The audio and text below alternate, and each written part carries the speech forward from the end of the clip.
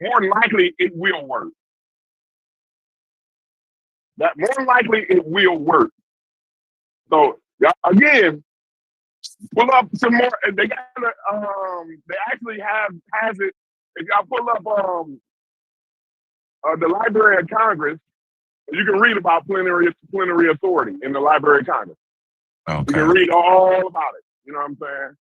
I don't have the time to pull up the sources. I'm on my phone at work, but I'm just giving y'all sources. The wiki actually is a good. They'll actually guide you to the right sources. Actually, the wiki that I put in there. But yeah, the Congressional Library, uscongress.gov, right? And you can type in plenary authority. They're going to give you the sections and the code and all the rest of the shit that you need to know about it, right? But the main thing you need to know about it means absolute unabated power. Plenary power or plenary authority. It comes from the Latin word plenty, plentiful. It's the same thing as like full, like, you know what I'm saying?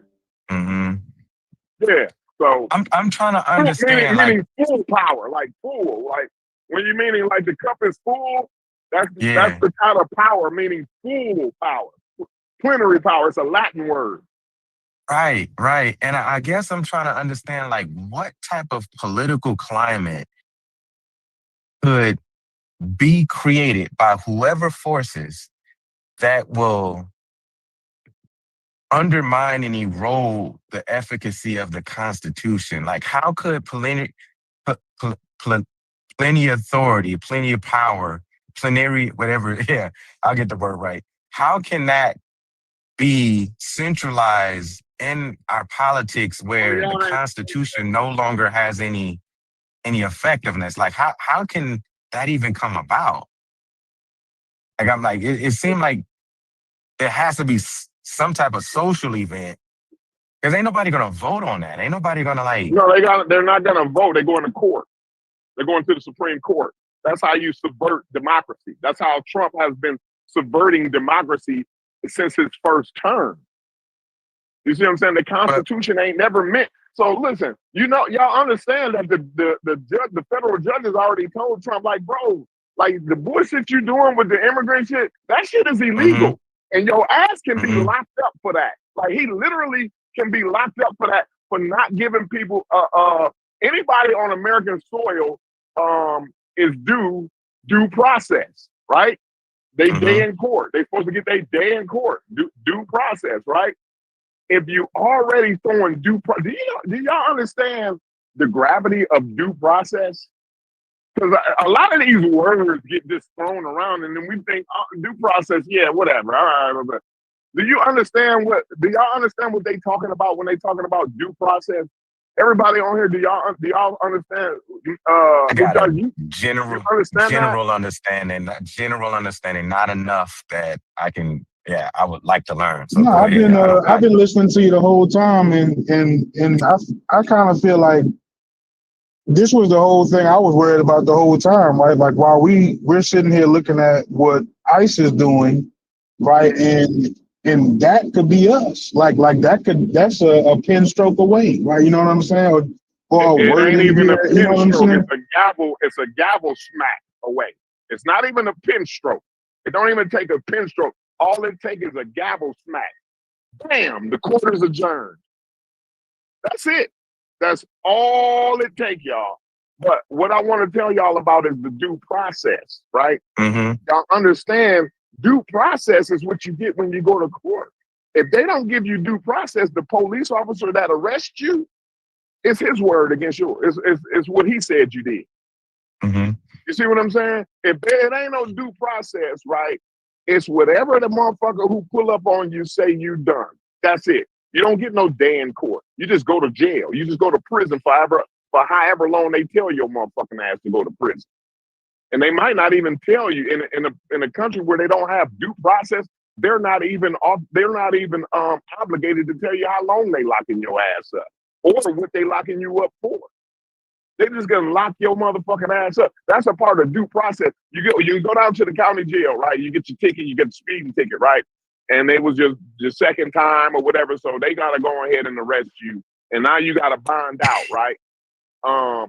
So, but what they do is they read you your charges. That's all a part of the due process. You Right. getting the bond and all of that, right? No, and without due process, they're not reading you no charges. You just gonna show up, and then they're gonna say, well, no, we got you for this, this, and this, and this. So this how long you staying here. You're gonna hear that from the jail cell. You're not going outside anymore until that time is served. Whatever time, if there is a time to be served.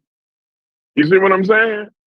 So what I'm saying is he already done told the not only did he tell all of the federal judges, but he told the Supreme Court, man, fuck y'all and y'all due process. I'm sending these bitches wherever the fuck I want to fly them to. If I want to fly these motherfuckers to Somalia, to a Somalian prison, I'm going to fly them over there. And what the fuck you niggas going to do? That's what he said. That's what he see a lot, because they don't use my exact words, don't mean that's not what they saying, bro. You understand what I'm saying? He done told everybody, man, motherfuck the Constitution. I don't give a fuck what the Constitution say, because I don't like it. I don't like what the fucking Constitution says, because what it's saying is I got to give due process to what I think is illegal. And no, I'm not doing it. So he already done said, motherfuck the Constitution about the due process part. So y'all think it ain't gonna be easy for him to say, you know what, man, I'm just tired of this motherfucking Constitution, because it's getting in the way of me doing all the shit I want to do. Because that's all the Constitution is doing for Donald Trump, is getting in his way of doing all the shit he really want to do. So guess what? You know what? Fuck that. I'm not dealing with the Constitution no more. Fuck the Constitution. I got plenary authority. So, Brother Corey, let me ask this. What do you see that's happening in terms of a regime change and the structure of America changing that exists beyond Donald Trump? And I only ask because I feel like Donald Trump is like one missed pill away from death. So he's not going to be here too long. But so then what you do got you see? Stephen Miller. You got the real guy. You got the real guy who's really doing this shit, right? You got, and Vance. who's way scarier, because you can actually talk Donald Trump out of some shit, right? You can actually talk this nigga out of something, right? He ain't like, he don't stand on nothing. He don't have any like principle, right? But this Stephen Miller motherfucker, this neo-Nazi that we got in the White House, see, y'all don't realize we got a White House full of neo-Nazis, skinheads, right? This motherfucker Stephen Miller, imagine a Hebrew Israelite. Imagine. Do you know how much conviction in their ideology that a Hebrew Israelite has? Right? Can y'all relate to that? Can anybody relate to that? Like they have a lot of conviction in their ideology, right? That's the kind of conviction Steve Miller has in being a neo-Nazi. And so that's what. So when Donald Trump fall over and hit his head, on the toilet stool, right? Then Stephen Miller's going to take over. Stephen Miller and J.D. Vance. And we know who they are, plain and simple, right? They're not hiding. They're not like this up and down guy like Donald Trump, who can be talked out of shit and who's been friends with black people for years and years and years and this and that and the other, right? Different groups can talk as long as you got some money with Donald Trump, right? Stephen Miller and J.D. Vance, right? And Pam Bondi and all these motherfuckers is neo-Nazis. What's the one girl name? The wild ass girl. She just was in front of Congress the other day. Like, scary. I'm scared of this bitch. I'm scared of this lady. Y'all don't know, like, one thing about some of these white women can be the most dangerous motherfucker on the planet to a black man. Y'all better not never forget those words. Oh, y'all man, better not never forget that. Say that one more time, Corey. Say that one more time, brother. A white woman can be the most dangerous thing on this motherfucking planet to a black man, right? And this white bitch right here, Not the Pam Bondi bitch, the other bitch, man. I can't think of her name right now. I'm gonna think of her name. Christy Nome. Christy Nome, Pam Bondi. Them white bitches is y'all worst nightmares, black men. And y'all better hear me good with this shit, bro. I'm trying to tell y'all better hear me good. When they start throwing around words like plenary authority, you better start thinking about what you're gonna do. And hope for the best. Because that's about all you can do, is hope for the best. Because they finna throw this motherfucking Constitution out the window. And Donald Trump finna do it. He finna do it. And if we depended on AOC, right, to keep him from doing that, we got a whole nother ball game coming. Because, you know, AOC was in the bathroom hiding when them niggas was running up in that motherfucking Capitol. Y'all remember that? Mm-hmm. When them white folks ran up in the Capitol, go back and rewind the tape and hear where AOC said that she was at. She was hiding in the bathroom stall up under the goddamn toilet. Because with one thing she knew, one thing she understood, and what some of us don't understand, even on this Discord, them motherfucking white boys wasn't fucking around. Y'all better understand that. And don't y'all, and most of y'all don't even understand that when y'all see those ICE agents running around on the streets chasing Mexicans and niggas up and down the street, right? Most of them is 3%ers and Proud Boys. See, that's why they got the mask on. The insurrectionists that he bonded out of, that he pardoned, right? Those the niggas that's chasing your neighbors up and down the street. Y'all don't realize why they got the fucking mask on. See, we do a lot of worrying about a lot of fucked up bullshit.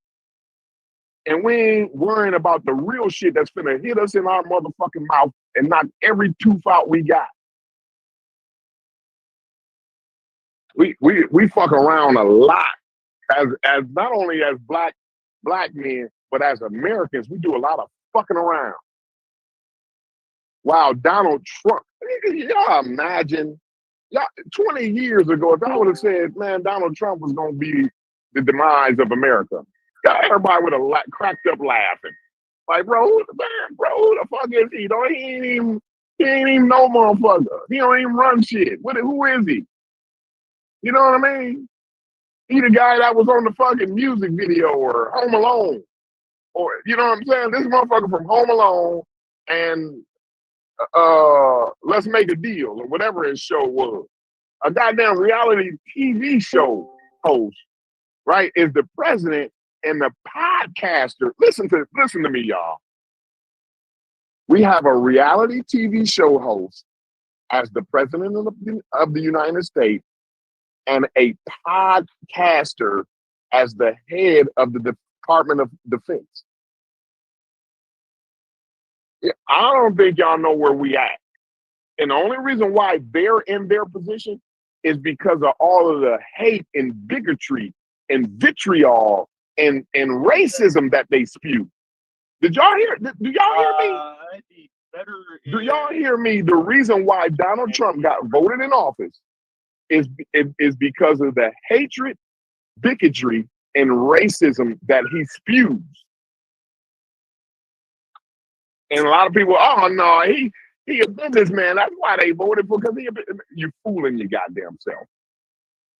And keep on fooling yourself if you want to. We out here again. We fucking around while they snatching the rug right from up under us. They pulling our panties down and about to rape us, and we acting like we don't even see them. But that's all I got for now, y'all. Go ahead.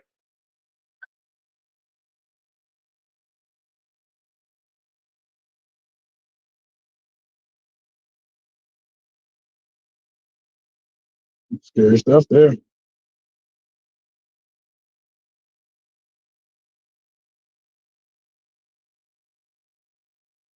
There's no need to be afraid. Just be aware. I don't want to undercut Corey's message. I like the way he did it. But coming in with a bunch of facts would just undercut the message. So just be alert, be aware. I don't think it's nothing to be afraid of. Just inform yourself. And this is I guess I just got more We need the questions. facts. I just got more questions because I'm like, where does brother Corey, like, where does the Congress come in at? Like, does something like this? I mean, I can Congress hear don't what come you're. in here. He's subverting. He's doing what he's been doing. He's been doing since his first presidency. He's subverting democracy, meaning he's putting either going to be an executive order, right? Which the plenary authority thing is not going to be an executive order. That's going to get done through the Supreme Court. Again, I told y'all they're going to take it. The Congress is going to sue them, right? And the federal judge is going to be like, bro, you wild as fuck, bro. Get the fuck out of here with that bullshit, bro. You wilder than a motherfucker, right? Right. But he's going to take it to the Supreme Court, and the Supreme Court going to be like, I don't know what them federal judges was talking about. Of course, you got plenary authority. They've been doing it since. They've been doing it the whole time. When haven't they done it? They've been doing it the whole time, bro. So that's all I'm saying right there. It ain't going to be no Congress don't come into this. Then I told y'all, AOC going to be busy hiding in the goddamn bathroom under the toilet, bro. Y'all see, she already done it. I'm not lying. She was She hiding. said it herself. I didn't say it. She said it. I didn't say it. But Corey, give it context. You paid this lady. Hey, listen. I know. Real life don't need. One thing about what my grandmama used to say to me, misunderstood don't need no goddamn explanation. But they don't understand. They don't understand. They understand. They understand. I put it to them plain. Yes. There was one thing, again, like I said, they can think like they don't know what I'm talking about, right? And they can act like they don't know. But believe me, they know. And acting like you don't know ain't gonna do you no good, right? Because acting like you better act like you do know, because your family, right? The women and children in your life gonna need some protection. Believe me.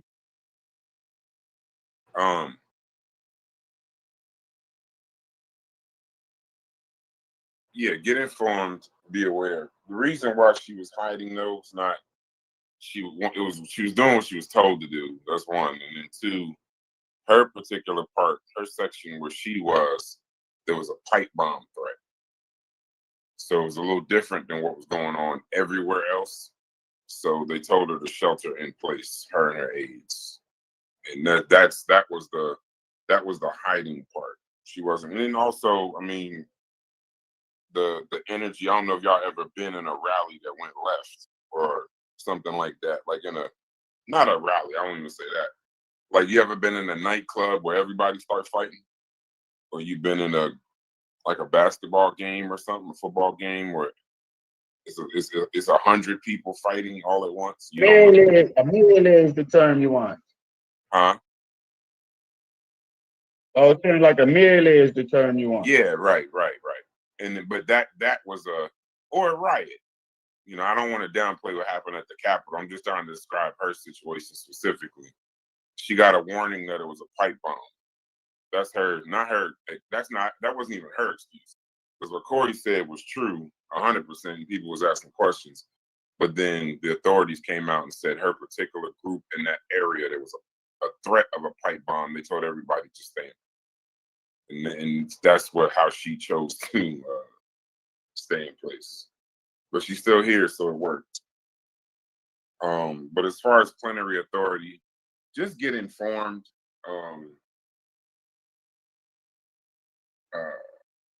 I'm not gonna undercut Corey's message. Just get informed, because a lot of y'all don't really know about it. So I'm not gonna come in and, I think the one thing he is saying that I 100% agree with is definitely be aware, pay attention, and just read up on it. Because this isn't the first time. This isn't the Donald Trump didn't introduce it. Stephen Miller didn't introduce it. These are things that have been, and it's been used before. It's being used now. It's just not the way that Corey is saying use it. It could be that way. So that's why I say I won't happen. It could happen. It could be happening right now while we're on this call. We wouldn't even know. That's how crazy it is. But just be aware and just go get informed, and that'll ease some of your fear or whatever. Because I'm not into the fear part of government. Because if you knew, plenary authority is just one tool. There's a lot of tools that are even worse than that, and there are some tools that there are some laws that can be bent that you wouldn't even. If you got too afraid of it, you'd leave the United States. That have been used before. Matter of fact, were used by some of the people we've been talking about. So just go get informed politically. So when you're in these conversations and somebody else says this to you, because it's going to be a catchphrase, go watch the Stephen Miller interview. It wasn't more of a threat. It was, I guess Corey saw the same thing I saw. It wasn't a threat. It wasn't like a WWE interview. It was more like they feigned it off like a slip of the tongue. That's what made it so, I don't know if Corey, you agree, but that's what made it kind of more scary when Miller said it, because he said it as a slip of the tongue. He didn't say it like as a talking point. Someone pushed on something, and he just he accidentally said the quiet part out loud. Then he caught himself and tried to act like it was a technical issue. Right. Yeah. So you could tell. That's the scary part. That's what's really scary about it. You could tell behind the scenes. Either it was. This is why I don't like to do the fortune teller thing, because behind the scenes, if you were to go full bore into it, you would immediately think, well, is this what y'all niggas be talking about? Behind the scenes, like, is this, and it just slipped because y'all talk about it so much? Or is this another one of them fucking distractions y'all like to do, where y'all talking and you say some shit to get the media running with something, this, that, and the third. I don't know. I don't like to get into the, well, if this is that and this is this, but it definitely was feigned off as a technical issue. But just go get informed about it, and you won't be afraid of it. It's kind of like the fentanyl crisis, right? It'll be splashed all over the internet and splashed all over the news, and you'll be like, "Oh, it's coming," and you're talking to your kids, scaring the hell out of all this other this. And then but if you get informed on it, at least you can attack it with some form of education, if that makes sense.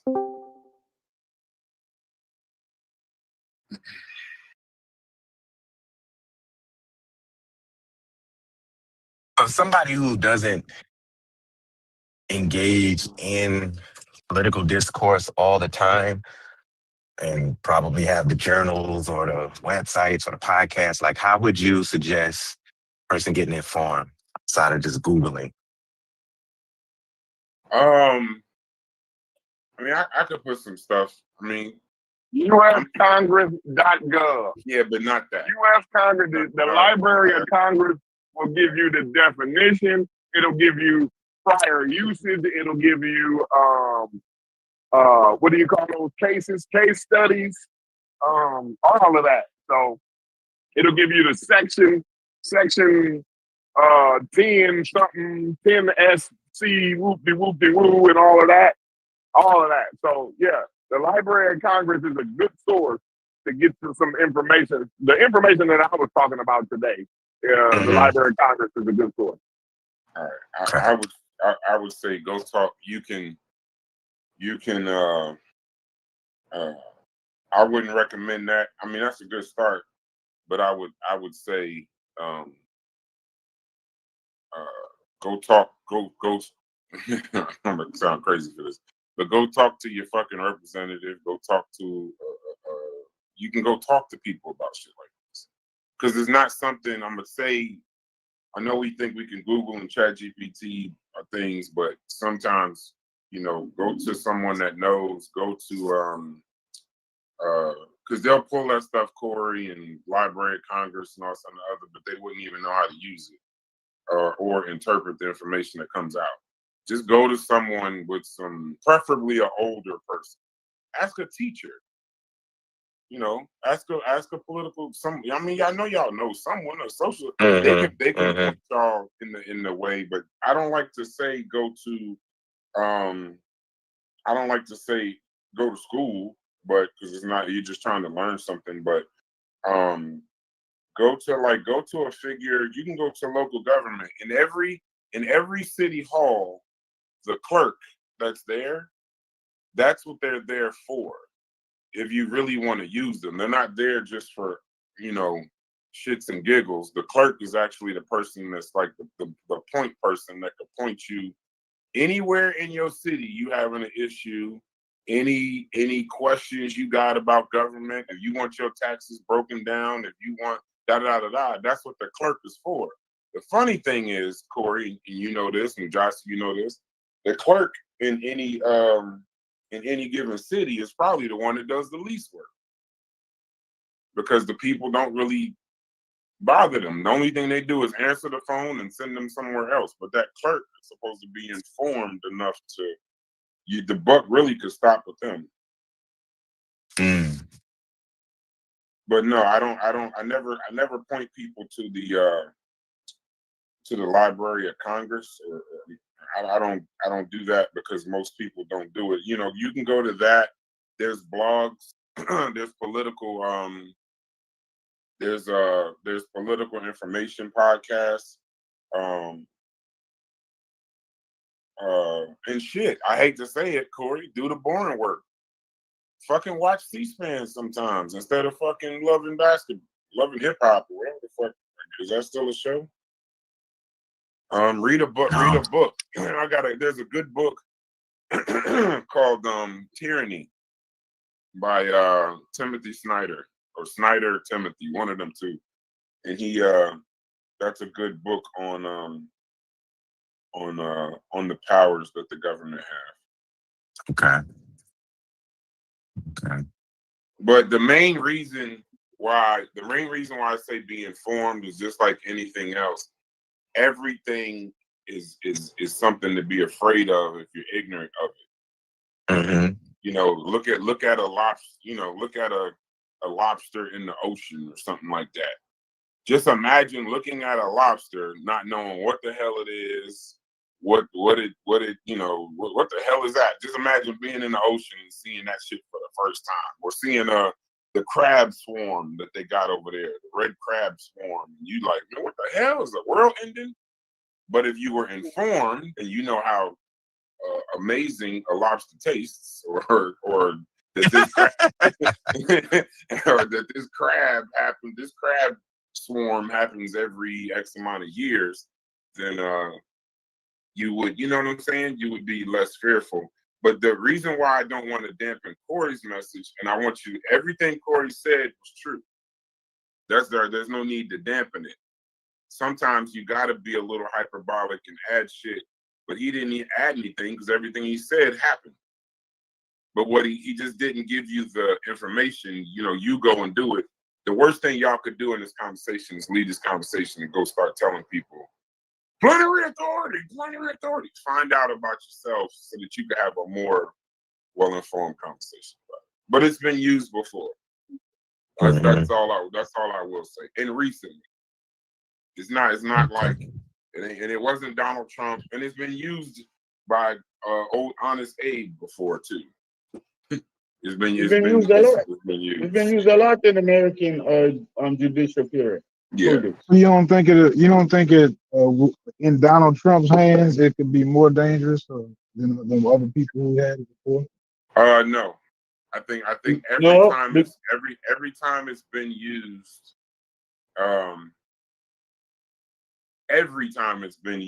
it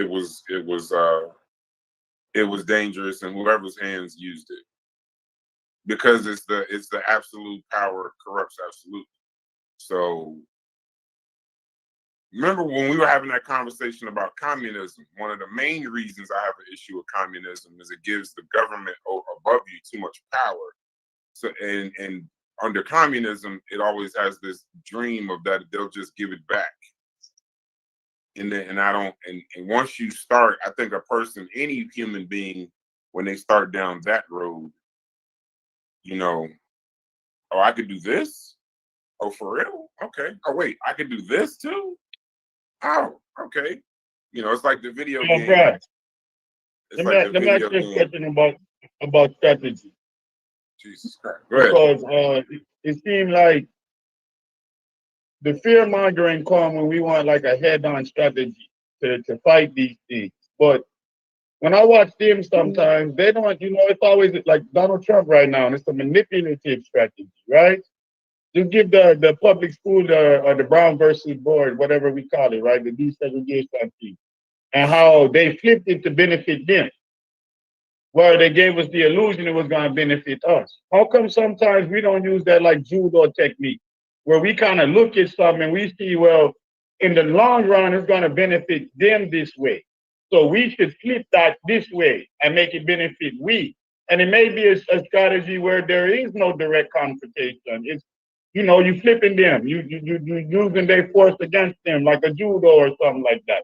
How come my strategy is always this direct competition? How come we can't think outside of the box? There's a way to make certain things work in our favor, where they might, you know what I mean, it would take the power away from you. Like you use the strength against the big man, right? When you fight the big man, right? Yeah, I agree, but there's no we. That's the we. I know we there is a we as we are the same, but we are not. We have pockets of we, not overall pocket of we. So what our power usually in this country has always been our resilience, our ability to navigate barriers and never give up.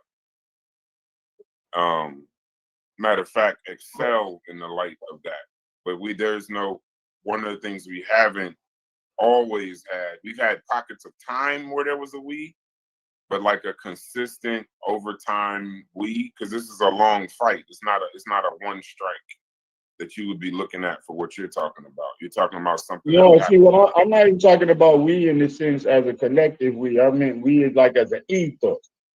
So that when we come in conflict with these things, right, the fear goes away because there's a strategy in your mind of you know, like a judo approach, how to use this power against them, so that becomes our ethos, so that we start thinking of things in a different way. We're not so belabored by the fear in I, because I understand like government, and I can see how Donald Trump is manipulating certain laws to protect this and protect that and get the National Guard in under these conditions, and then create a fervor of tension amongst the people.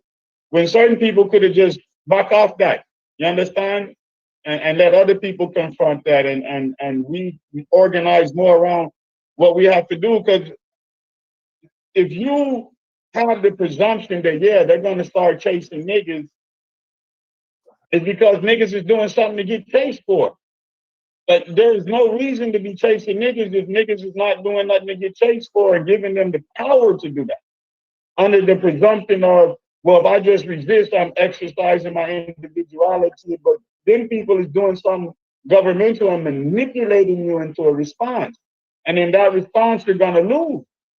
It's not the proper way to take on this battle strategy. You understand? Like, you understand?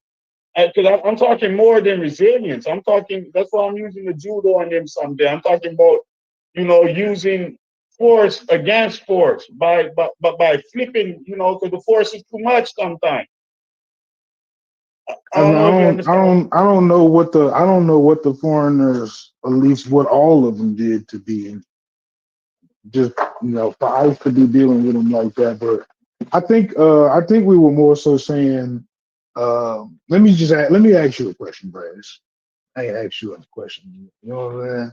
What's up, bro? What's the so like what are the tools that the other branches of government have to prevent Donald Trump from being able to like stay in office forever? Ask Like, that question.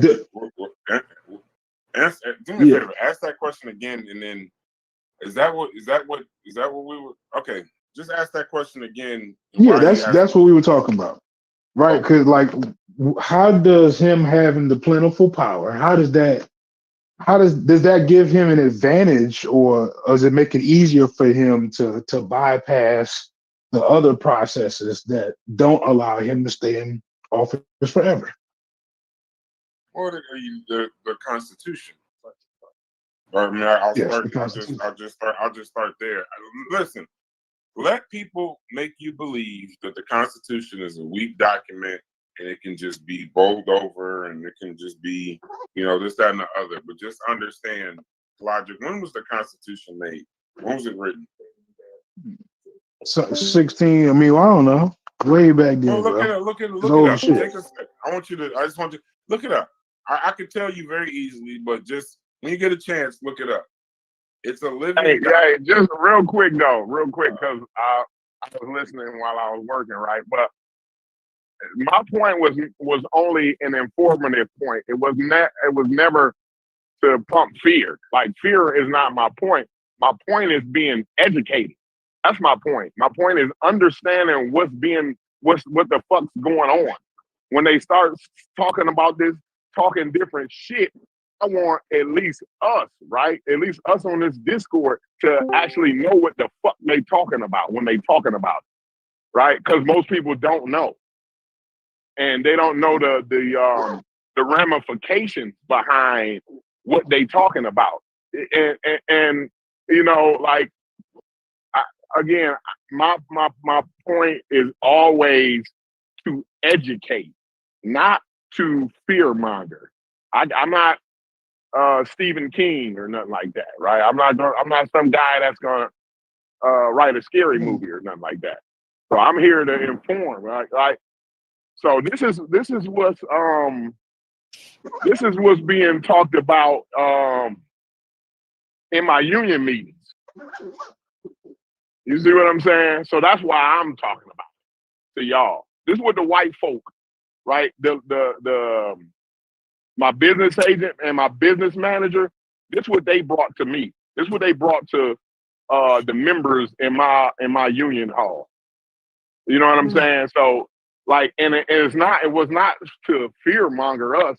It was for us to be informed and prepared so that we can make rational decisions. You know what I mean? As things come, because like I said, this not gonna be a gradual. Like, when they trying to do plenary authority, bro, that's not something that that's gonna be 30 years from now. It's gonna gradually come to fruition. No, that's gonna be overnight. You're gonna wake up one morning and President Trump is he's gonna claim plenary authority. Again, I said the federal judges, they're gonna take it to the federal courts. I don't know why y'all ain't listening to me, or y'all ain't been following democracy. Y'all haven't been following democracy. Y'all haven't been following what's been going on in the federal courts and the Supreme Court. No, every time Donald Trump do something illegal that he could actually be locked up for, he could actually go to fucking prison for it. Every time he do something illegal, the federal judges be like, bro, you tripping. You can't do that shit, bro. That's illegal. It's a fucking crime. He take the shit to the Supreme Court, and the Supreme Court say, I thought y'all already knew. Why was y'all even arguing about that? Of course he can do whatever the fuck he want to do. Y'all haven't, listen, I'm sorry. I've been paying attention to what's happening in my democracy, right? But if y'all haven't been paying attention, that's on y'all, bro. Just because I know don't make me a fearmonger. Like, this is what's been going on here. The due process, that's part of the Constitution, y'all. Y'all ain't hear me earlier? I said due process is a part of the fucking Constitution. What is he saying? What is Donald Trump saying about him and Stephen Miller right now? What they saying about due process? Bro, the shit's getting in my fucking way. I don't give a fuck about due process. That shit's dumb as fuck. That's what they saying. Whoever wrote that shit in the Constitution was a dumb motherfucker. That's what they saying. But I'm gonna let y'all continue on. I'll keep going. As far as the fear mongering, I don't. The canary in the Corey, I kind of look at like the canary in the coal mine. you cannot be, you know, if you don't know why that motherfucking canary is making all that damn noise or why that canary just died, if you just look and you just say, hey, the canary just died, you know, if you're not informed as to why that canary is important, then yeah, it'll seem as fear. A lot of times in these political conversations, when you start talking about these things to people that don't know what plenary authority is, even if you're just trying to be informational and you're telling them to go get information, Corey, you're scaring the absolute hell out of people, but there's an actual benefit to you doing it. You know what I'm saying? So there's not a, I don't have a problem with it at all. It ain't up to me to have a problem about it. It's just, when you just come, Logic, trust me, Logic Mujasi were afraid when you were talking and probably unaware of exactly what that was. And to answer your question, the reason why most people are not following democracy, because we're talking about octopuses and sprites and shit like that in here most of the time. And then the other times, the Neanderthal. We were talking about Neanderthal. Neanderthals and mandibulars and shit like that. But like, I will calmly come into the conversations and say, you know, this, that, and the third. But the other part of it too is, and I got to get you for this, is this don't sound like sprinkling freedom right now. This y'all painting a very different picture with plenary authority than the sprinkling of freedom y'all was talking about for the past month by the good old Western civilization. No, Stephen Miller, he's not a freedom sprinkler. I can tell you that. That's one white man. That one white man that ain't gonna sprinkle a lick of freedom. Goddamn. You checking his wallet. If you open up Stephen Miller's wallet, he's clean out of freedom, bro. He ain't got none of that. Oh man. Yeah, that's good. But Logic, did you look up the date? Yeah, I seen it. Is anybody looking at the screen? Is Chef trying to talk, or his screen got a permanent green line around it? Like it's not even. But that is weird as hell. I've never seen that. Look at all y'all thumbnails when it's green flashing when y'all talk, but Chef's green is just like it's stuck or something. No, it's his microphone probably picking up background noise. A lot of times mine do that, and y'all can't hear it, but my screen will still get green. You know what I mean? Oh, okay.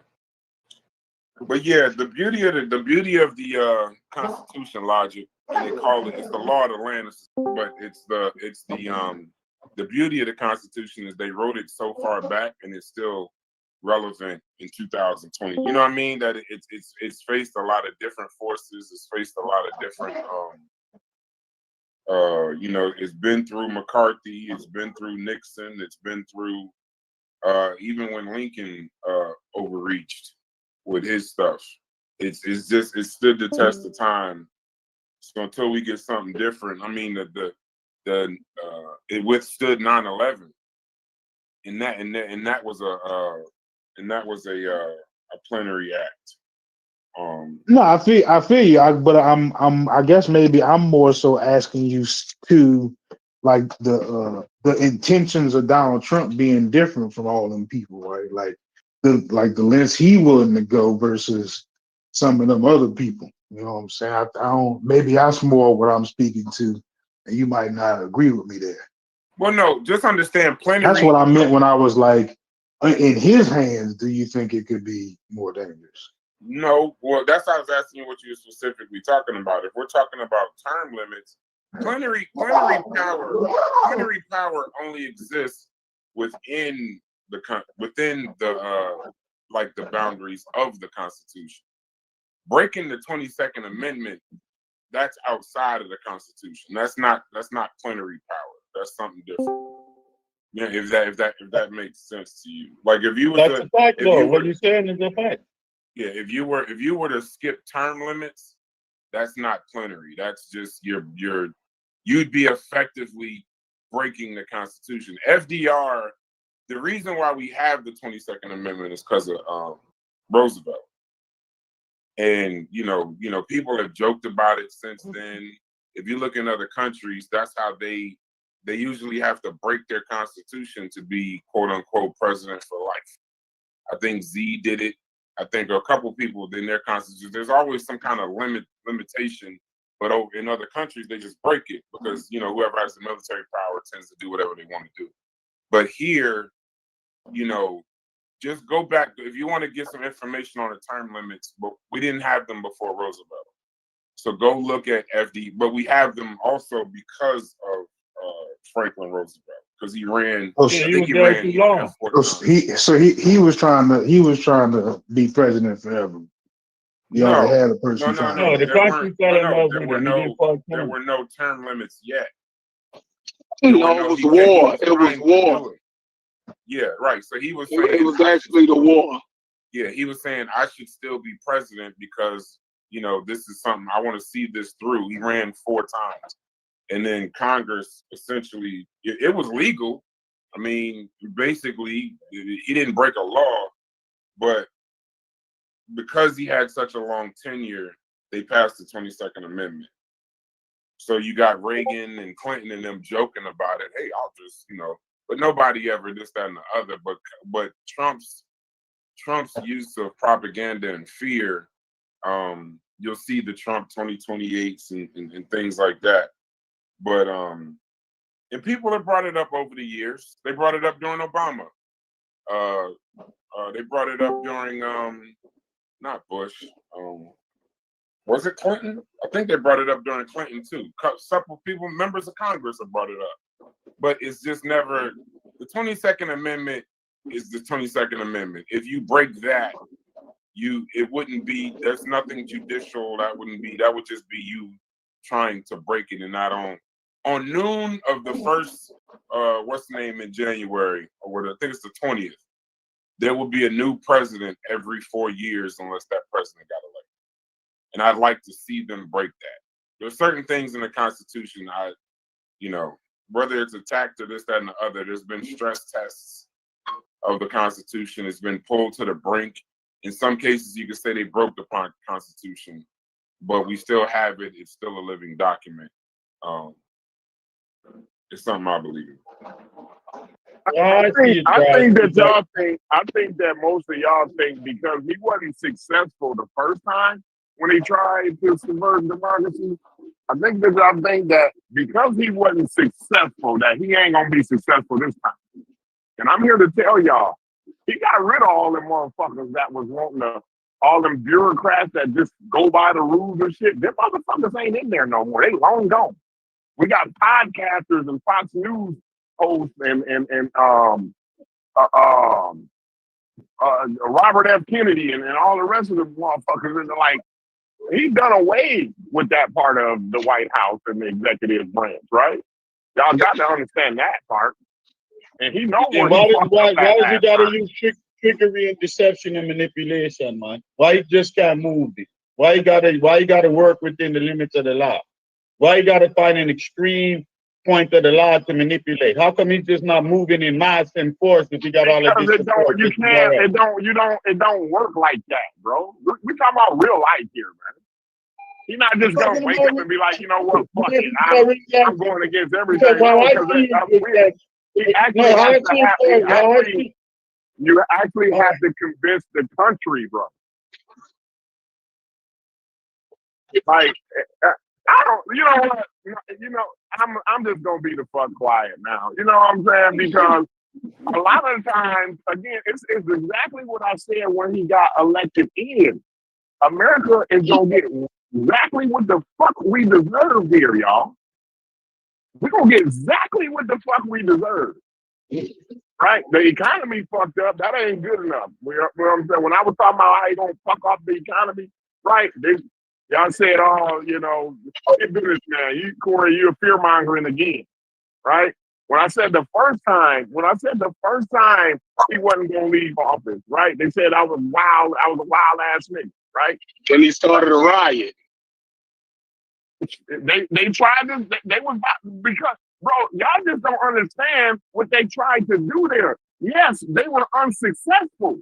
Yes, but this time, believe me, y'all, they're not gonna be. There's not gonna be, bro. I'm trying to tell y'all. I think we had already had our last election, and y'all didn't even realize it.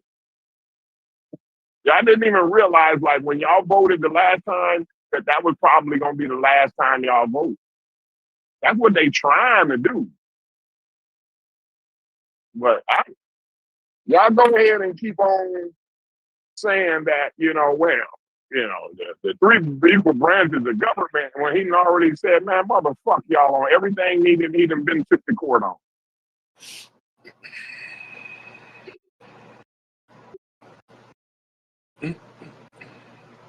Yeah, I can go ahead. I'm not about to argue. I'm not doing the political argument thing. Like, what he said stands. Y'all, if y'all want to dispute it, if you disagree, you got the political science degree. No, we want to tell that nigga he wrong. He's not wrong. What are you talking about? I didn't say he was wrong. That's the thing. I think he's being hyperbolic. I'm terrified. So I need you to tell that nigga you don't know what you're talking about. He can't do that because this, that, and the third. And the Johnson Act and 1553 will tell you can't do that, and this gonna stop, and this branch of government can be. I need to hear that shit. No, I wouldn't tell you that. I'll tell you the fact. I'll tell you the facts. Listen, Corey's message. I don't like it. Corey's message is it is and you don't agree with him. No, I don't. But exactly. Yeah, I don't. Do you disagree with him though? That quick. Do you disagree that if Trump had his way, that is what he's trying to effectuate though? That's what he wants. I don't. But you don't think so?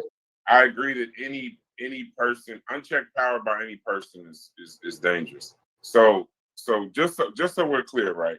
The reason why I said y'all should go get informed is because if you saw the other uses of it, it would give you a clear understanding of.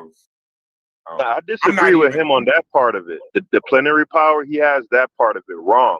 But insofar as what Trump wants, he got that part right. I mean, I don't. Yeah. No. As far as what he wants and what he says and this, that, and the other, I the only way I can have any sanity, Haskell, is that I have to focus on what's happening, not what's likely to happen. Yeah, not what a person wants and this, that, and the other, or what they're saying, and I'm focusing on the policies that are being passed very closely.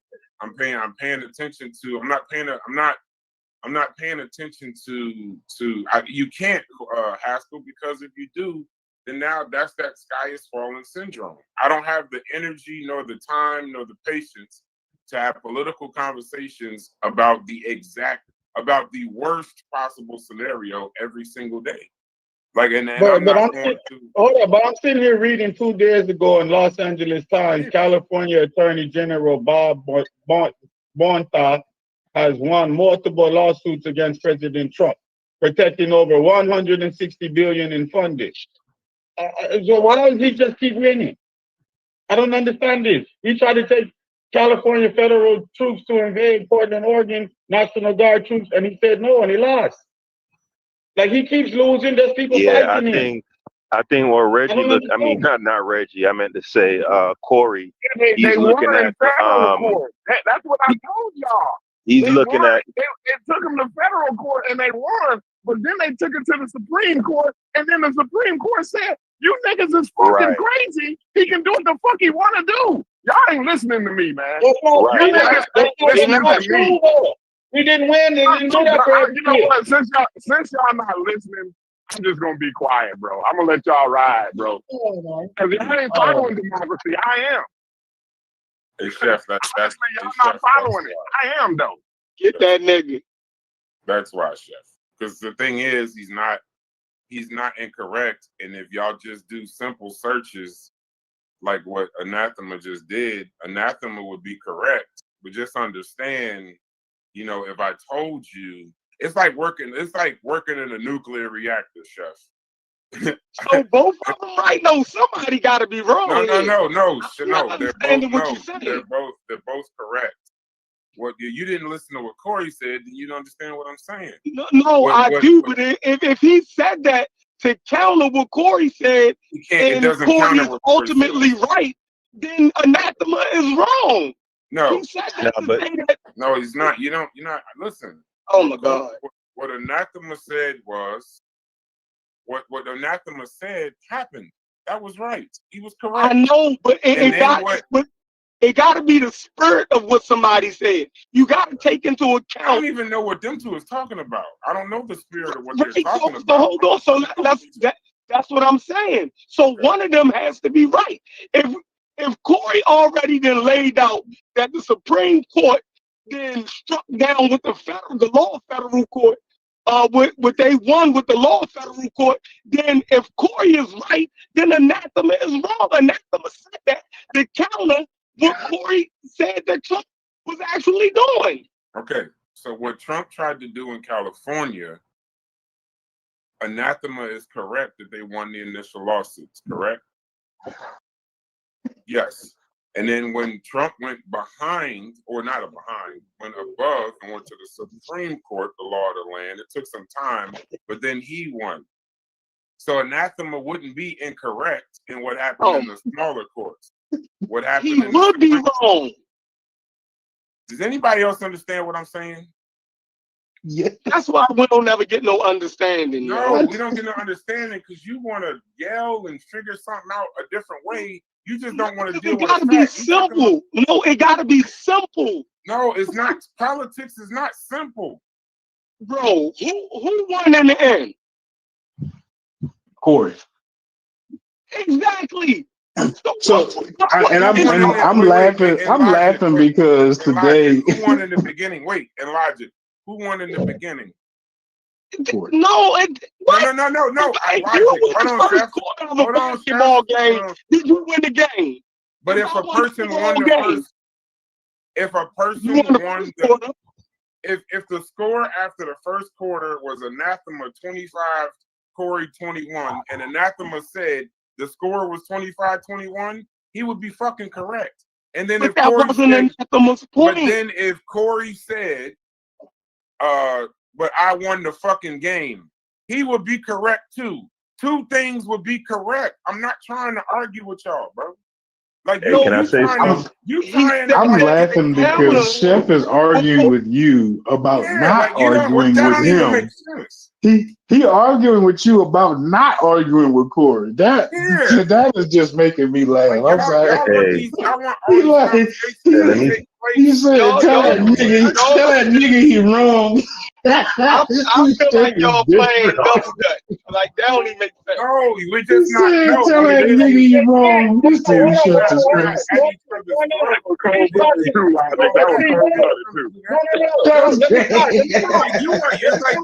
You want niggas to constantly be in some state of anarchy and chaos. I don't listen. Because y'all got me wrong, man. I didn't lose like a year. Let me say something real quick. Let me say something real quick. No, hold on. Let me say something real quick, bro. Hey, listen. Hold on. Everybody, I didn't lose this argument. Yeah, give me a second, bro. Hold on, Nathema. I don't want to mute you. Just give me 1 second. I will have a political conversation with y'all, bro. All right, thanks, man. I will definitely have a political conversation with y'all.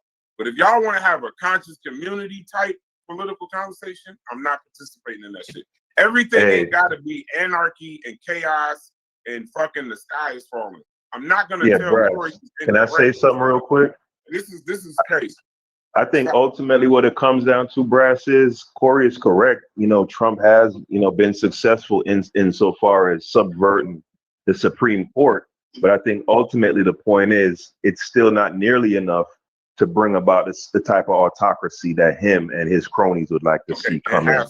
It's not enough. In Haskell, in a calm manner, I'm gonna tell you, the Supreme Court has also kicked Donald Trump's ass on a number of topics. So if we go back and forth saying he owns the Supreme Court and he does this, that's just not true. I'm saying, even if you were to presume, let's say Even if we were to presume that he did, though, Brass, it's still not enough because the separation of powers is still there. You still got the legislative branch, which I anticipate the Democrats they should. You can shove the separations of power. Hold on, real quick, Corey. Hold on, Corey. You talking about Hold on. Let me finish my point. Let me finish my point, right? So, and then you still also have, remember, each state is also a state within itself, right?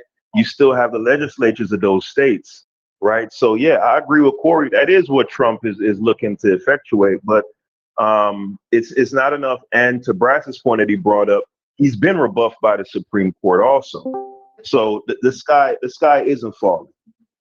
It's okay. We'll be all right.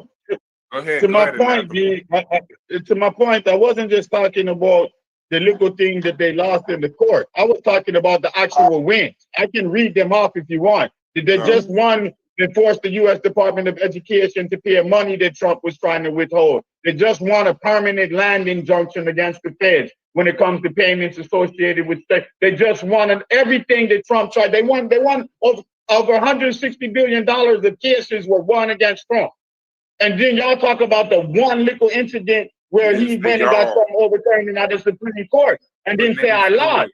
But when the whole point was that Trump, he said that everything Trump does, when he goes to the Supreme Court, it gets overturned and he wins. And that's a fucking lie. Corey cannot see that. Listen, it ain't my fault that y'all ain't been following democracy. And y'all ain't gonna tell me, oh, I don't know what the fuck I'm talking about just because I have been following democracy. That's what y'all want. I understand that that's what y'all want. That's the same thing I want. I want the same thing that y'all saying. I want it. Believe me, I want what y'all saying. Corey. That's not the reality. No, Anathema, don't cut him off. Don't cut him off. I just want y'all, just because this ain't some conscious community shit. In this particular conversation, I'm just asking for one rule, and hopefully we can use it in other ones. Could y'all stop saying y'all and just speak to the motherfucker that y'all talking to? Anathema speaking to Corey. Corey, you're speaking to Anathema. I didn't say y'all. I actually said you were correct. And Anathema, Chef, not Corey, said it wasn't us. It wasn't y'all. Just say a name. It makes it clear because most of everybody in here is on mute anyway. So just talk to the person, then we can move forward. When y'all say y'all, it don't make sense. So Corey, he's talking to you. He's not talking to us. He's talking to you. Yeah, the guy just told me that he told him to come. So yeah, he's talking to you. He told him I was waiting, so that's why I'm waiting on it.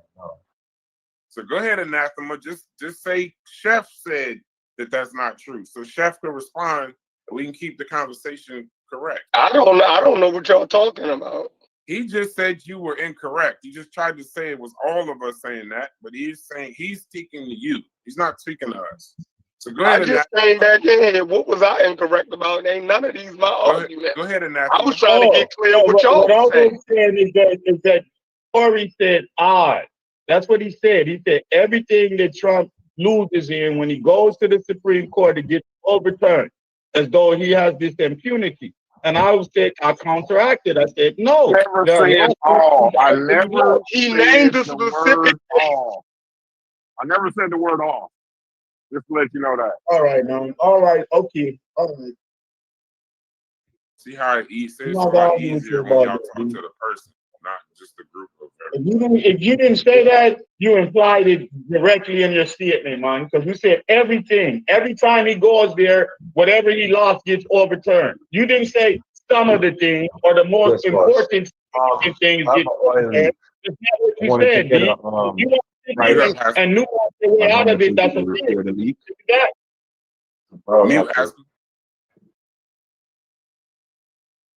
All right. No, I was telling Haskell to mute. But y'all go ahead. No. What I was saying is that oil leak. I want a price on the fix.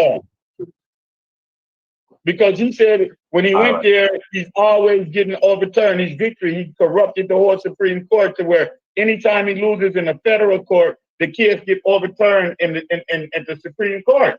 That was his implication. And then I just ran down a list of quick cases in California that he got permanent injunctions against, that he literally lost. So you can't say that everything in the federal court get overturned. Now, if he would have kept it to some significant things that he wants to point out in his fear-mongering campaign, then he can do that and say these things were significant and they were overturned. They were not upheld. But he didn't do that. He didn't apply that. You know what? Yeah, that's the last time I'm going to be accused of fear-mongering. I'm not going to tell you niggas shit else about democracy anymore. I'm done talking about democracy with you niggas. That's it. I'm done. Why are you possibly doing that? Because anathema is anathema. No, because every time I say something, right, it's too early for most people to understand, so they call it fear-mongering.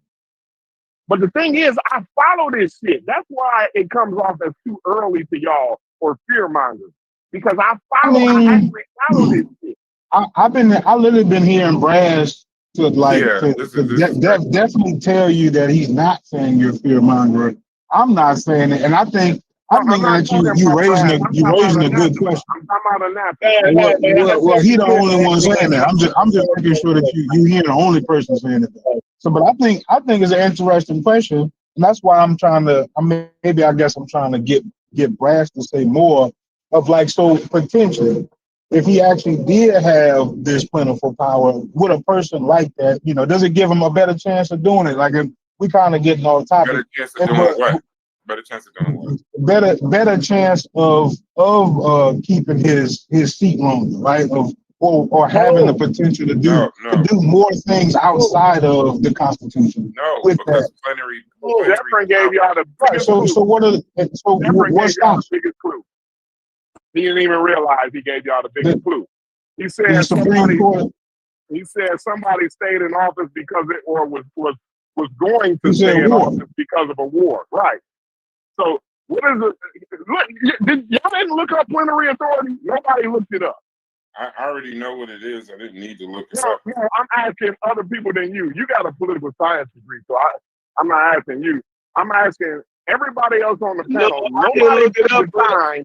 This has to do with your democracy, your life, right? Nobody took the time to look the word up. No, but listen, that's what I'm saying. Some of us already know about the term. I'm saying, I don't know. Tell us about it. Brass got the political science degree. Inform us so we can understand what y'all saying. I can inform y'all, but I'm not a teacher. I'm not about to start doing that stuff. The second thing is, too, I done explained it. You just got here. I already did that. And I've said Logic I just explained it to Logic, and Logic asked me the exact same question he asked me 20 minutes ago. Not only that, I gave I'm at least trying to bring it back to. I know you're trying to bring it up. I might be able to go over it with you. I'll answer it, but I'm just saying the plenary is it's within the term limits of the government. I mean, not the term limits. It's within the limits of the Constitution. So it exists limited by jurisdiction. It exists within the boundaries. Breaking term limits. I'm trying to separate the two. Breaking a term limit is unconstitutional. A term limit law is self-executing, meaning it will literally end. There's nothing you have to do. It just ends. So after the end of your 2 limits or whatever, 8 years, however it works, even if you split them up, at the end of those 8 years, that law, it kicks in self-executing. It's just done. It's over with. You can't do it. The only way you would get around that is similar to being Ibrahim or something like that. And he can't even do that because he doesn't run the military unilaterally. Even if Hegseth is the leader of the Department of Defense, there's too many safeguards in place to believe that all of a sudden him, Donald Trump, and Hegseth are just going to take over the military. That's the only way it could happen similar to other countries, like a coup. Do yourselves a favor. Jeffrey, you gave him the biggest clue, right? Do yourselves a favor and understand what Brass has just laid out as what the plan is. You see what I'm saying? Like, of course, the term limit, that's what everybody agrees that that's what's in the Constitution. Brad didn't say nothing wrong, but he didn't say nothing that nobody else don't say.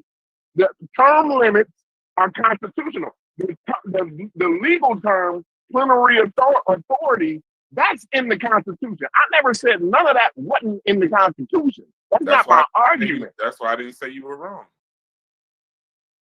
That's why that's not my argument. It's about how you use this. It's the usage of it. You cannot use plenary authority to overturn the Constitution. That's what Brad said. Listen, you ain't even looked the word up, so I'm not talking to you no more. I know the word. I know the word. I'm not talking to you no more. You don't have to look it up, B. You learn that word in Poli Sci 101.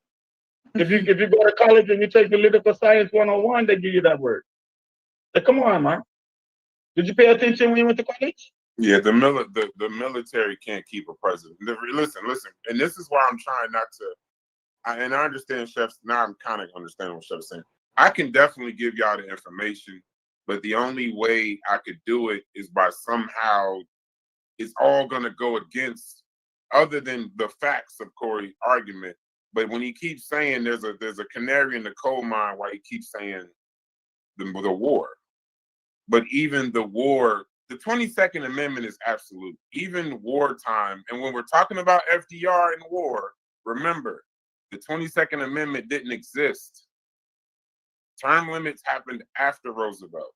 There's been no war. Many presidents have been at war and then lost their election, and the war went to the next president. So it's happened over and over and over and over again. If we want to somehow say now that will be the way they do it or something like that, you can say it. I can't tell you that you're wrong. I could just tell you that it hasn't happened, and I don't think it's going to happen. But it's not. This isn't the type of thing where I can tell you not to, because I would encourage all of y'all to go look up plenary authority. I'll go look it up. It's happened before. The Capitol had never been attacked before. No president. No every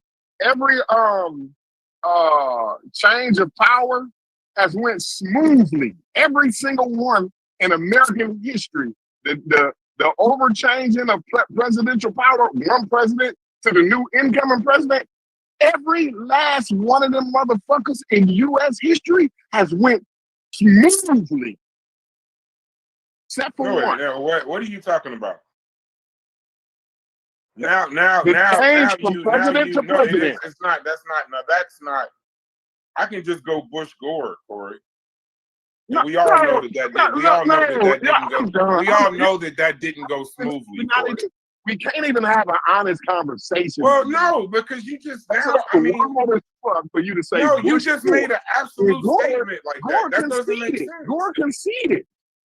Yeah, but was that smoothly? You think the election was stolen and sent I'm not talking about that, Corey. They did a recount. And he lost fair and square. So that was smooth, Corey? Yes, it was. That's how democracy works. So what was not smooth about? So you're saying the Capitol riot? The insurrection. The insurrection wasn't smooth. Okay, so you're saying that the insurrection... It wasn't smooth. No, it wasn't smooth. No. No, but that was the election not being smooth, Corey? The overturning of presidential power to the next new incoming president. Who was the president? Okay, who was the president after the insurrection? Obama. He don't understand what you're saying, Corey. Yeah, I guess he don't. Then I can't explain it no better. Right. We can't have an honest conversation no more, bro.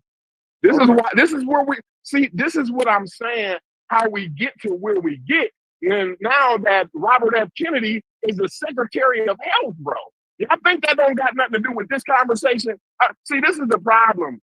Y'all it's like a one-track mind. You know what I'm saying? Like, we can only think down this track, and that's it. If we get off that track, then we ain't thinking the right way. That's not how it works in real life, bro. That's not how this regime is working in real life. They're not giving a fuck about all that shit y'all talking about. They don't give a good goddamn about it. And everybody else, just like I said, what y'all said, LLC, somebody told her to go in the bathroom and hide. Well, guess what they're going to do again? While we sitting up here talking about the three equal branches of government, AOC gonna have her ass. Somebody gonna tell her to go back, get your ass back in that bathroom and hide your ass up under the toilet stool again. Chuck Schumer and Cory Booker and man, please, these niggas. You know what? Y'all go. I'm done. I can't. I'm fear mongering. I'm a fear mongering crazy nigga, right? All this shit didn't happen already. I never said anything that didn't already happen. Stop with the James Brown, put your coat on, walk off the stage, run back, put your coat on, walk off the stage, run back. Like, just talk, Corey. Like, you just keep, like, I'm going to just stop. And then you, whoa, and then you take the coat off and start singing again. Just talk, brother. We don't want to, like, what I'm saying is, if I'm making y'all scared, you're not having the conversation with them, though, Brad. You started off saying, I'm not going to say nothing. And now you want him to say something. You know what I'm saying? Like, that's why, that's why I said the same question again, right? Because what we're looking for, and I think everybody looking for, right? Like, what are the things to stop Donald Trump crazy ass when he get an even bigger label, at least for what it sounds like, right? If he granted this with no limits is what it says. Like, with a person like that, you know what I'm saying? What's to stop him from going too goddamn wild if he didn't already storm the cap? Because it's not just no limits, man. It's no limits within a certain jurisdiction. Y'all not interpreting the actual concept of the law right. The Constitution is where the jurisdiction is limited. So you're saying you're going to use something within the Constitution to overturn the Constitution. It don't make sense. You might as well just throw the Constitution away. There's no reason to use it. We're saying that Trump don't respect the Constitution. We're saying we have a president that. Then why would he be using the premise from the Constitution? To get around shit. And that's what he does. It's a show of force. But he's not going to use that to get around the Constitution. Y'all don't understand what y'all talking about negates the whole preliminary clause, the whole Constitution in of itself. Like, he would not need no Constitution if he wanted to do what they think this a movie, Shepard. Like, he gonna wake up in the morning and say, fuck it. You know what? I'm the boss of everything. Fuck you, nigga. Like, they think this a fucking movie, Shepard. They don't know that you gotta walk. They don't know how to slow walk a motherfucker. They don't know how a scam artist, right? When he get a mark, when he see a mark, he don't go up and rob the nigga. He slow walk that nigga. See, you niggas is not, that's why I know half you niggas wouldn't stand a chance in my city because game has been running all day, every day, and a motherfucker will talk you out of your wife's panties. Because y'all think a motherfucker that's going to scheme and scam you going to walk out the door and say, nigga, give it up. No, he wouldn't be why would he need all the charisma and all the nice clothes and the good vocabulary and the nice smelling cologne? Why would he need all that if he just going to rob your motherfucking ass? No, he going to finesse you. Look, listen here. Go ahead. Go ahead. Listen to y'all. Listen. Hey, Corey, I'm saying has already been done already by the nigga that I'm telling y'all that's gonna do it. So listen, the scam, I'm telling y'all, the scam artist done already scammed you. Now I'm telling you, look, he running another scam on you. And you study telling me, no, because the rules in the game says he can't scam me. But I'm telling you, bro, he already done ran the fucking scam and he trying to run the same motherfucker on you. And you telling me, no, because it's the rules. The rules in the game says he can't scam. That's what y'all keep telling me. It's wild to me, bro. It's wild. It's wild as fuck, bro. I don't know. I don't know what else to say to y'all. Go ahead. Corey, can I expand on what you're saying a little bit? I think you're telling the truth, but I think the reason why that, you know what I'm saying, people might think that, you know what I'm saying, what you're saying is just like, oh, it's too much, because of the fact that you giving a focus, you know what I'm saying, on one particular thing. And when you do that, it allows people to say, oh, well, that's not that serious. You know what I'm saying? Or that's not necessarily possible. But if you angle it to, I mean, if you show everything that he's been doing, you know what I'm saying? Not just, you know what I mean, the one thing, but I mean, it's so many things unconstitutional that this dude has been doing. You know what I mean? Like he started out with Roe v. Wade. Like then he went from Roe v. Wade to uh, birthright citizenship. You know what I mean? Birthright citizenship to immigration, and his tactics for Testing the deportation. water. That's how you test the water. Like, You don't jump right in that motherfucker. that's what I'm saying. That's what I'm saying. It's so many different angles that he's attacking the Constitution. I told Logic not to cut you off, bro, to because you're going in. I told Logic about the due process. See, they were the rest of them wasn't on the phone when I told them about the due process, right? But the whole due process thing, y'all think that's why I keep bringing up the Mexicans, right? Because due process is a part of the Constitution. Do y'all know that? Did y'all know that due process is your constitutional rights? Due process, them Mexicans, them illegal ones, right, that got their feet on American soil, in the Constitution, it says they need due process. How much due process them niggas giving? How much does Donald Trump give a fuck about the Constitution? And what is AOC them doing about it right now? And Chuck Schumer. What's Chuck Schumer doing about due process, about the Constitution? See, I don't have to keep giving out examples because these niggas already know the examples already. Y'all keep telling me, well, you gotta give it. They already know that. That's why I ain't giving none. Because they already know this shit already. They fucking around. And this is what I told Logic and Mujasi. What we've been out here doing, we all been out here fucking around.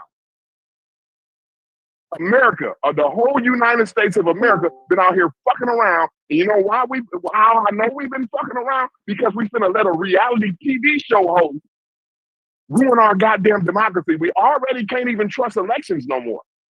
He already got a certain amount of us saying, you know what, I don't even think that, the elections be rigged.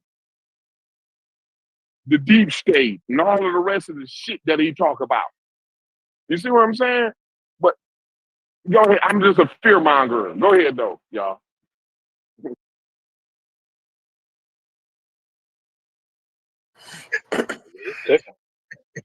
He's cooking. I mean, I agree with you.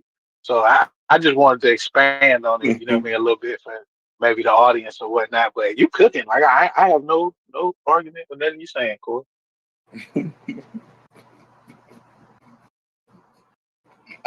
I don't get this logic, D.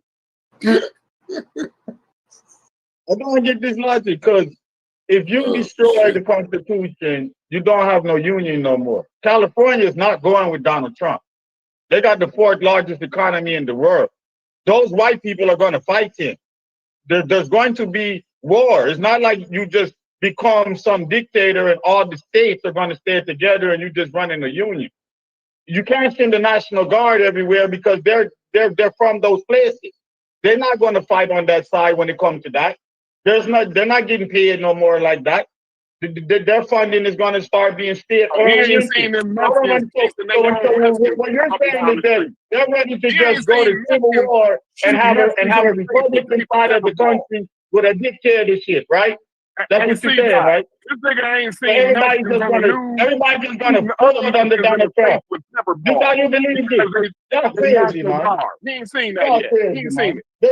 There's too many states being that don't agree with Donald Trump. You know they gave him a $20,000. So you're saying that he's gonna subvert the law and then people are gonna abide by the law. It's crazy, man. Listen. Yo, B, you just had a long time to talk. Hey, one at a time, yo. Why you keep talking over the nigga on purpose, yo? What the fuck is that? I want to know. First. He wasn't talking. He talked over me. Hey, one at a time, bro, please. Logic. Hey, Logic, listen. How much would your neighbor give a fuck about you, Logic? How much would your neighbor give a fuck about you if I gave him a $20,000 sign-on bonus and eliminated some of his student loan debt? How much do you think your neighbor would give a fuck about you, Logic?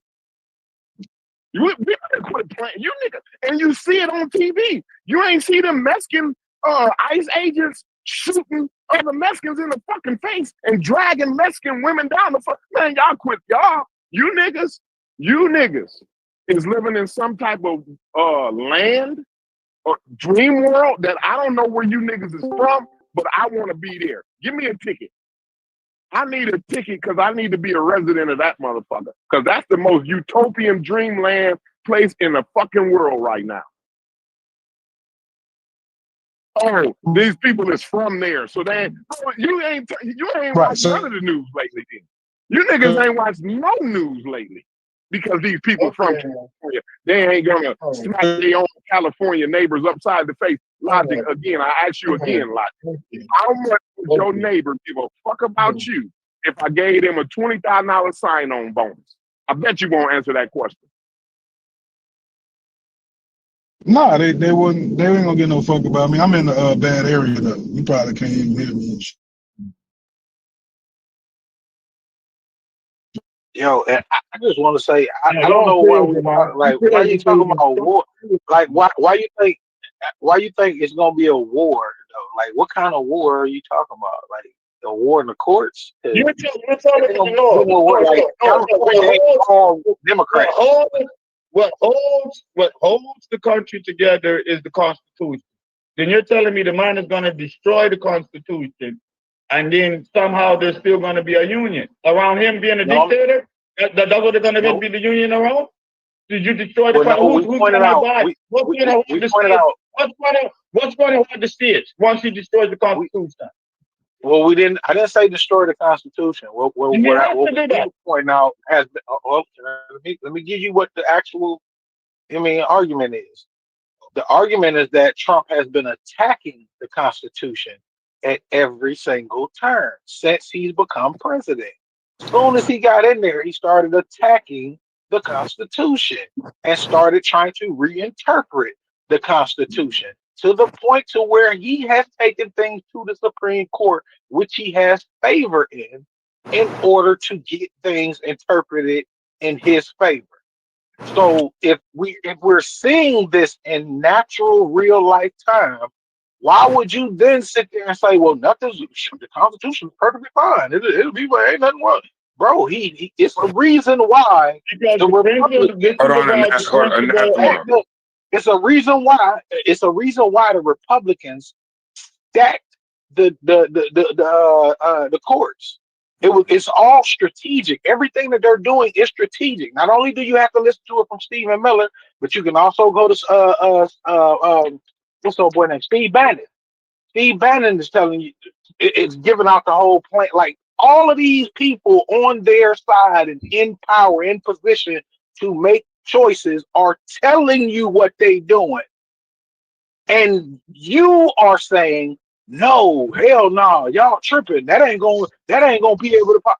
Bro, they doing it in your face and they telling you what they doing. And it's either y'all not listening to these people tell you what their goal and mission is, or like you with it. You like you on the same page as them.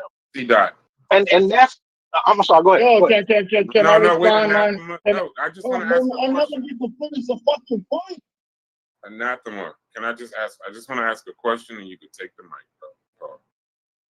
Because you just have to inject some fact. I'm trying to do what Chef and them are asking me to do, but it's not going to work because once everybody gets emotional about politics, y'all skip facts. So I just want to ask a very simple question to you, C. Dot. Has Donald Trump beaten a single article of the Constitution? No, and that's not what No. It's a simple yes or no. It's a simple yes or no. No, I'm not saying you say no. That. Okay. No. It leads to another question. Is he the only president that's attacked the Constitution? No, I was going to bring that up, Bryce, in my response. So then when y'all are saying all of this, it would help if y'all would explain, and then Anathema take it from here. And then I helped you out. I gave you the alley-oop. Then when y'all saying these things, right? Now, he may be unique in the modern sense. He may be unique in culture. He may be unique in media. But he is not unique in the things that he's doing, because a lot of presidents have attacked the Constitution and nobody's won. No one. Nobody. It's undefeated as Floyd Mayweather. That's why I'm listening. Right, but you. No, I'm listening to I you. think I'm definitely I listening. got you, but I think you're missing the point of interpretation, because I Let him made not that come up. word Let him very not clear come when up. I No, used it. see that. I didn't say that to It's dispute you or interpretation. rebut you. Yeah, I didn't say that Okay, to go ahead. rebut you. I'm saying, no, this is the informational part. This is why I don't want to fuck up the information and the emotion conversation, right? But I just wanted to eject some information, because you'll have people thinking that don't know no better, per se, or uninformed and ignorant to it, that he has actually destroyed the Constitution and that he's the one person that has done it. Lincoln did it. A lot of presidents done it. Obama did it. Biden's done it. They I don't all, know. when they're trying to get stuff passed, attack the Constitution. He's not unique to Donald Trump. It's unique to Donald Trump in the modern sense. It's unique to him in the modern sense, but that's not. This isn't. Okay, This typically this isn't a do unique president, thing. but I'm saying, do you know the goal of those presidents? Do you know? To save the union. Do they ultimately? No, wait. To save the union. Do they tell you? Hold on, wait. Let me get the question out. Okay. Do those presidents tell you what their agenda is prior to? Do they tell you what the agenda is? Well, not They do, all, right? No, yeah, not all. No. They don't typically tell you what the agenda is before they attack certain aspects of the Constitution. No. No. No. Okay. So this president is given the agendas. This president and everybody surrounding him is giving the agendas. They're telling you what they're trying to do. So what I'm saying, I'm not telling you that they're destroyed the Constitution. I'm saying they're working to change the interpretations in the Constitution to benefit white supremacy. Yeah, but the amendments, which is what they're telling you. Correct, but the amendments that the only thing that's unique to Donald Trump is how he denigrates the Constitution. But even if they're telling us what to do, just listen to what I'm about to tell you. Even if they're telling them what they're going to do, even if they're denigrating, what's unique is how he'll tell you that the Constitution ain't shit, which is new, or he'll tell you that it shouldn't be legitimate, which is new. Now that's a new thing. But I'm saying, as far as the Constitution in and of itself, he hasn't defeated an article. That means it's working. Okay. The Constitution. Okay. The Constitution What did it take? It's just like a muscle. It's not. It's gonna be stretched. Okay. Quick question. Hold on. It's gonna be. What does it take? What is? Hold on. It's gonna be stretched. It's gonna be. I'm not just talking to you, C. Dot. Like I don't like for nothing. I know. I'm just trying to. I'm always trying to add to this. I'm not trying to just argue with you. I'm not going to argue at all. That's the difference to me and probably everybody in here. I'm not going to argue with it at all. What I'm saying to you is the reason why Corey keeps saying fear mongering. Most of the people in here, and this is no shot to them, they're more well versed on the fucking sub-Saharan whatever bullshit in Egypt than well versed on what goes on from day to day. So when y'all say shit, it's not fear mongering. They just don't know. So I'm just saying, I'm trying to say some things that they can use to fucking be aware of what Corey is saying. Be aware of plenary authority. Be aware of the term limits. Be aware of this administration's attack on the Constitution. But I'm also trying to give them information so that they go into it informed, not uninformed. Y'all conversation when y'all talking about this, not y'all. You, Corey, and whoever else is on that particular side of the argument, you're talking to people that are severe laymen in politics. So y'all, it comes off as fear because they're ignorant to it. I'm just trying to add some what's the name, that he hasn't defeated the Constitution. I agree. That's all. So I'm not. I agree with what you're saying. I just wanted to. No, I want you to add. And the reason I'm trying to get into ask you the question because I want you to keep adding context. So, like, what does it take? Because I know that you're enlightened on a lot of these subjects, but what does it take in order to amend the Constitution? In order to create an amendment to the Constitution, what does it take for that? Well, you would need the states involved. You would need you would need a lot more than just him talking shit. Like it wouldn't be well, he could just say this and he could just do this. It wouldn't be in executive orders. And also understand that certain articles of the Constitution are absolute. So for him to, there's a whole, it would be like the way it was described to me is that it would be like the tightening. If you're watching Donald Trump, don't look for him with a gavel. Look for him with the tightening of a belt notch, meaning it'll be one step here, one step there, one step there. But you would need the states. The states have to be involved in moving anything in regards to the Constitution. That's why I wasn't concerned about birthright citizenship. Remember, this is a government for the people, by the people. This is not just Donald Trump saying whatever he wants. This isn't even government just saying whatever they want. So it gets a little sketchy. Hold on, it gets a little sketchy. It gets a little sketchy when we do that. When we do the Donald Trump can just Hey, my background not crazy, is it? No. We just I had to mute it before because you were talking about but nobody did that though, Brass. I definitely didn't do it. No. That's what I'm saying. Like I'm not. No, I know you're not saying that, C. Dot. Listen, I know you're not saying that. You specifically will understand what I'm about to say. When you're talking to somebody that don't know much on the subject, you ever heard of it's a joke. We talking about funny movies yesterday. Kevin Hart said in 40-Year-Old Virgin, when he was in the store with that TV, he said, I don't really understand what the hell you just said, so I'm gonna assume you're talking about my mama.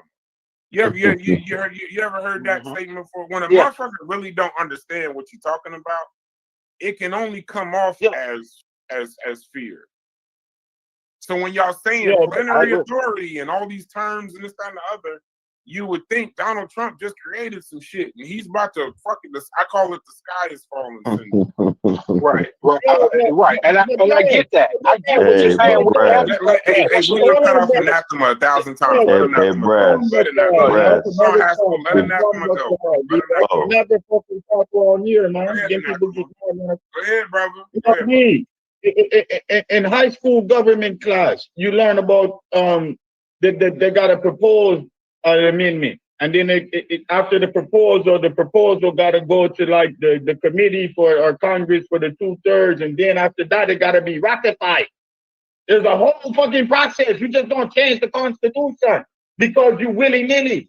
I don't care how much people you put in a position. There's still gonna be a 2-3 year process to even get the fucking thing proposed. So I don't understand how they talk like this. When I look at this, I see Donald Trump is somebody that's pressing this white supremacy by showing a force in our government. So he goes around manipulating y'all laws, and plenary authority is one of those laws that allows you to use extreme force in a specific specified jurisdiction, a specific specified authority, not to overturn the Constitution and destroy the fucking country. It's to show a force and push the limit. It's political propaganda. I don't know why they can't see that. So let's my thing is, I'm gonna do a quick because I'll answer your question specifically, C. Dot, in a second. But go ahead. My thing is, right, you know, we always say that we respect expertise, right? And the closest thing we have to an expert on the panel explained clearly what it is. I said the closest thing we have. The closest thing we have to an expert on the panel explain what plenary power is and what it isn't. You know what I'm saying? So, but some people they once their mind set a certain way, they just gonna be stubborn about it. You know what I'm saying? But carry on. So I'm gonna bore the hell out of everybody, and I'm gonna bore the hell out of everybody for 2 seconds, okay? So just want you to understand something about the Constitution. Answer C. Dot's question. I feel like y'all defending Trump. See, this is the. Hey, nobody pay attention to that. He trolling. Don't take the bait. Ain't nobody trolling. Y'all defending this. So the crazy democracy, man. there's a three-step in regards to amendments to the Constitution.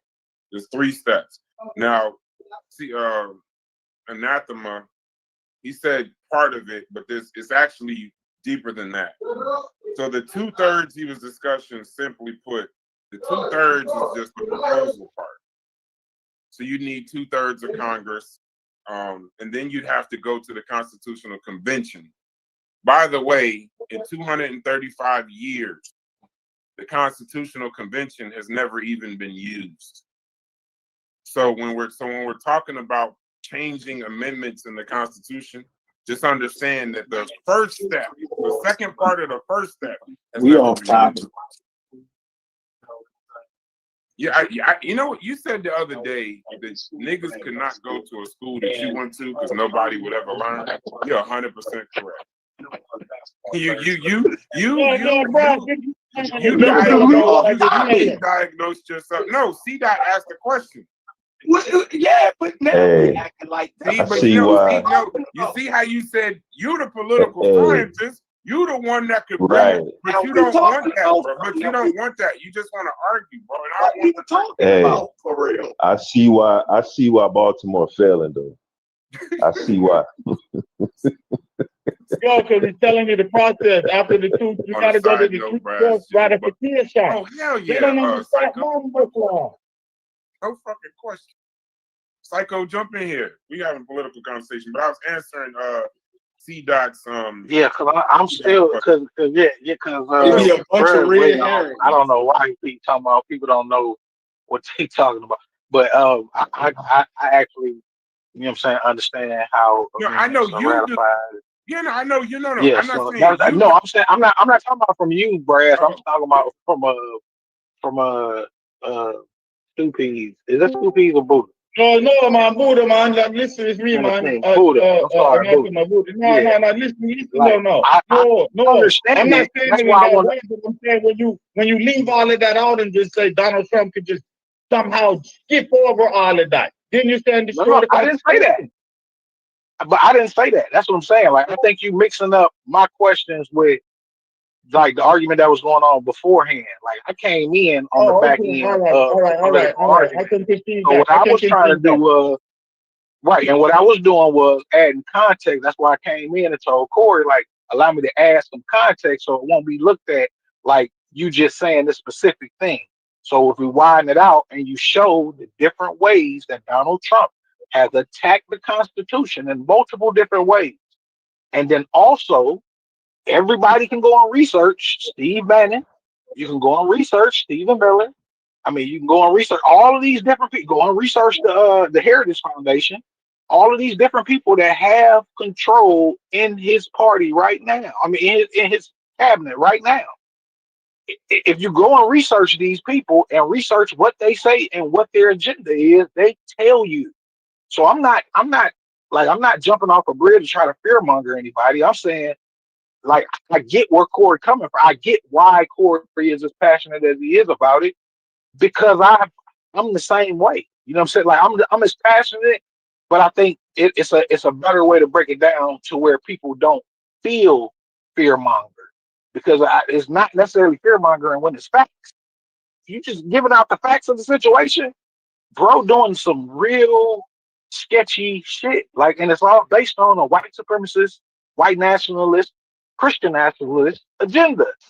But see, and if we don't understand that and try to actually review that and go and research what those things are, go look up Christian nationalism, look up white supremacy, look up white nationalism. You'll understand what we're talking about. Go look up what J.D. Vance was talking about 8 years ago, how the white man is getting left behind, and all of this stuff is right there for you to go research. But see, that I don't want to think everybody on the same page when it comes to the intent of these people. I don't think there's nobody on the panel disagree on that part. So that's my point though. Like, if we understand the intent, then I don't see why we be so amazed that with Corey's passion about it. You know what I'm saying? Because of the fact that look what they doing, and eventually, like, if it's not affecting you immediately, it will affect you in the long run if we not looking at the setup. But and then it's all being set up right in front of us, and we like, oh well, shit, it's all right, man. Shoot, Constitution, but in the same it's token, going. sometimes when you say somebody states accuracy in the political conversation, you call it picking a side, but not you. It gets called picking a side, right? When you start just saying the Constitution and checks and balances, that shit is boring. That's why I don't like to talk about it. But in the same token, what won't you said won't you don't feel it immediately? It might attack you later, but that's also the Constitution's strength. You might not feel protected immediately, but you definitely going to get protected later. Like it's just not like I can only go back to the Constitution. I can only go back to that document. That's all. And I feel the funny thing is, the funny thing is, hold on, see that. The funny thing is it seems like I'm the one it's like I'm the one saying Constitution, and the no amendment in 235 years. The Constitutional Convention hasn't even been brought in 200 something years. I'm the one saying that. But in these conversations, you got to understand from my side, I can only listen to what y'all saying might happen, or look at this and read the tea leaves. And I'm telling you that the document ain't lost. But I'm the one somehow on the lower side of the argument, because y'all telling me, well, this person said this, and this person said that. That it's you know. That's why I'd rather y'all just yell at each other, because I'm not gonna participate in that. Who said they were going to change that's why the I was trying to Constitution? explain that there's shows of force within the political government. You're going to challenge the Constitution. You're going to use whatever executive authority, whatever privileges they're granting you to press the line. And Trump is about pressing the line to the fullest extent. That's what he's doing, but he can't subvert the whole thing, because then there's no point in pressing the line. It's like you took the ball and went home. It don't make no sense. The game is over. How are you going to do something in the game? And they have this in-game mentality. I don't know why. I don't understand it. But what I'm saying is I can see what you're talking about, because I understand how the Constitution has never been defeated. But I can also understand political power, and how within those political power, you're going to exercise whatever measures you have to the extreme based on the agenda and the propaganda and what you're trying to push. And then the people behind you are going to come behind and try and press that extreme probably further. And then other people are going to come behind and try and counteract that and move it back some and this and that. So it goes. But the way they're talking is like it's over it. And I don't agree with that. Don't say they. Can we be specific? And that's exactly what I said. I mean, earlier. the people siding with the Corey, the Simpleton Corey. The sentiments of Corey. Let me put it that way. The people that side with the sentiments of Corey. So that way I don't have to attack Corey or anybody. Just for sentiments. Agrees with the sentiments of Corey. I do. So then you speak. So C-Dot, he's talking to you. Okay. Yeah, he's talking to you. That's why it's better to do that so that the person can address it, not just everybody bringing up. Well, I think we don't have to attack the person, made it pretty clear. Sometimes it's not ideas. I think I made it pretty clear though that it wasn't. I made it pretty clear though that it wasn't about the extremes. I feel like Corey has a reason to view it in an extreme manner because of the many different ways that these things are being attacked. Regardless if he's losing right now or not, there are many things, as you already admitted, that he's pressing the line on. Many things that can affect us eventually, if not immediately. As we see him going into black neighborhoods or whatnot in all of these cities across the country, taking the National Guard. I don't know. I don't know how. Like I'm trying to understand your viewpoint or you and Brass's viewpoint as far as it not being that serious, or you feel as if like these certain things can't be done, especially amending especially amending the Constitution, or especially looking at how the MAGA movement is. Like, it's a cult movement. It's not your typical, conservative versus, you know, socialist or whatever. Like, this is going cult. You know what I mean? This is going. They using the Bible and a lot of the stuff that they doing. So, like, I don't get how we not seeing, like, okay, well, a cult is trying to take over the government of this country, and we viewing it like, oh well, that's all right. The country gonna take care of itself. I don't understand that viewpoint. So you have to explain that viewpoint to me more so than coming from mine. Because in short, the Constitution is not a trend. The Constitution's been here. It's never lost. It's never lost. It's been bent. It's been stretched. It's been pushed, and it's never lost. Never. I just told you the initial part to amend the article of the Constitution. The Constitutional Convention, the state part, the 2/3 of states that would have to even agree to the proposal.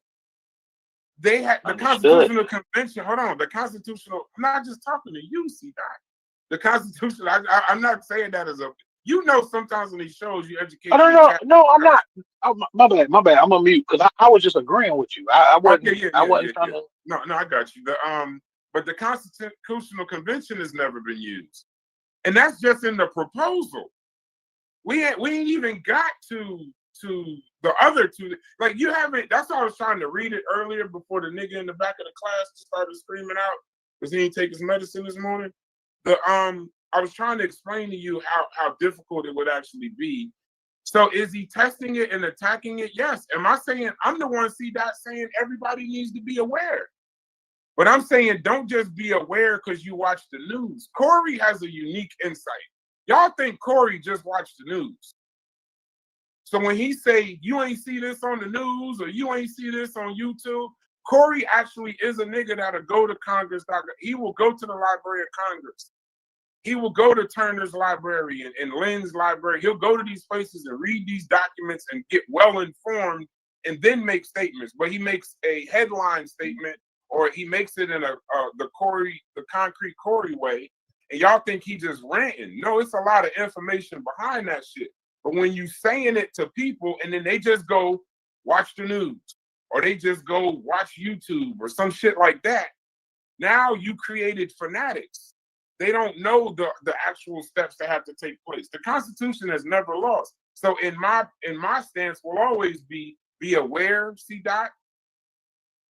But once you become aware, go get informed the correct way so that when you hear it again, you understand that Congress, even in plenary power, you would think in the full. Corey said plenary and plental. But even plenary power is, you might have control over a section of the road, but plenary power is not over the entire highway. Because if we want to talk about plenary power, states have plenary power also.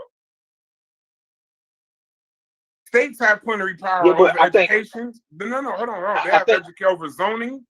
They can zone their shit however they want to.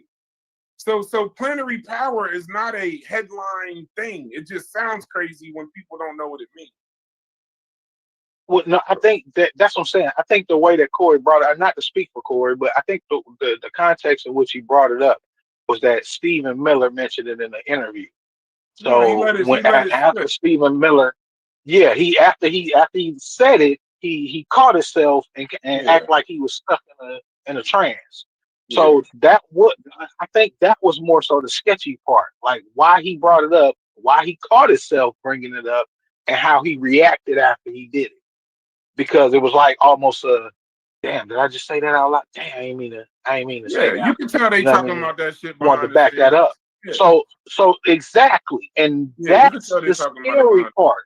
The scary part is not like what we think they're capable of. The scary part is what they think they are capable of, in my opinion. I think that especially with them having the power that they have, The scary part is for them to even go to those extents. Because like I said, they deported old boy. They deported that one dude and had to bring him back.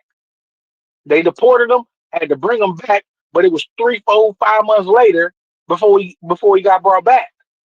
But that's how the So Constitution. But that's how the Constitution works. Can I respond? Can I say something? Because it was unconstitutional. When he did. When he did that, though, y'all extrapolate him too much. Because even people say he tried to clean it up.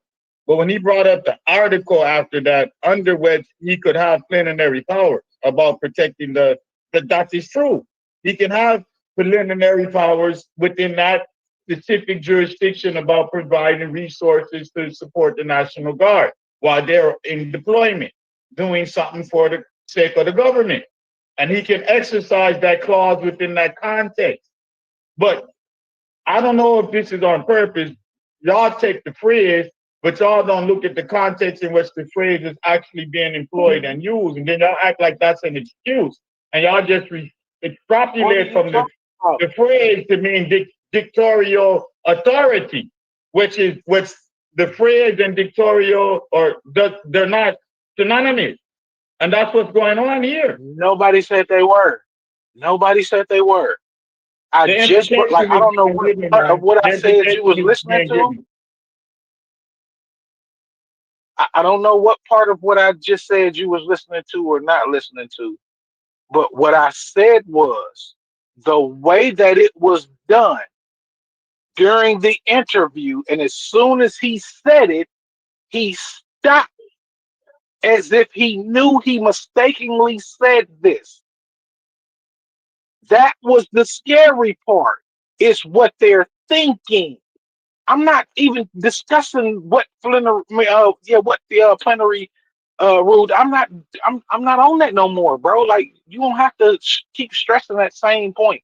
I understand it. Like, I don't know why you want to keep addressing me with that same exact point over and over and over again. What I'm saying is that because of this glitch, it's allowing this conspiratorial theory to go on as though they meant this in some push towards authoritarian or dictatorial, something like that. That's the only thing you can get out of that. Why is it scary? Why is it scary? Have you read Project 2025? What would the Have you read Project 2025? Have you read Project 2025? No. Okay. So if you read Project 2025, then matter of fact, you ain't even got to do that. Go and listen to Steve Bannon, one of the people who ran Trump's campaign in 2016. I'm not worried about Project 2025. You're not what? I'm not worried about that.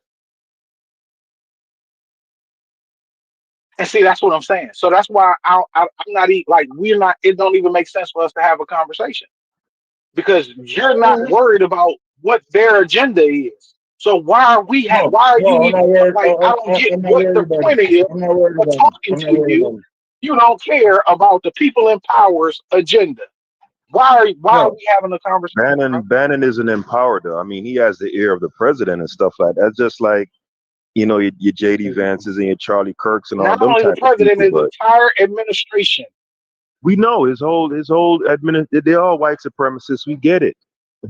Everybody understands that. So how are we saying we don't care about the agenda? Like that's my point. Like if you don't care about the agenda, how are we having any conversation about black empowerment? I think what he's getting at is you had various administrations that were constructed the same way. You think this is the first white supremacist administration that would want to see these sort of things implemented? Like, it's par for the course, bro. Yeah, I think that's what people. So is that a good thing or a bad thing? So is that a good thing or a bad thing? Exactly right. Give things that's good. That's what I mean by is it a good? Is it a good thing or a bad thing? Well, it's definitely a white supremacy a good thing or a bad thing for black people?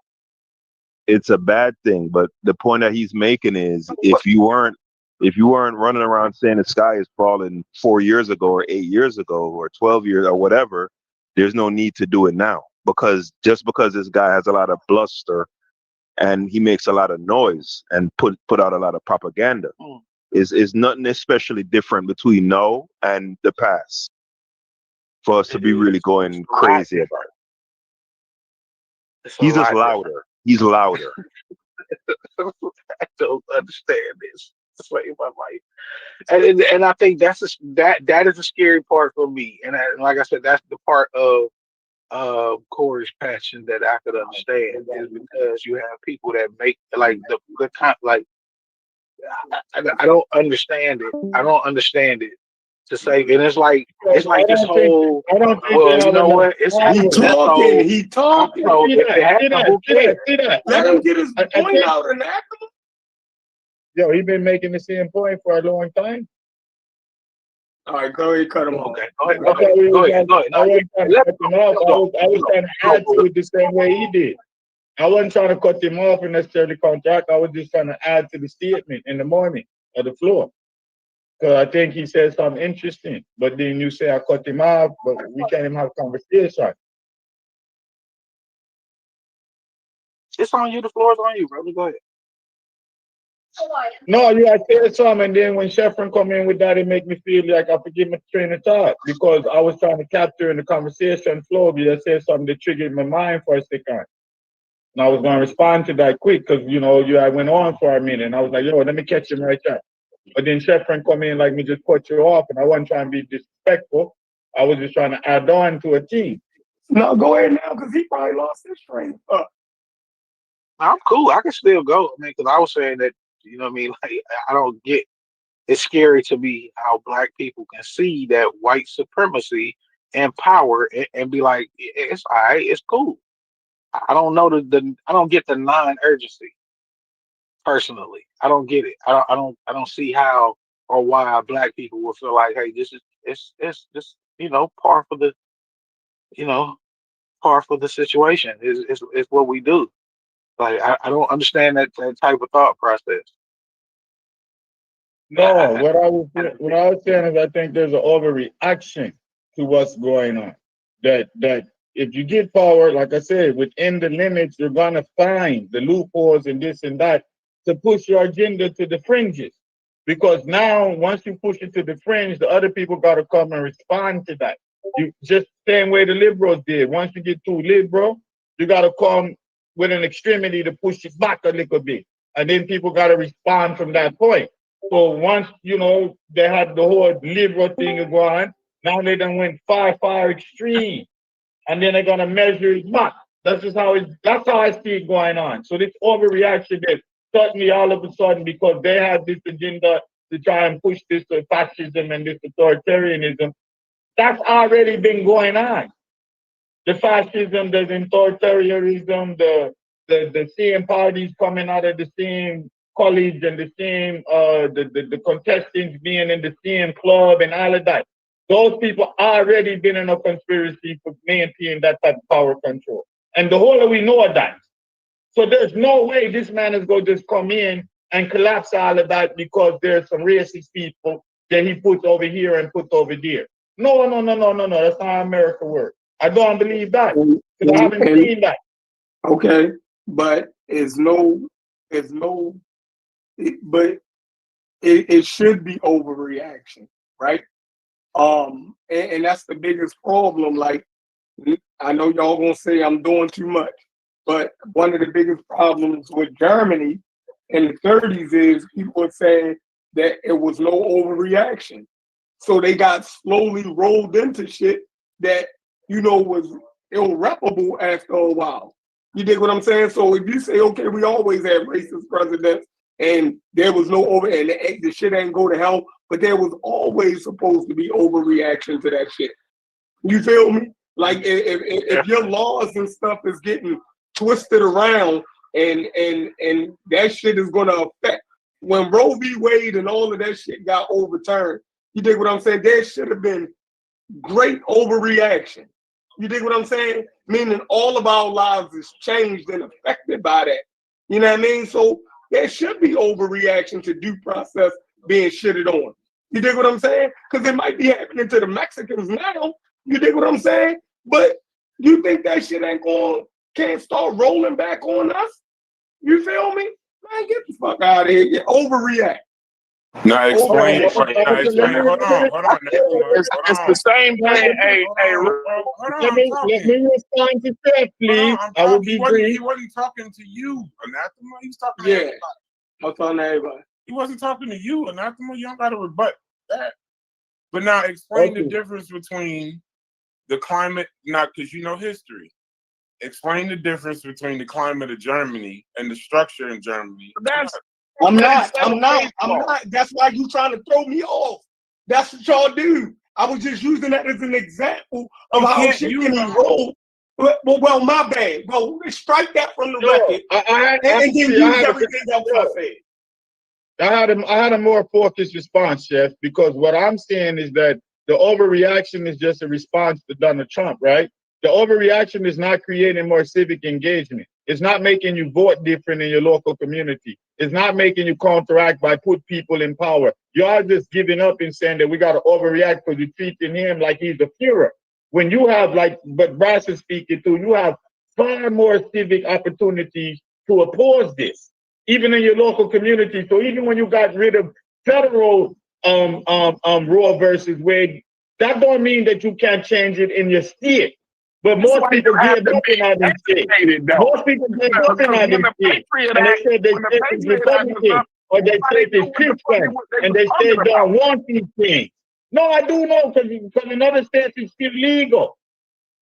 So the onus was thrown back on UNO. So you could have still had, you still could have those things without the federal government. You understand that you got, but you're not getting civically active based on Donald Trump. You just fearing Donald Trump. I know you want to argue against me, but I'm not even trying to have an argument, right? I'm just trying to be informative again, right? And again, what I'm trying to tell you is it's the same thing that happened with the Patriot Act. Everybody said, well, no, bro, your state, you ain't got nothing to worry about, bro, because you can fight that at the state level, at the city level. Like, why is y'all tripping? Why is y'all fear mongering? They're not gonna have a camera. You're not gonna be on camera all day, every day. But now they done got to the point where you comfortable.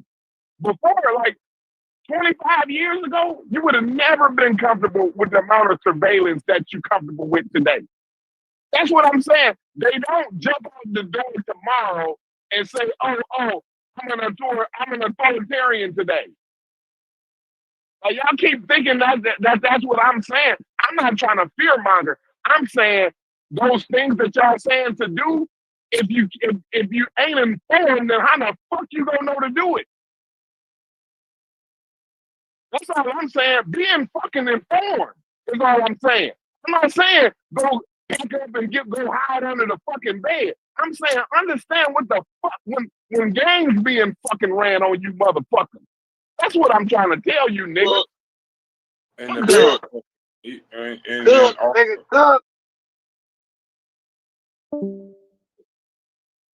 I don't know. Somebody was talking. I'll stand down. Somebody was talking. Nah, I was just telling Corey to cook, man. I'm sorry. Okay.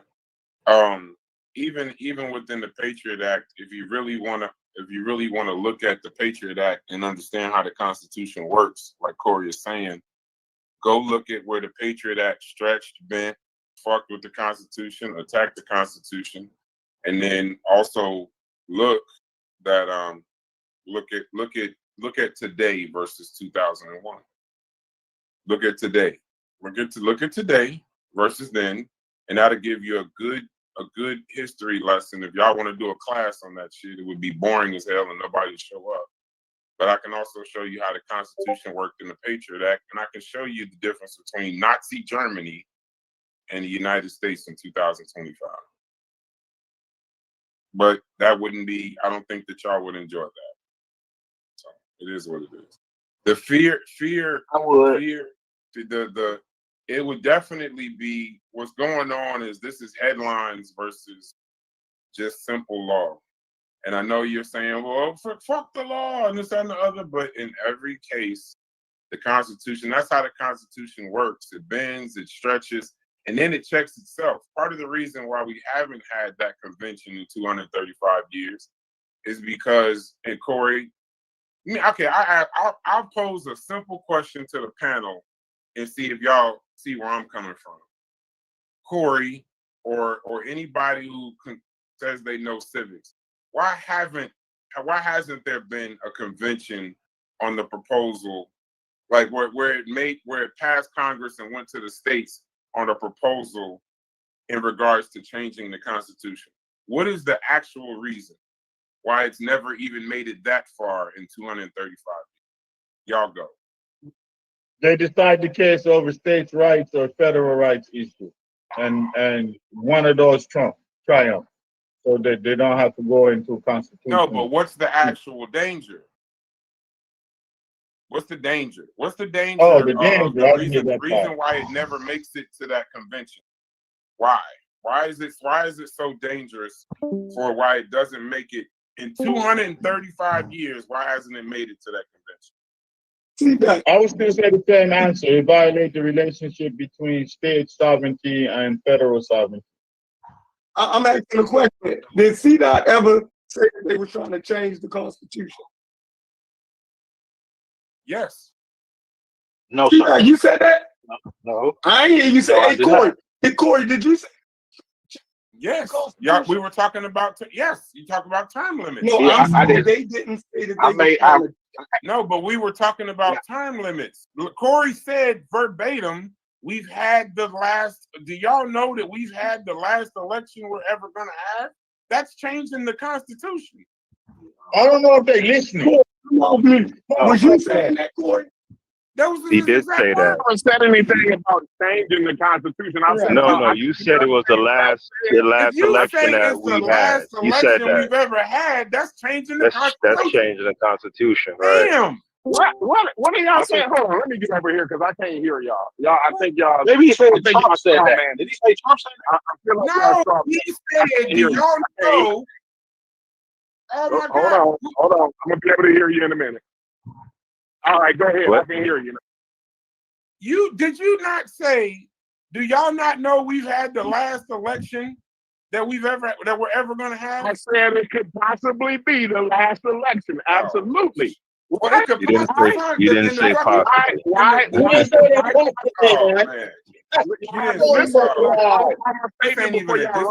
Now y'all being disingenuous. Run off the deep end. This is crazy. Oh man. Yeah, so I specifically said reinterpret. No, listen. Can I qualify my statement? Which is what they did. Can I qualify my statement? No, but Corey, but you can qualify the statement. Corey, I heard you say possibly. I heard you. They didn't hear. Hey, we are now the House of A. This is the House of Consciousness. We're not having a political conversation. This is let me say this real quick. Consciousness. Hold on, real quick, guys. So now please, guys, let me say this before I go back on mute, please, guys, please.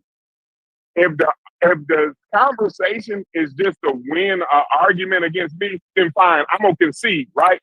My point was to inform y'all about this, and what I said was, it's possible we probably had our last election because what Donald Trump is trying to do again is stay in office. That's what I said, y'all. Y'all didn't hear me say that. Y'all didn't hear me put that y'all didn't see me write that in the general chat yesterday. Did anybody, does it cross anybody's mind that Donald Trump is not planning on leaving the office? Didn't hear me say that? I'm not talking about yesterday. I'm not talking about yesterday. I'm not talking about yesterday. The conversation that we were having earlier, Logic asked the question also, what would be to stop? Hold on. What would be to stop Donald Trump? It was talking about plenary power and Donald Trump and the Constitution. And then you came in and said, maybe you made a mistake, bro. I don't have a challenge with that. But I know what I heard, and I know what other people heard that they just won't say. You said, I said what I said. If I never made Hold no on, let him mistakes, finish though. though, Corey. Let him Hey, finish saying today what I he's didn't saying make no though, bro. mistakes. Everything I said is what I meant. I never made a Yeah, mistake today. let him finish Go though. ahead. If we're talking about having our last election, to everybody on the panel, not just Chef, Corey, C. Dot, whatever. If we're talking about we've had our last election, that's changing. Possibly, yes. Mm-hmm. That's changing the Constitution.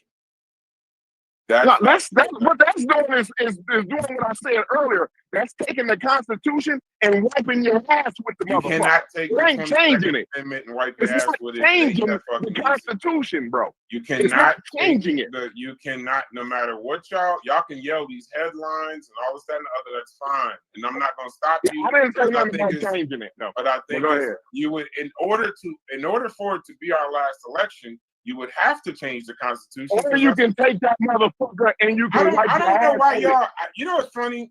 Y'all be saying let's have a conversation, and then as soon as somebody presents any fact counter to what y'all saying, y'all don't want to have the conversation. You're not even saying what I'm saying. No, I am. I'm not even talking to you. Oh, okay, because you're saying change. I'm not saying nothing about changing. In order for it to be our last election, you would have to remove the 22nd Amendment. In order to afford to be our last election, would you or would you not have to remove the 22nd Amendment, Corey? Now you talking to him. Yeah, because I said his name.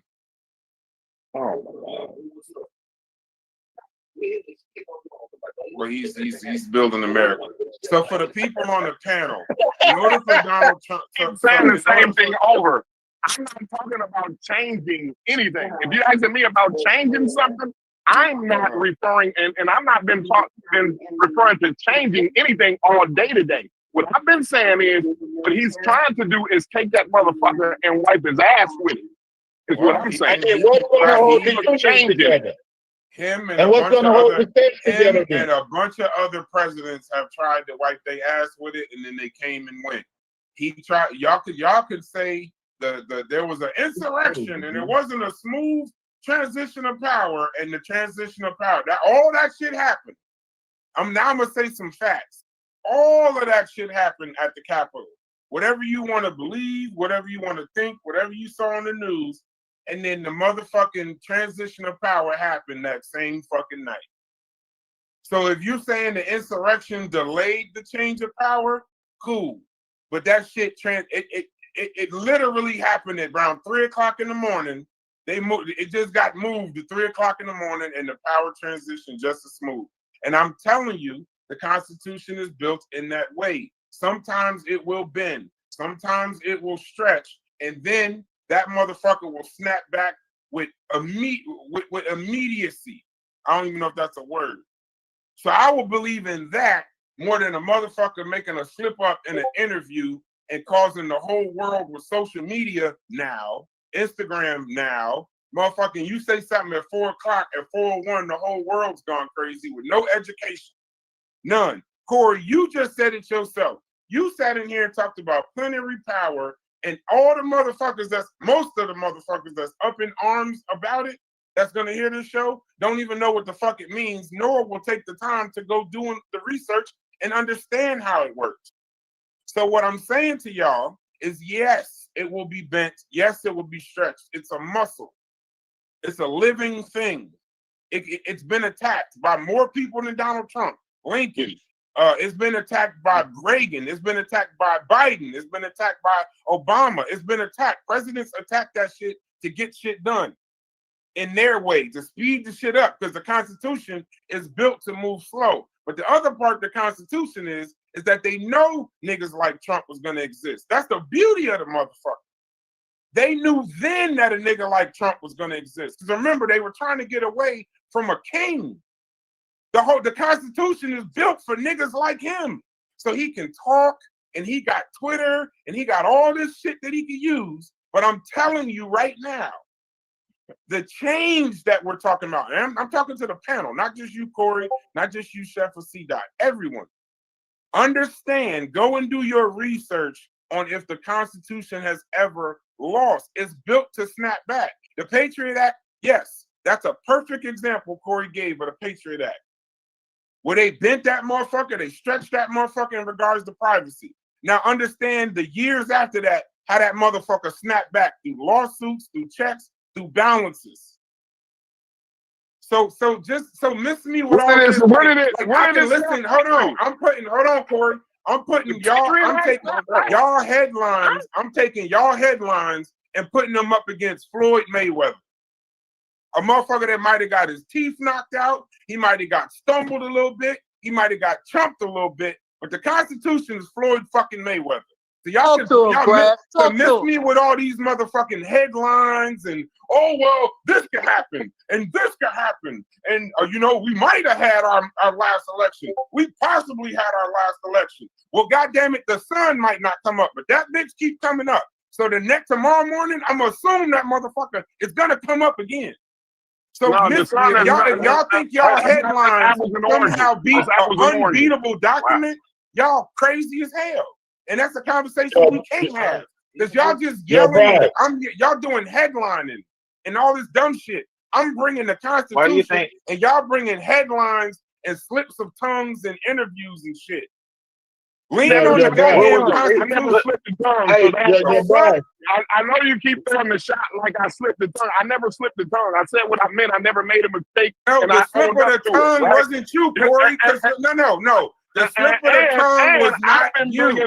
The slip of the tongue was not you. That reference for slip of the tongue had nothing to do with you. It was Stephen Miller's. Now I'll be more clear. The Stephen Miller slip of the tongue with plenary power. I'm not talking about you. I'm not. If I'm talking about you, I'll say Corey. I haven't bringing a number of facts though. That's all I brought today was facts. That's fine. And I never. And you know what's, Corey? You letting the rest of this motherfucking panel make you forget. In logic, I don't know if you can come off mute or anybody that heard us earlier. You're letting them make you. I don't know how. Forget when I fucking said I agree with Corey. And that honestly, I don't want to do anything because I think what Corey's doing is good. Even what Chef said is good as far as the overreaction. I think even that's good because it makes you aware. But when you become aware, what you should do is go do research before you become aware and just go crazy. So I told everybody on this panel I agree with you. But you keep saying I don't agree with you. It's like y'all don't want me to agree with you. I agree with everything you said and you brought facts. I said that earlier and I'm saying it now. So all this, I don't want to do the House of Consciousness when we do politics. I don't like the way you agree. Egypt and all that. Y'all do that in Black Egypt. This ain't Black Egypt. Well, I think is it important to bring facts to the table? Is the information important? Corey hasn't made one statement that was incorrect in what he said. I'm just also adding the context of when y'all bring up things like when Chef brings up Hitler and Germany at the time, and when you bring up the Patriot Act, you also have to talk about the part where the Constitution fixed that and how we are different in Germany. Niggas just don't want to hear that because we're just discussing headlines. I'm discussing the law. Bryce Vine, it's the bottom me of the English people. I just want to let you know, immediacy is a word and you used it correctly in your prepositional phrase. Okay. But why no? I appreciate you. Yeah, I don't disagree with Corey. That's why I didn't. This is turning into what I didn't want it to do. See that? I agree with Corey. I have no issue. Yeah, I know. That's what I'm saying. I think you agree with him too, and I think that the issue that we're having is that it's made like it's not a big deal, and I think that's the more important part because it's not like we saying, okay, well, this is happening. How do we respond to this? It's more. It's just being like, oh well, shit, he doing this. So what? He like to break. He like to say stuff. He like to, but we not taking it seriously. And I think that's where the miscommunication is coming in at because it ain't being taken seriously. And I think Corey's taking it more seriously than some other people on the panel. Not not to be specific, but just in this conversation, he seems to take it more seriously, and he's being taken as a person that's hyper or being hyperbolic. When I think that he's really just trying to come into, bruh, like when do we start doing something? When do we start, pushing back on what's going on? Do you pay attention to the general chat every day? This is why I don't argue with Corey on politics. Me and Corey was actually going to do a show called Trispan because I noticed off the rip he understands politics based on the shit that he posts and the things that he say about what he posts. He has a deeper understanding. But what Corey is actually doing is something that he's already stated in the chat. Yesterday, when Chef was fucking posting African skulls and protruding mandibulars and shit, Corey is saying y'all so concerned about that shit that y'all not even concerned about this shit. So this ain't even a surprise that Corey sometimes hyperbole is needed to shake the room to change the conversation. See, Doc, do you understand that yesterday we were talking about octopuses and Sprite and African tribes and shit? That's why Corey got to be hyperbolic to change the narrative of the conversation. So I don't have a problem with hyperbole because I know why he's using it. It ain't fear mongering. He's trying to shake niggas up that think we can sit in this bitch and talk about fantasy football and goddamn African tribes opening up Sprite cans, when in actuality you got a motherfucker trying to take plenary power in the United States. So that's why I don't disagree. I appreciate it. But we just can't have these political conversations like they do on House of Consciousness panels. It ain't.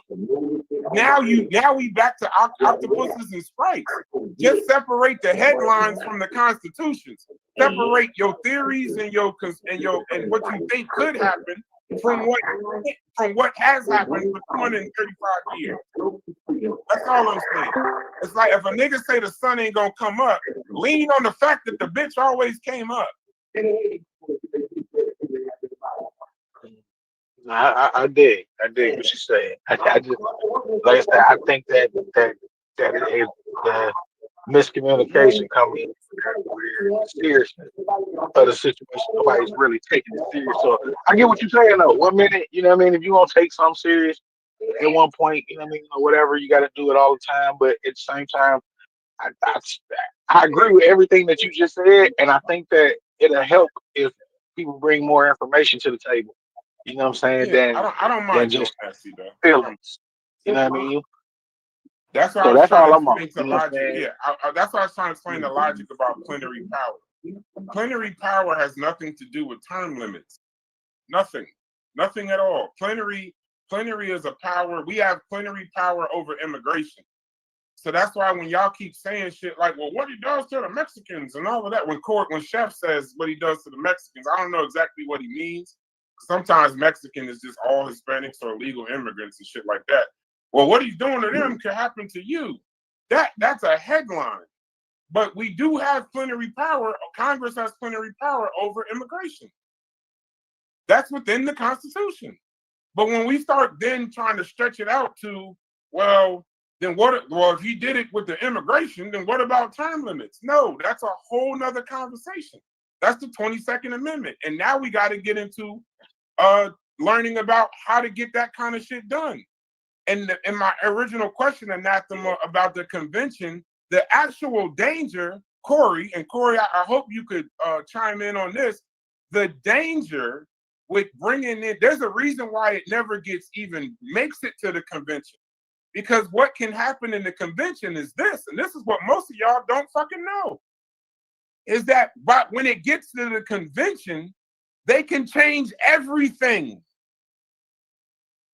If you bring up the 22nd Amendment and it passes Congress in the proposal and it makes it to the states and it makes it to the convention, where 2/3, roughly 34 states would have to agree, where 2/3 would have to agree to change the 22nd Amendment, I hope y'all, now I'm about to be really fear-mongering, but I'm fear-mongering with a fact. In the convention, when they're discussing the 22nd Amendment in that proposal, they can change everything. They don't only have to talk about the 22nd Amendment in that convention. They could talk about all the amendments in the convention. That's why it never makes it to the convention. That's the true danger. That's what I was trying to tell you earlier, Anathema, when you gave me the facts. But most people don't know that that's how it works. So it can't make it to the convention. It can't. And that's why you need the 3/4 ratification. Well, that's to change it. Well, you need that. You need that in order. You need that in order to even create an amendment. So, right, like in the that, proposal, you get what he's saying in order to change no, it. that's just the proposal. That's not the ratification of the proposal. That's just the proposal. That's the first step. Well, right. It's the second. It's the second part. It's the second part of the first step. That's the thing. If like for example, right. If you proposes it, right? Let's say you propose it. If Congress proposes it, that's 2/3 of the state. But the thing is, it don't explain who's going to run the convention, how the delegates are chosen for that shit, and it doesn't limit the agenda of the convention. So now you would have to go with Chef and say, see, I would be terrified if the shit made it to the convention. Now we'd be having a whole nother conversation because that's not a headline. Exactly. That's a fact. But I think it's too late though. It's too late to let. Yeah, if we get to that point, we're done. You too late. And that's my point. That's my point about the reaction to it is because when you have a radical government like what we have right now, a radical administration like what we have right now, which is why I partially agree with the Germany, the way he kind of framed that, because it's a process. You know what I'm saying? Propaganda takes time. And that's what I talked about before when I was talking about propaganda and how you can use it in order to boost whatever you're trying to accomplish, whatever agenda you're trying to accomplish.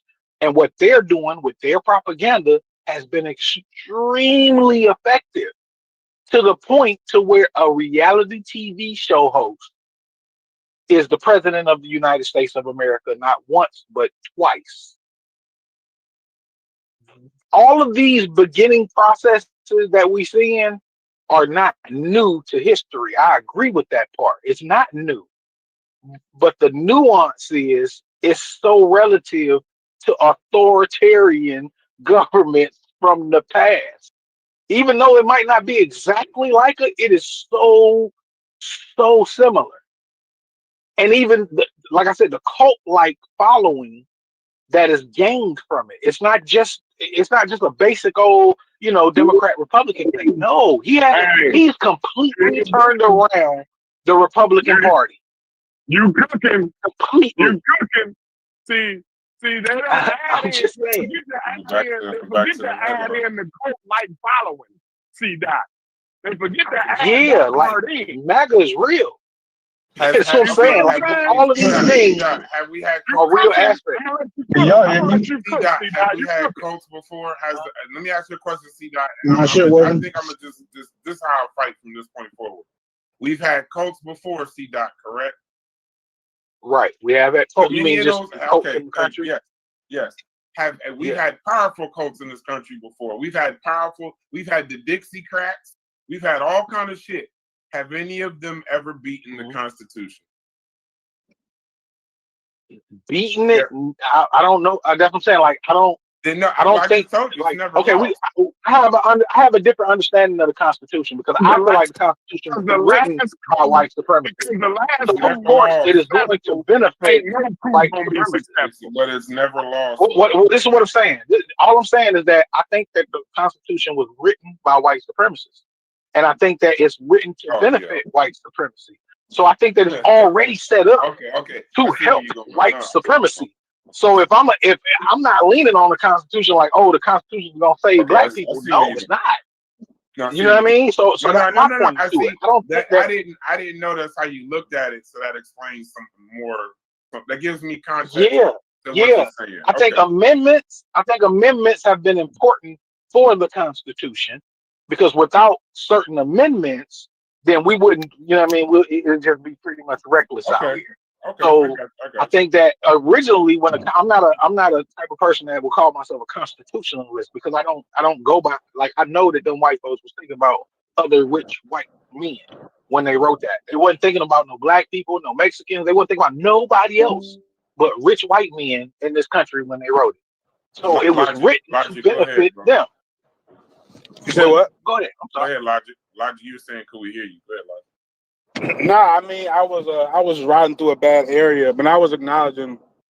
I mean, I was still trying to acknowledge the shit that you said to Corey way back then. How you started the conversation off agreeing with him. I mean, but it is dangerous, right? And like I get what you mean when you're like you don't want to have the conscious community sky is falling part of the conversation because you can't say anything past, right? Like what your experience with it is, right? You looking at it through the lens of like what happened all the other times when people challenged the Constitution, and you know you keep having to go back in the same circle of it's never lost and it's been challenged. You know what I'm saying? So I mean I get what you're saying.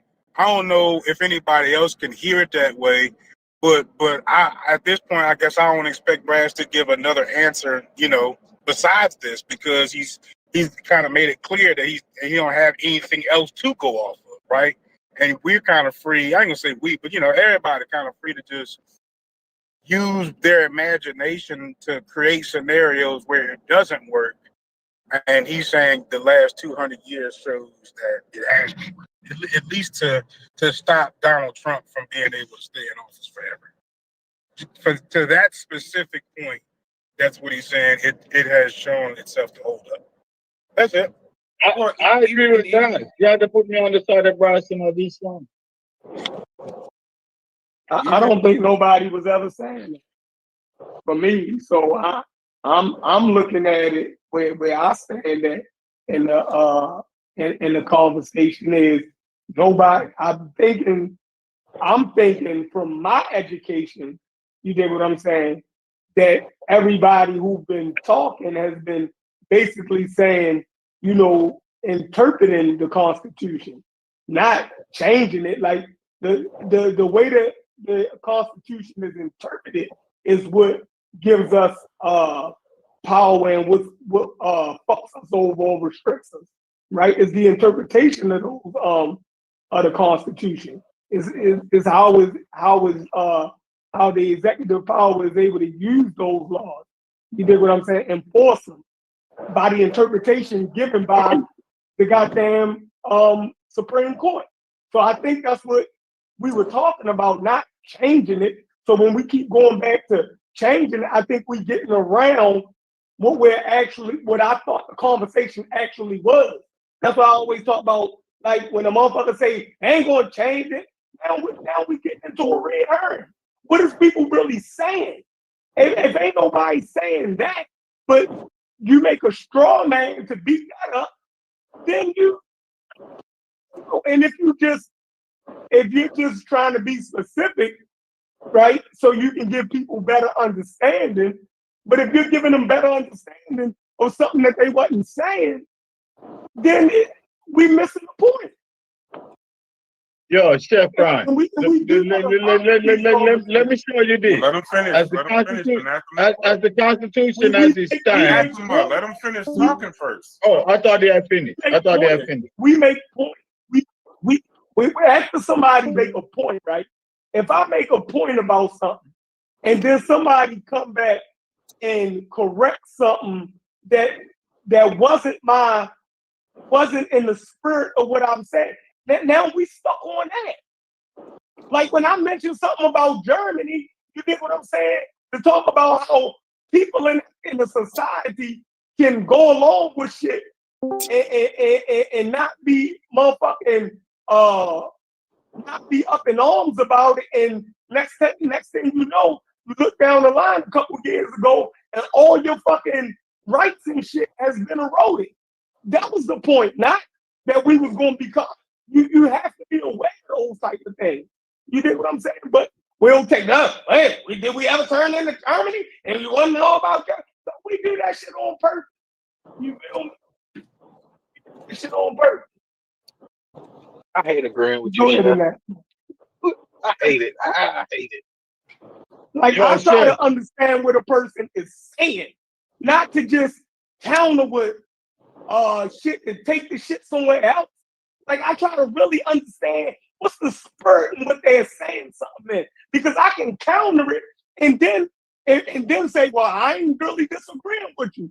But your counter then derail the spirit of what I was saying. Yeah. What I'm trying to express is that the spirit of what you were saying is that somehow he could do this change without the processes we're talking about.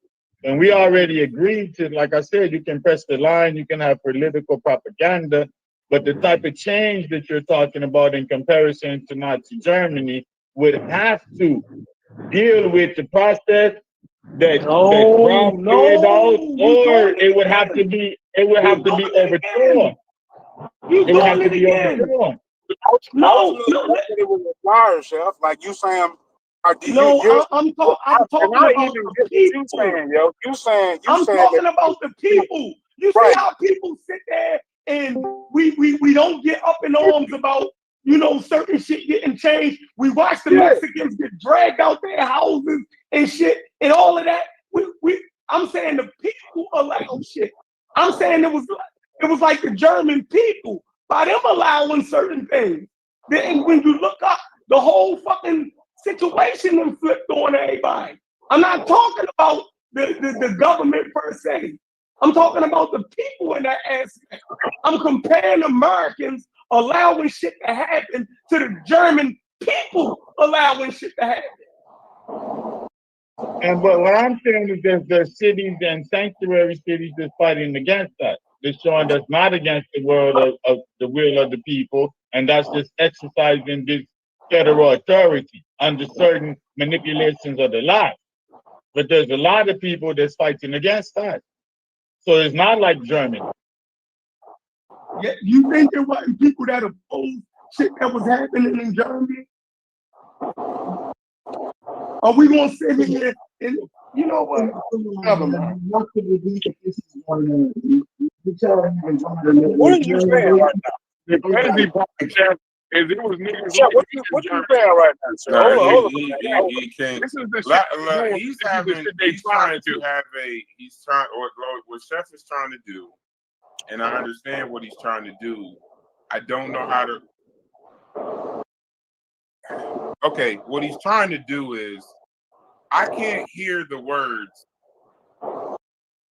When you say words like Nazi Germany and America in your comparison, I understand what he's saying. What he's saying is, don't focus on the literal sense of the statement. And I am a very literal person. So when I respond that we're not and respond with facts that we're not, what he's saying is, listen to the spirit of what he's saying.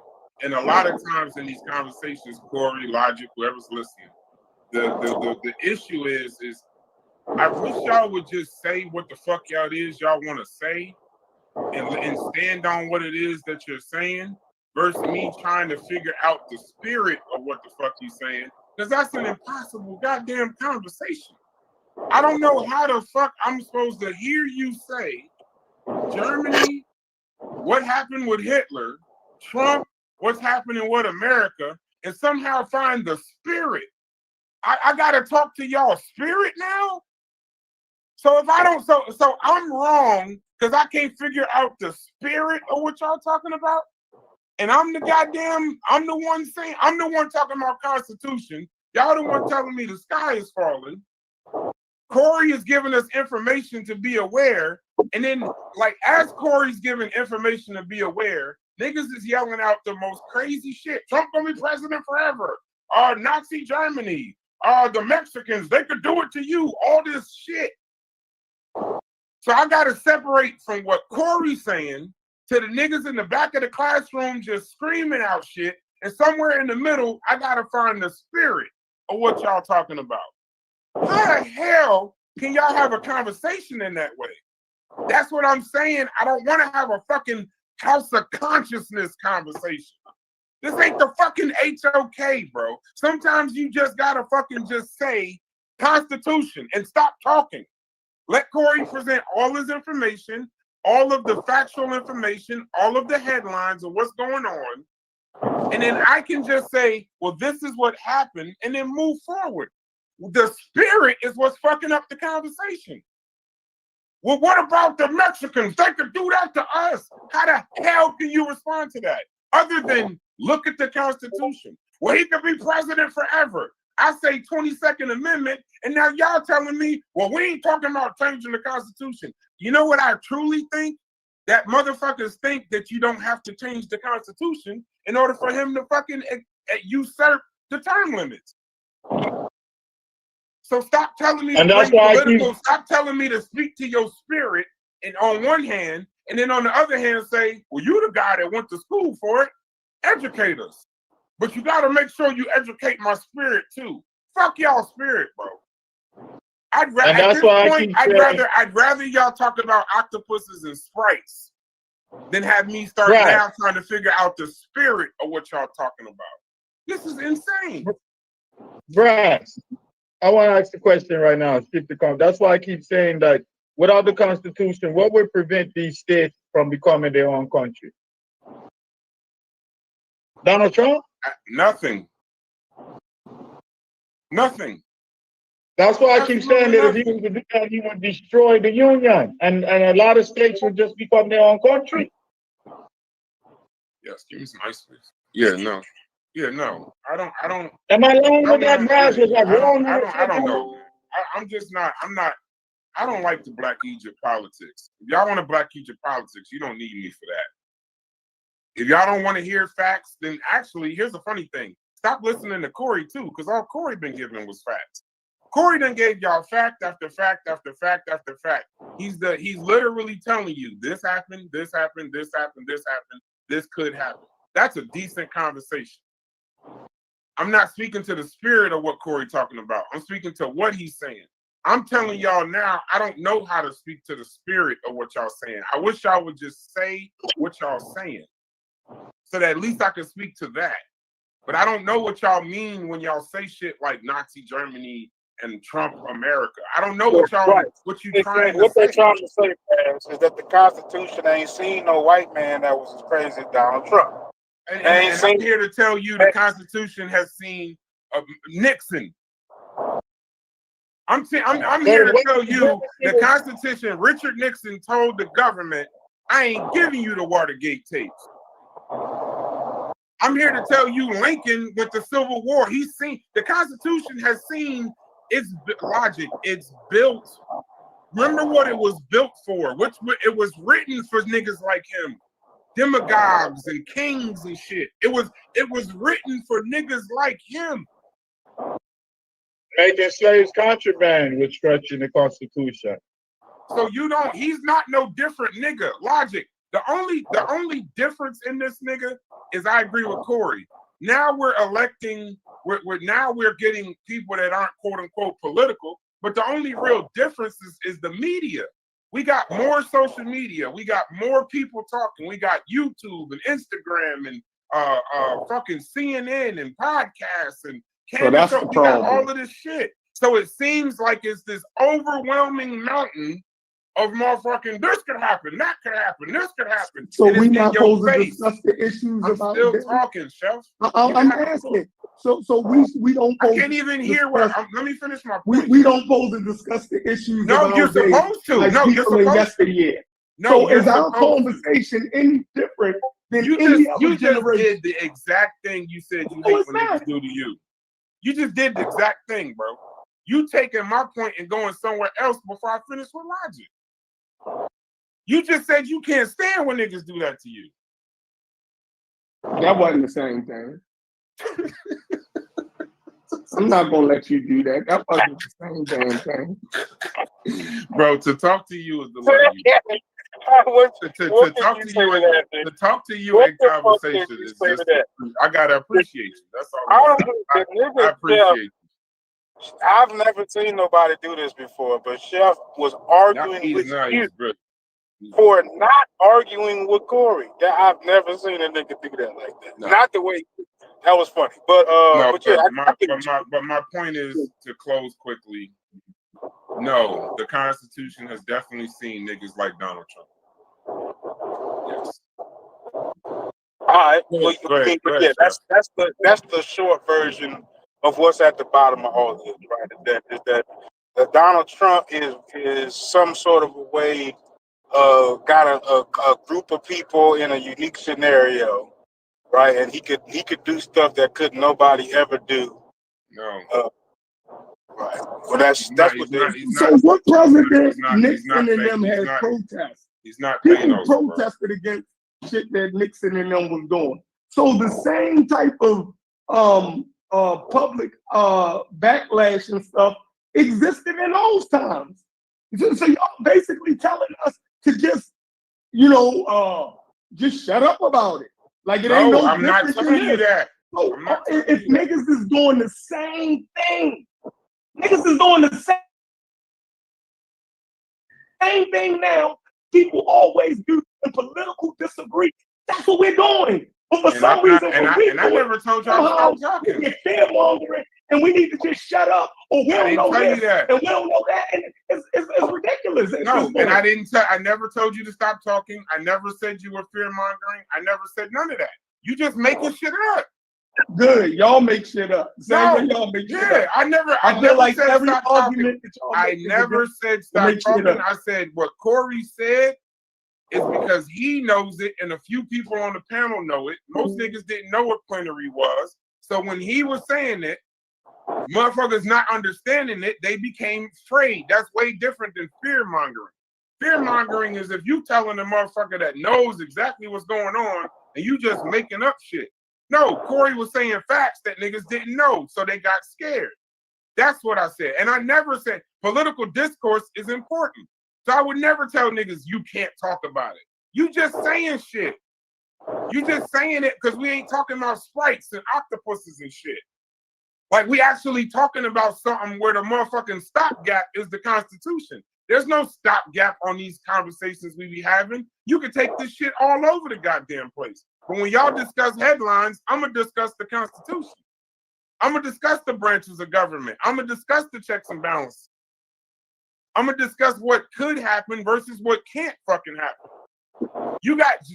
Y'all not even listening to Logic when he's having the conversations. Logic is the actual key to what we're doing. We were talking about plenary power, and Logic said, well, how would that stop the term limits? So we got a chance to understand the difference. Then Logic came in and said, well, has the Constitution's possibly never seen a nigga like Donald Trump? And now I can show you where specific cases where they've seen niggas worse than him. It's just now social media and all of this shit and discussing it is a lot different than in the 60s, where you motherfucking could riot and rally and this, that, and the other. You could see the protests, but you saw them the next day, 24 hours later. Now, when something happens in government at 4 o'clock, the whole world goes crazy at 4:01 with no research, no fucking education in regards to politics and how it works. They just go crazy. So when Donald Trump says, I'm going to be the president forever, or somebody else says, he's going to be the president forever, you'll think that's the first time somebody said it. And then when they say, oh, well, what about FDR and Franklin Roosevelt? They don't even realize that term limits didn't exist during FDR. Hey, So when I bring levity and facts to the conversation, y'all think I'm fucking it up when I'm actually trying to help y'all have the conversation. Did y'all talk him bringing them generals in and trying to strong arm them, talk about if you don't do this, this gonna happen and all that shit, and the generals was just sitting there like, yeah, nigga, whatever. Yeah, he tried to get him to applaud. Yeah, so we get what Corey and C is saying. He's absolutely trying to become a despot. Like he brought the generals there to kind of butter them up, soften them up, to test their temperature, to see if he could become that tyrant that he want to be.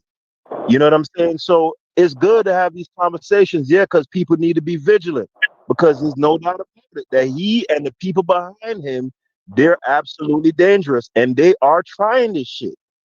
You know what I'm saying? But I think what Brass is ultimately saying is he's not nearly as strong as how y'all think he is. You know, a lot of it is a lot of bluster and a lot of posturing. You know, because those generals, they were sitting in there, and then one of the former generals like, man, this nigga crazy as fuck. Like, we not listening to this nigga. Like, you can't even, we not allowed to applaud or laugh at no shit like that in the first place. Like, what are you doing? You know, so you know what I'm saying? Yeah, be vigilant, but just understand that there are people that are at the watchtowers. They're watching them. They see what's going on and they're vigilant. Trust me.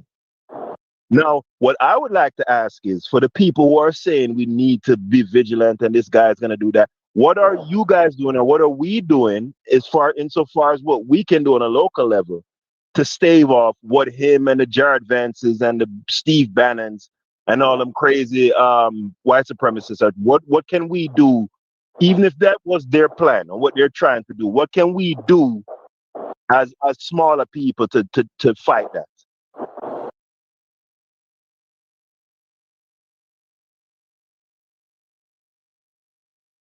Hello? Hey, can I My get a fault. word real quick? I was on mute. Can I have a word real quick? Yeah, brother. Hey, so y'all know, like during the first coup attempt, right? Don't y'all know Mike Pence was, he was the one that was supposed to ratify the new president, right? Certify the election, right? So we like, yeah, the Constitution worked last time because they came back at 3 o'clock in the morning and then they voted and then Mike Pence, he ratified the election. Guess why? Guess why they ratified the election? They was like 10 feet away from not ratifying the election. Like 10 feet, literally. You can go back and look at the video. The reason why he was able to come back at 3 o'clock in the morning and certify the election is because the motherfuckers that was in the hallway cheering, hang Mike Pence, with the gallows erected outside, because y'all forgot they actually had a gallows erected outside, right? The reason why he was able to come in and do that is because they didn't find his ass. Because don't y'all understand? I don't think y'all believe what the white folks was gonna do. Y'all don't understand that if they would have caught that hunky, they would have strung his ass up in front of the whole goddamn world. See, because they wasn't successful the first time, you niggas think it's comfortable. You niggas done got comfortable, but y'all forgot. Y'all don't remember the video where Mike Pence and his daughter and his wife was cowering down in the stair tower? Running away? It wasn't there was no documents that was gonna take care of that right there. They was gonna kill them niggas. Do you understand that? I don't think you niggas understand what them white folks went down there to do. They were cheering. We call the vice president of the United States of America going to do the certification of a new president, bro. They was chanting, hang Mike Pence. And you know what the president of the United States said? Well, I guess they're more serious about democracy than he is. Maybe he should have made some better choices. See, hey, look here. when we put shit in for real context, you see what I'm saying? Because y'all claiming, y'all so sure. So you know what it is? You know what it is, Corey? I'm almost done. Y'all so sure that this piece of paper was going to work. If y'all rewind to January 6th, y'all gonna see that if they would have caught that fucking white boy, do y'all know his ass would have been hanging up and there wouldn't have been no motherfucking 3 o'clock in the morning certification. Haskell, before you go, Haskell, before you go, I just want to bring some facts to what Corey is saying. Just some facts, just a few. While Michael Pence's death would have been tragic and it would have been horrific, the motherfucking vote would have happened with or without him. See, that's the hyperbole is needed that they were 10 feet away. The hyperbole is factual that they were 10 feet away. The hyperbole that they were yelling, hang Mike Pence, is factual. The fact that they could have hung Mike Pence is factual. Yeah, I understand. It was factual. But the line of succession, if y'all believe that, so I guess we got to fucking scream to get our point across. I was trying to just make a fact. The line of succession in the United States government does not depend on one fucking person. It's a ceremonial thing. The votes are already cast. The paperwork is already there. The Senate Pro Tem 4 would have done it had Pence not. Had Pence been dead in the front lawn. Say something. If I can say something, Brad. Hey, hold on, Corey. Hold on. I'll let you finish, Corey. Let me get in there. Let me get in there real quick, because I think I see what's going on in this discussion. Ultimately, what I believe Corey is driving at is that Trump and his cabal, ultimately, they're trying to foster an environment where they're basically saying, fuck all that shit. We getting on some gangster shit. Essentially, they're looking to have a revolution, right? And I do buy into that. They're looking to have a white a new sort of ethnogenesis for white people. And hold on, brother, hold on, man. Hold on. Yeah. So I think we could bridge the gap here, because I think ultimately Brass and Corey are having two different discussions. Now, I will say this, for what Corey is proposing that could potentially happen to happen, at this point, there hasn't been enough of the people in power and enough of the population. There hasn't been a critical mass of those people radicalized enough yet to do what they want by force. But make no mistake, I absolutely agree with Corey.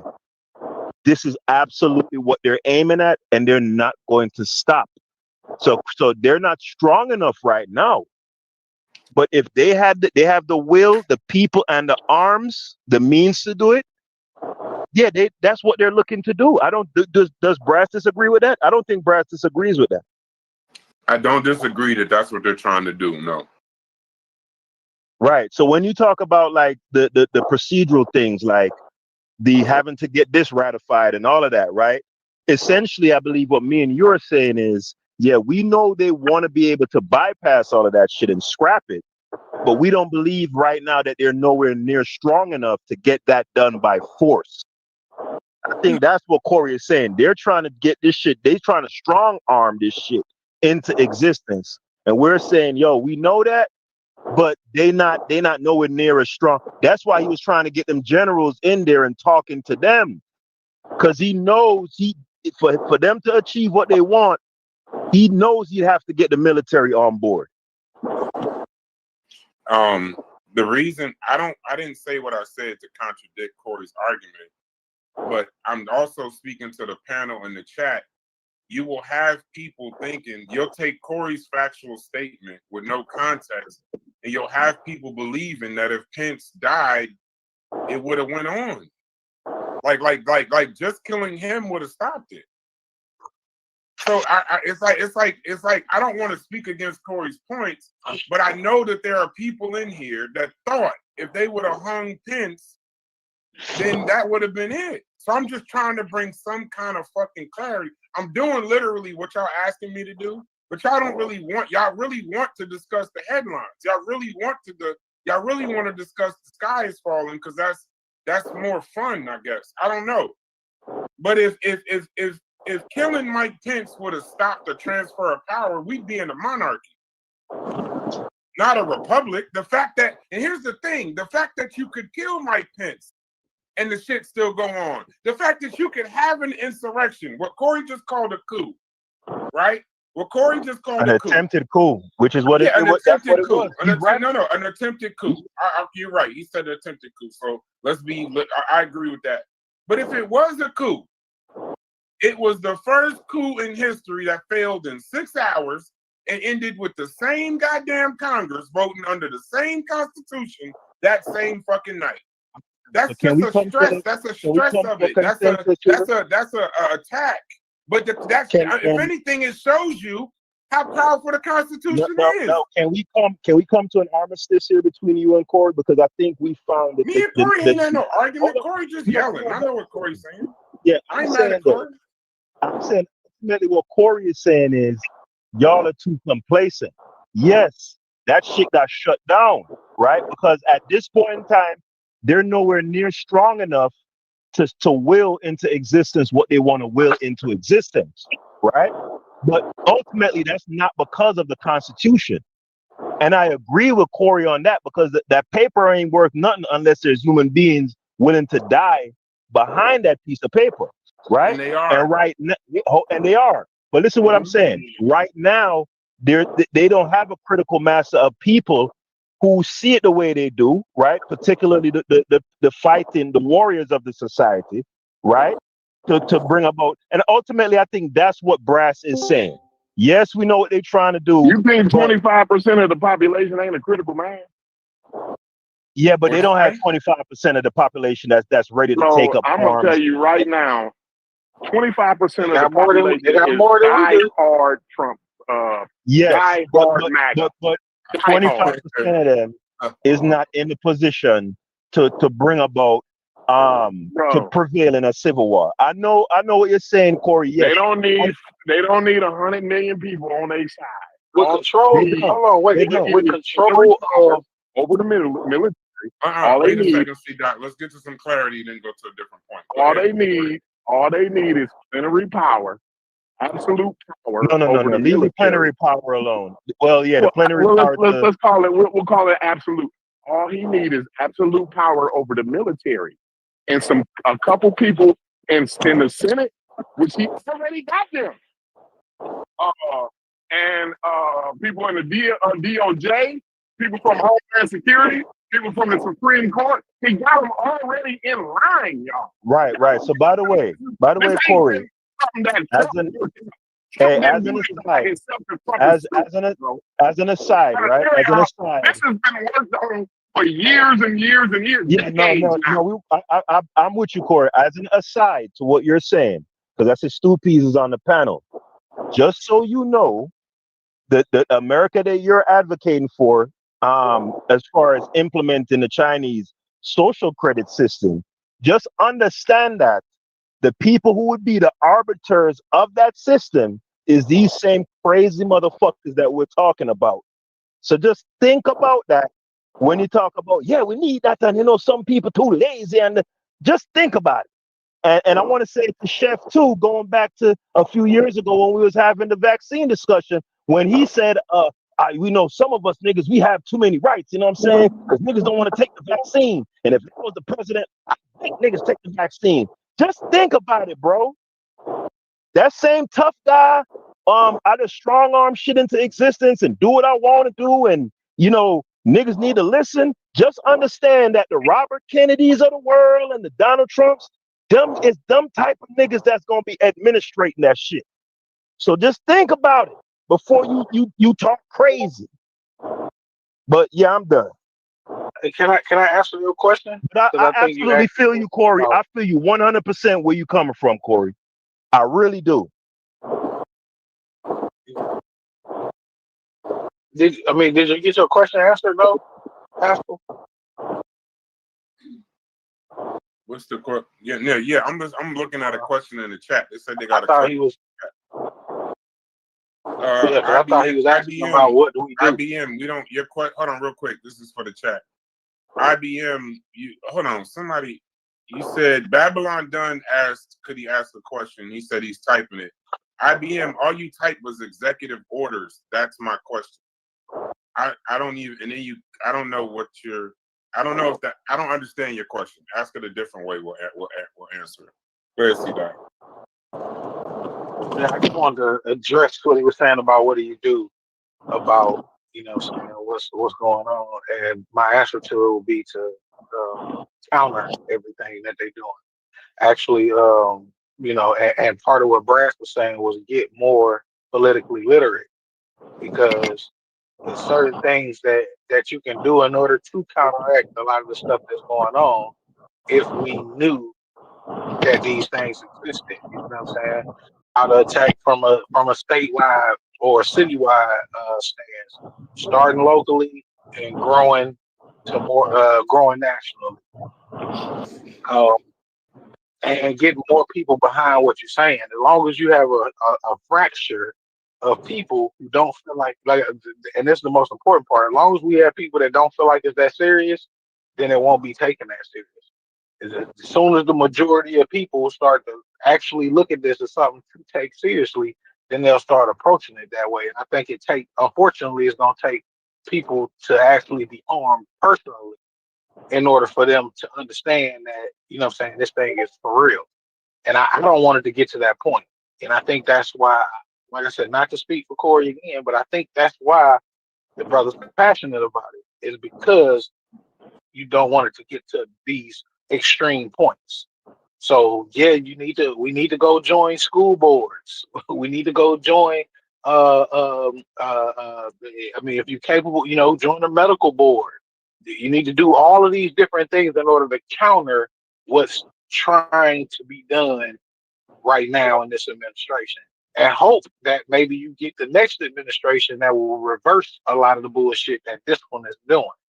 So if we don't do nothing and we just sit here and be like, oh well, he just playing, then it'll be like I said, it turn around and the streams start happening and it's too late to start addressing them when they're already there. So I think that's important. That's why I say it's important to pay attention to what these folks are telling you out their mouth that they're trying to do, regardless if we think it's possible or not, or the Constitution will protect us from it. We need to take it seriously.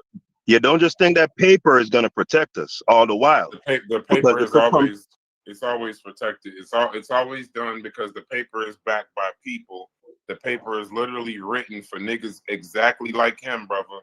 And then on top of that, then to go on top of the whole thing, we have to look at the motherfucking times when motherfuckers attack. Like why don't we do a show just on the times that the shit has come close to failing? Why don't we do that? Let's have a conversation about times in U.S. history where the Constitution was bent so far. We could talk about the Patriot Act. We could talk about the Civil War. We could talk about Watergate. We could talk about a lot of different topics. FDR, term limits. We could talk about all of that stuff. But that's not really what everybody wants to talk about. And C-Dot, I promise you, I don't know if Corey will come off mute and co-sign this. I promise you, Corey is having this conversation because a motherfucker that sees all of these things, bro, all of these things, and is dealing with this in his real life, when you come into a Discord, and I'm going to stay on this, when we talking about gorillas and fucking sprites and octopuses and sub-Saharan and Charles Murray, he's looking at a bunch of people he thinks are unaware. And that they're becoming so well versed. They're putting out books of, go read this and go read that. And I know this happened in Kemet and all this other shit. And his actual passion ain't for me. His passion is for, if y'all are so well versed and so interested in we'll go get and learn all this other shit, why wouldn't you try to figure this shit out? How could you not know Plenary?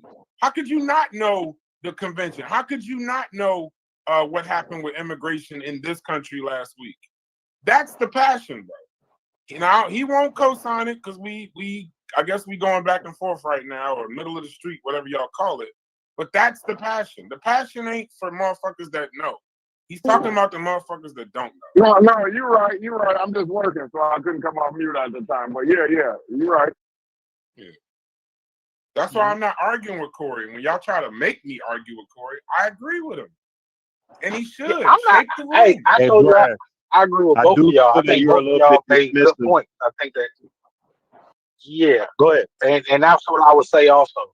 I would agree with what he just said. I think that it's being a little bit dismissive, especially like if they, like, I think the reason why I agree with Chef, which you already know, of all people, I never agree with Chef.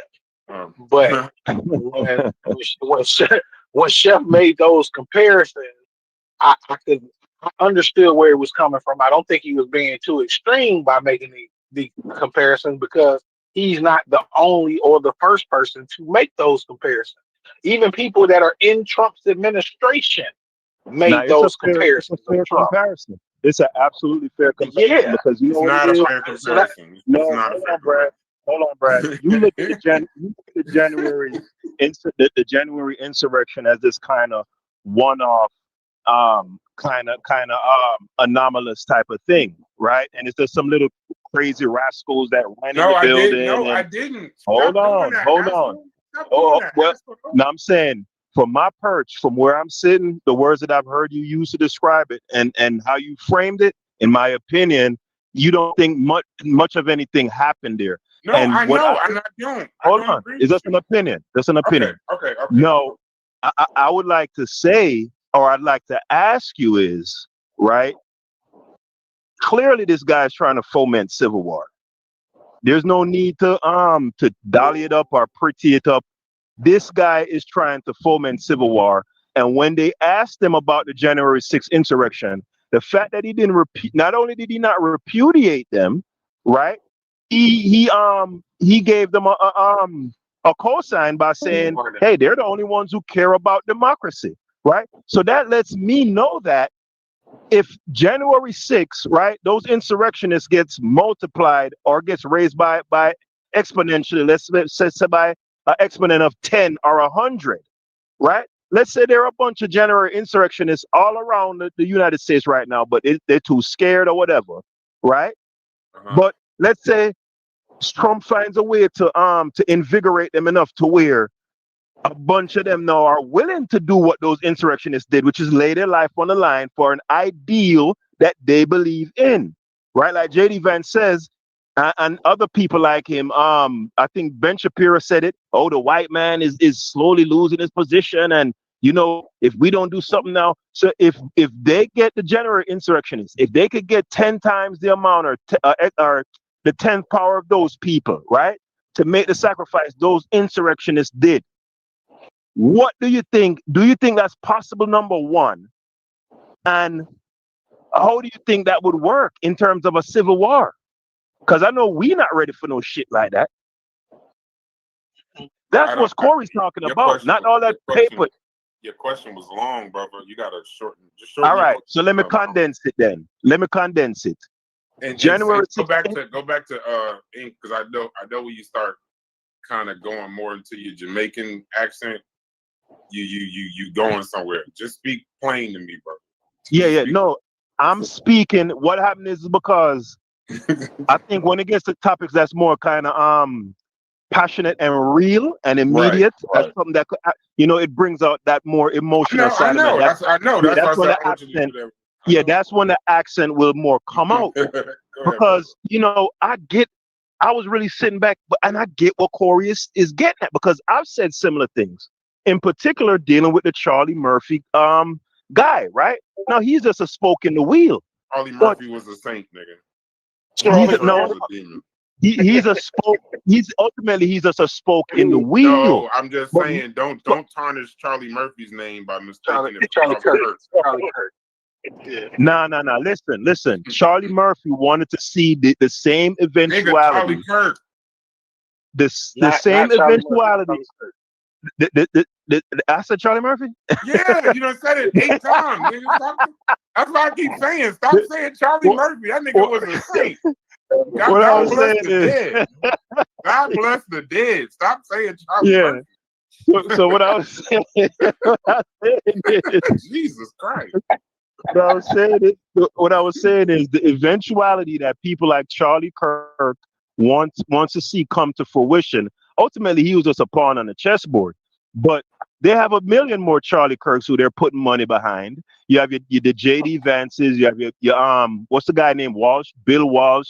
You have your Nick Fuentes. You have these people, and it's clear they're going to these college campuses, right? They're trying to convince the military. So you can see what they're trying to do at all levels of the society. They're trying to radicalize a critical mass of the society to go to civil war, to bring to fruition the eventuality that they believe is necessary for the republic's survival. And they're not playing. They are not playing. And that's what Corey's getting at. All that paper shit don't mean nothing. when if enough of these crazy motherfuckers who's trained and got guns and all of that type of shit, right? If they get on some gangster shit, all of that paper shit won't mean nothing. If you could But I convince don't think people play. I don't think people play with millions of dollars, Haskell. I don't think people play when they spending billions of dollars. They not playing. Believe me, I'm not playing when I'm spending billions of dollars. Haskell, can I go next? Big up to everybody in the room. I've been listening. I agree. Yeah, I agree with this. This is what I believe. A piece of paper don't mean shit unless you have men of high moral values and who believe in justice. Persons ask, show me when the Constitution has not worked. And we have 27 amendments to prove that the Constitution had issues more than once, more than twice. The Bill of Rights, the first one, 8 amendments or 9 amendments to the Constitution, and they refer to them as the Bill of Rights. Told you that these learned gentlemen who wrote the Constitution in the first place didn't give a F about certain things. So the Constitution is just a piece of paper, and it is dependent upon men of high sense of justice. Now, what we're having now is that the interpretation of justice is being corrupted. That's how some people perceive justice is different than how other people perceive justice. But we are going to rely on that piece of paper. Oh, no, you can hold on to it and you can say, yes, it has never failed. Or yes, it is going to protect us. No, the Constitution never protects anybody. It's men of a high sense of justice that has protected people. See, the Constitution. But this is why we can't have this conversation if y'all gonna do that, bro. Y'all just saying shit like this is why earlier, Stupies. This is why the earlier they kept telling me I didn't need to always bring up the Constitution, this, that, and the third, right? And I know based on these conversations, we will end up at a point. We'll end up at a point in the conversation where somebody will say the Constitution has never protected anyone, and then y'all, and then with no pushback, y'all will like come on, like this ain't even a conversation when y'all say shit like that. Y'all fuck up the conversation when y'all do that. It's the men who prop up the Constitution and give it weight, protect people. It's not the Constitution, it's not these laws, because it never protect black people until 1960. But black people have been in America since the Constitution was written, wasn't it? Wasn't black people in America when the Constitution was written? But the civil rights protect black people. So where was the Constitution in 90? Where was the Constitution in 1810, in 1820, in 1830? Where was the Constitution then? But we know when it was written. We know when it was made law. Right? We know that. But where was it then? It was the men who had a high sense of justice who came into play. So when you say, oh, the Constitution will protect you, hell no. Hell no. That is why when Trump met the generals, nobody smiled. If you look at the pictures, the general didn't smile. They were stoic because they were the gate watchers and the gatekeepers. They understand that this Constitution means shit. So if you touch it, you believe that this is going to protect you. That this is not the generals are going to protect you. It's not the Congress supposed to protect you. It's not the voters supposed to protect you. It's not all the people in the streets supposed to protect you. It's this piece of paper is going to protect you. You are going to be lined up going into the train cars. Just like the wine started in Germany between 1919 and 1933. They had a very strong constitution. Women had the right to vote. Look at the German constitution between 1919 and 1933. And it was a strong constitution. But without the men, women, and children to defend the constitution, it don't mean shit. And don't let anybody ever tell you anything. Without people of high value, morals, and justice, that piece of paper don't mean shit. Never has, never will, or you wouldn't have so much amendment. That's my 2 cents. Appreciate your 2 cents. Y'all go look it up, bro. I'm not arguing against it. I don't have the energy nor the time. Where I do agree, though, is we were definitely, someone in the chat said it too, so I'll give him the credit. Indigenous black man says, we were slaves at the time the Constitution was written. I fully understand that, and I get that. But if y'all will believe that the Constitution has never protected anybody, here's my challenge to y'all. Here's my challenge. I don't have a question. I got a challenge. One, I already know based on stats, about 60% of this panel didn't even fucking vote, but y'all complaining. That's cool. The motherfuckers that did vote, I know you truly think that your vote, right? Your vote somehow just go there, show up, vote, and that was the end of your civic duty, right? So that would leave like 3 or 4 of y'all. So here's my challenge to the whole panel.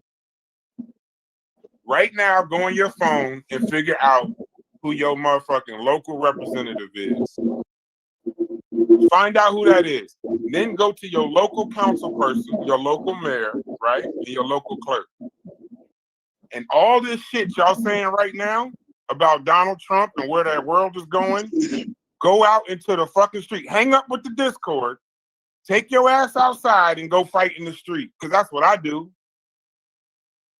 That's what I do. I go to the council meetings. Most of y'all niggas don't even go to y'all children's PTA meetings, but y'all trying to tell me how the government and what the government should do. So here's my challenge to you. Stop talking in the Discord, right?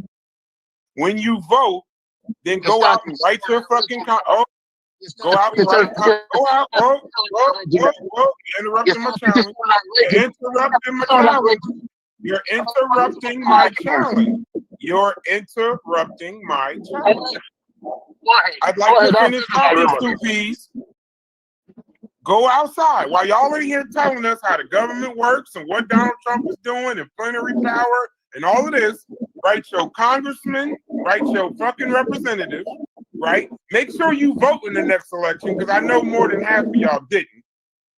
And the ones y'all say, and then some of y'all gonna say, well, I voted, I count. Well, you ain't do shit after that, so you ain't do your civic part. So go out and do all of that, and then tell me what they said.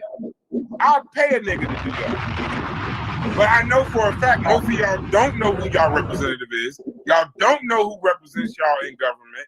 Y'all just fucking talking. Most of y'all don't even know the principal of your child's teacher's school's name is. And y'all trying to tell this is how the government should work. And this is what we should do. Corey gave you the information. Stupidez gave you some information. Chef, C-Dot, I gave you some information. Now go out into the world and do something about it. Because ain't shit gonna change in this Discord by y'all just telling Trump and all this other shit what's going on and what's wrong. That's my challenge to you. Write your congressman. If you put your state in the Discord, I'll tell you who the person is that you need to write to.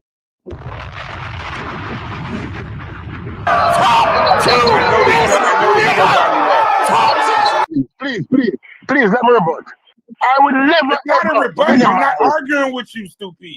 I don't need you to rebut what I'm saying. You're filibustering now. You're filibustering now. No, I don't want to argue with you, bro. I just made a statement. This is my opinion. Then. I'm not talking about you or anything you say. This is my opinion. I would never minimize the greatest civic duty any person in a country can do. And that greatest civic duty is the ability to vote. Right? Do not minimize it. Do not think that voting and doing nothing is greater than not voting at all. Matter of fact, you don't have to do shit if you vote. Because you have done your greatest civic duty. Because you may not possess if you heard what I said and that's what you got from it, you're not trying to listen to what I'm saying. If you heard everything I said and got that I minimized your vote, you're not trying to hear what I'm saying. No, you're interrupting me now. You're interrupting me now. When an individual vote, you don't have to do shit else. Doing additional things. Wait, what did you just say? I can't understand you. What did you just say? When a person. You gotta get off speaker. We can't hear you. You gotta get off speaker. Because even them, they say in the chat saying they can't hear you. What did you say?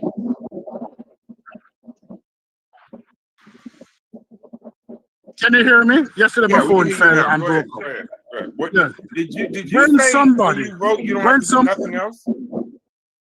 yes, I said you don't have to. I said you don't have to. You don't have to. You don't have to do anything else. Once you research your vote and decide who is in your best interest to vote for, you don't have to do anything else.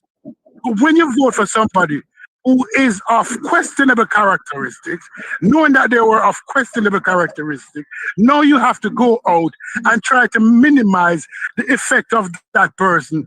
Chances are you voted wrong in the first place. If I have to vote for you, then I have to go out. Hey, Stuppies. Then if I have, let me finish speaking, please. Let me finish speaking, please. If I have to vote, before you go into no. When you're speaking, nobody can speak. When you're speaking, nobody can speak. Go into the It wasn't the first man. No. It wasn't for you. It was for anybody in general. I did not call any names. I did not call any names. And you're not allowing me to speak. You're breaking the chain of thought. You're breaking my. Before we go into the ad hom part of the conversation, and we start talking about who people voted for, before we go into that part of the conversation, I want to be clear. And I want to open this up to the floor. Does anybody in here agree that the only thing you have to do is vote and nothing else? That's a simple question to everybody on the panel. Do y'all agree with the beginning? Do you agree with the beginning of that statement? Anathema, DQ, Fairmont, Jackson, Smalls, Tony, Tuck. The beginning of that statement, Corey and also Corey. Do y'all agree with that statement? That all you have to do is vote and nothing else? Absolutely I put that not. to the panel. Go ahead. I'm listening to y'all, bro. I'm listening to y'all. Go ahead. No, I mean, that's a simple answer. Go ahead. 2 months, a period of time on your political shit, right? Spend 2 months on your political shit, 3 months, whatever. And then get back to your family. Get back to doing what you're supposed to be doing. You can't. I mean, I don't think you're supposed to be political all your life. It's for certain people. The average person needs to do their diligence, do as best as they can their voting, and do all the research. Spend 2-3 months just doing that, then get back to what you're supposed to be doing. Okay, cool. Tony, that's a vote. So that's a vote for Stu P's. Logic. Go ahead. Nah, you can't. I mean, because that's gonna put you in a reactionary position, and that's what you really are trying to avoid by voting in the first place, is by being proactive. So if you just participate in that one particular way and then you fall back for the next 2 years, I mean, like I just said, that's gonna put you right back. And the reason why you needed to vote is to be proactive in the stuff that's happening around you. So, no, I don't agree with it. Anybody else? Yeah, I already said that. I don't agree with that. It's crazy. Why is it crazy?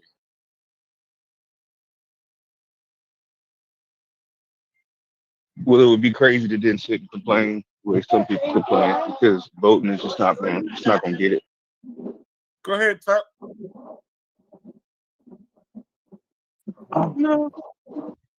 No, in short.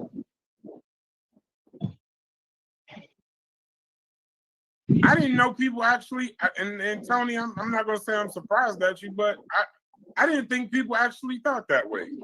That you thought you just could vote and just go home. That's the floor. Do you know that's the floor of the conversation? That's the floor. That's the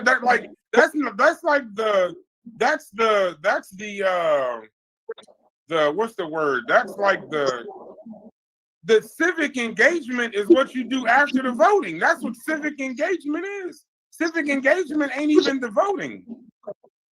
I'm the spending voting time. is just choosing the people. I'm spending time with my family and trying to make money. That's what I'm about to do. I'm not going to go into. I'm not doing none of that.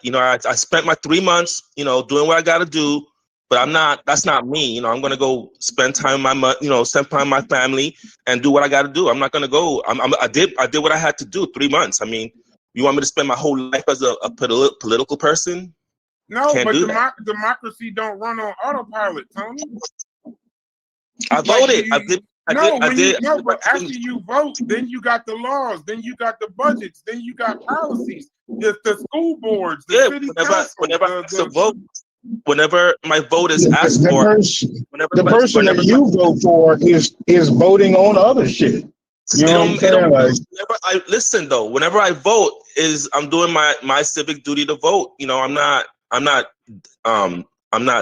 voting. You know what I'm saying? I'm doing what I got. Whether I spend 3 months or 12 months on it, that's your problem. You know, I'm not supposed to do none of that. I'm not. No one is telling me to, like, you got to do this, you got to do that. Do y'all know that the right to vote didn't come from voting? The right to vote. The right to vote itself didn't come from voting. It came from the lawsuits, the protests, the organizing. It came from that. The civil rights movement, the bus boycott, the March on Washington. The Voting Rights Act didn't pass on election day.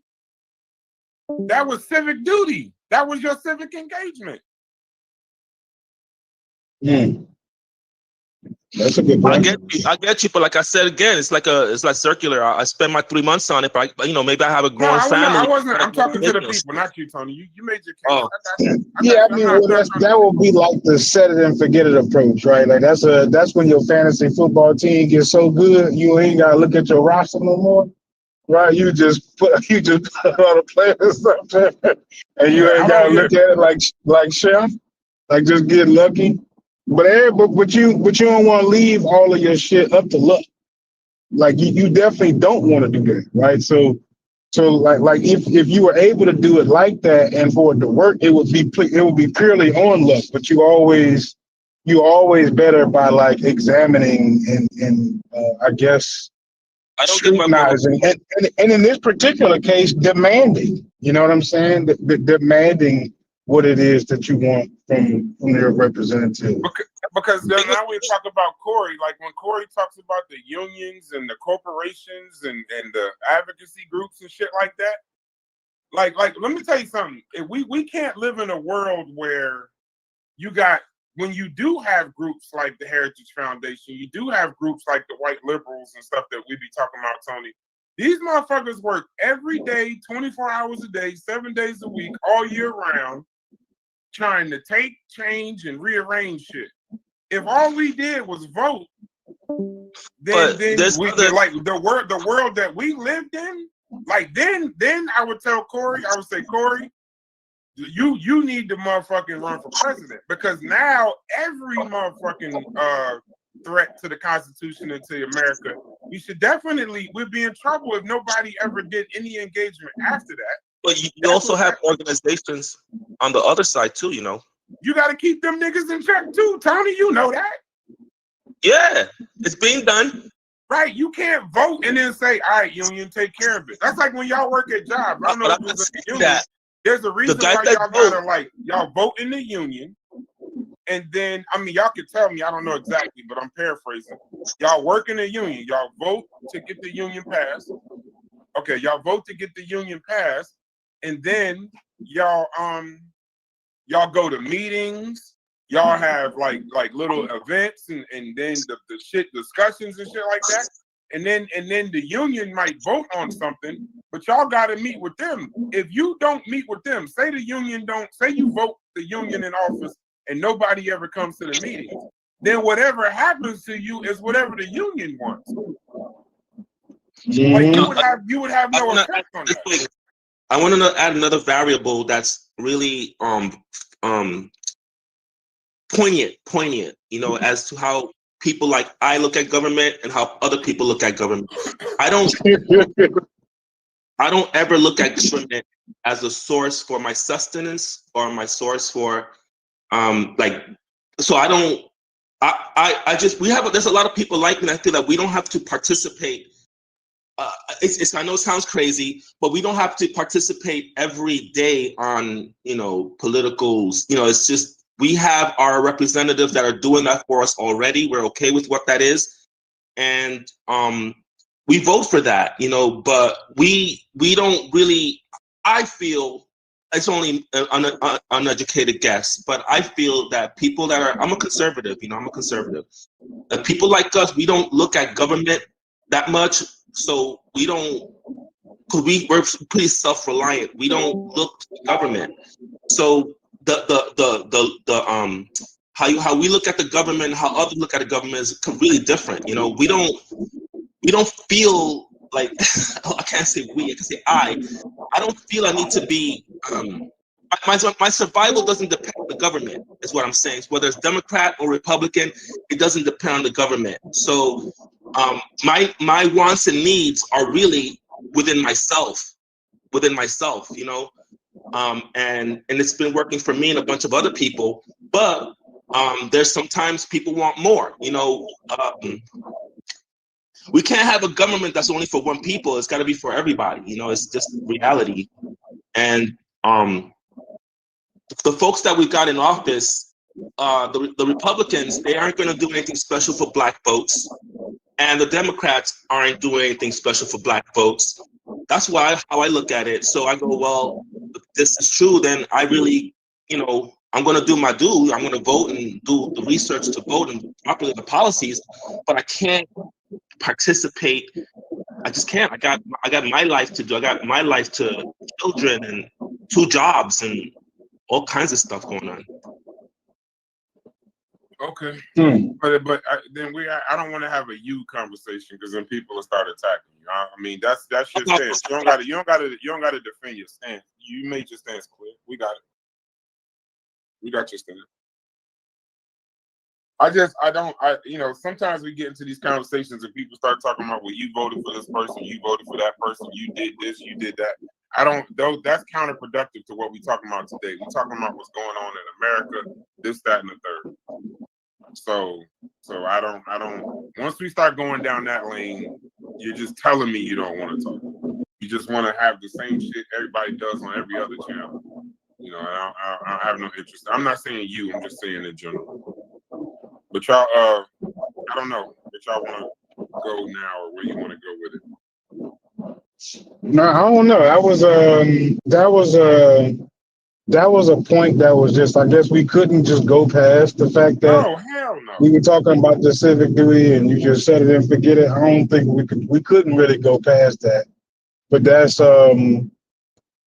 I mean, where were we at like right before that? Because that's an obvious one. Yeah, I don't know.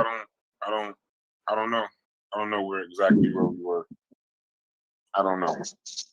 I could do, if you want to do some civic, whatever, or some regular, like. Yeah, but I think the Germany, and I think that's a really good idea. Actually, I'm interested in that. If you interested in it, but I think that the bottom line to it is the other side would have had to have been saying that Donald Trump is so unique and so, I guess, so egregious in the shit that he do, that he poses some unique problems to the Constitution, which I can see, right? And then your argument would be, well, every time they've seen somebody like him and potentially worse in ways, you said held up. So that I understand what you're saying. Isn't going to change based off of that, but yeah, that's the two. Get to the bottom of what both of y'all saying. That's it. That's exactly what you're saying. Yeah. Make up stuff back here once in a while. Weird. But yeah, no, it seemed. Maybe we'll do a class on that. I don't know. I'll get with Mujasi, see if he can help me put together, because I'm not a teacher. That's why when everybody starts talking about expert and school us on this, I'm not doing that. Motherfuckers is grown. They can go look up. We got more information at our hands than we've ever had at any time in history. More access to information. You can go and learn that shit. Go and learn it, bro. Go and Anathema he made a pretty good point earlier about how the Supreme Court actually doesn't just let Donald Trump do whatever the hell he wants in. But they would have to be a large part of some of the kind of fuckery shit that we would describe, right? They would have to kind of be behind a lot of that, wouldn't it? Like you would have to say the Supreme Court, not necessarily in complete lockstep with Donald Trump, but they have moved out of his way on some shit, right? You drinking a Pepsi Logic? What you doing? Nah, nigga, I'm just hiccuping my ass off. Damn near on the verge of death. He's about to die for his right to speak. You need to take a second, get your shit to order.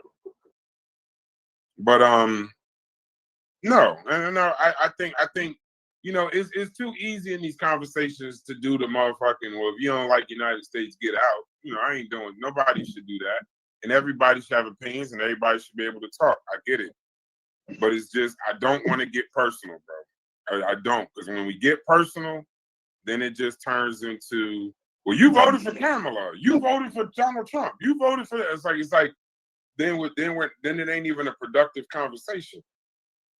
But if you're saying part of what Stupides was saying was correct, bro. I'm a black man in America telling you the Constitution will protect you while also telling you that you wasn't human and motherfucking we were slaves when it was written. Like, I know that part, bro. I know the Civil War, I know the Civil Rights, I know all of that, but that's just not the conversation that we have. To say, to make a blanket statement that it's never protected anyone, then I can't move past that conversation. Mm-hmm. I can't. Like, I don't know, like, because the thing is now, how do I respond? I mean, not well, respond. You gave the best possible response, I feel like, right? You said we didn't get, the right to vote wasn't even through voting, right? Like, that proved the point pretty well to me. Like, for real, wasn't nothing else after that to be said.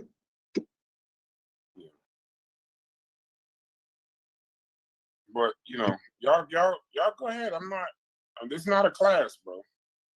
I know everybody's kind of busy, but if not, we could stop unless y'all got something else y'all want to talk about. I want to ask you something real quick. Mm-hmm. So are you saying with the Constitution that the white man sprinkle more freedom than anybody in the world? Is that what you're saying, bro?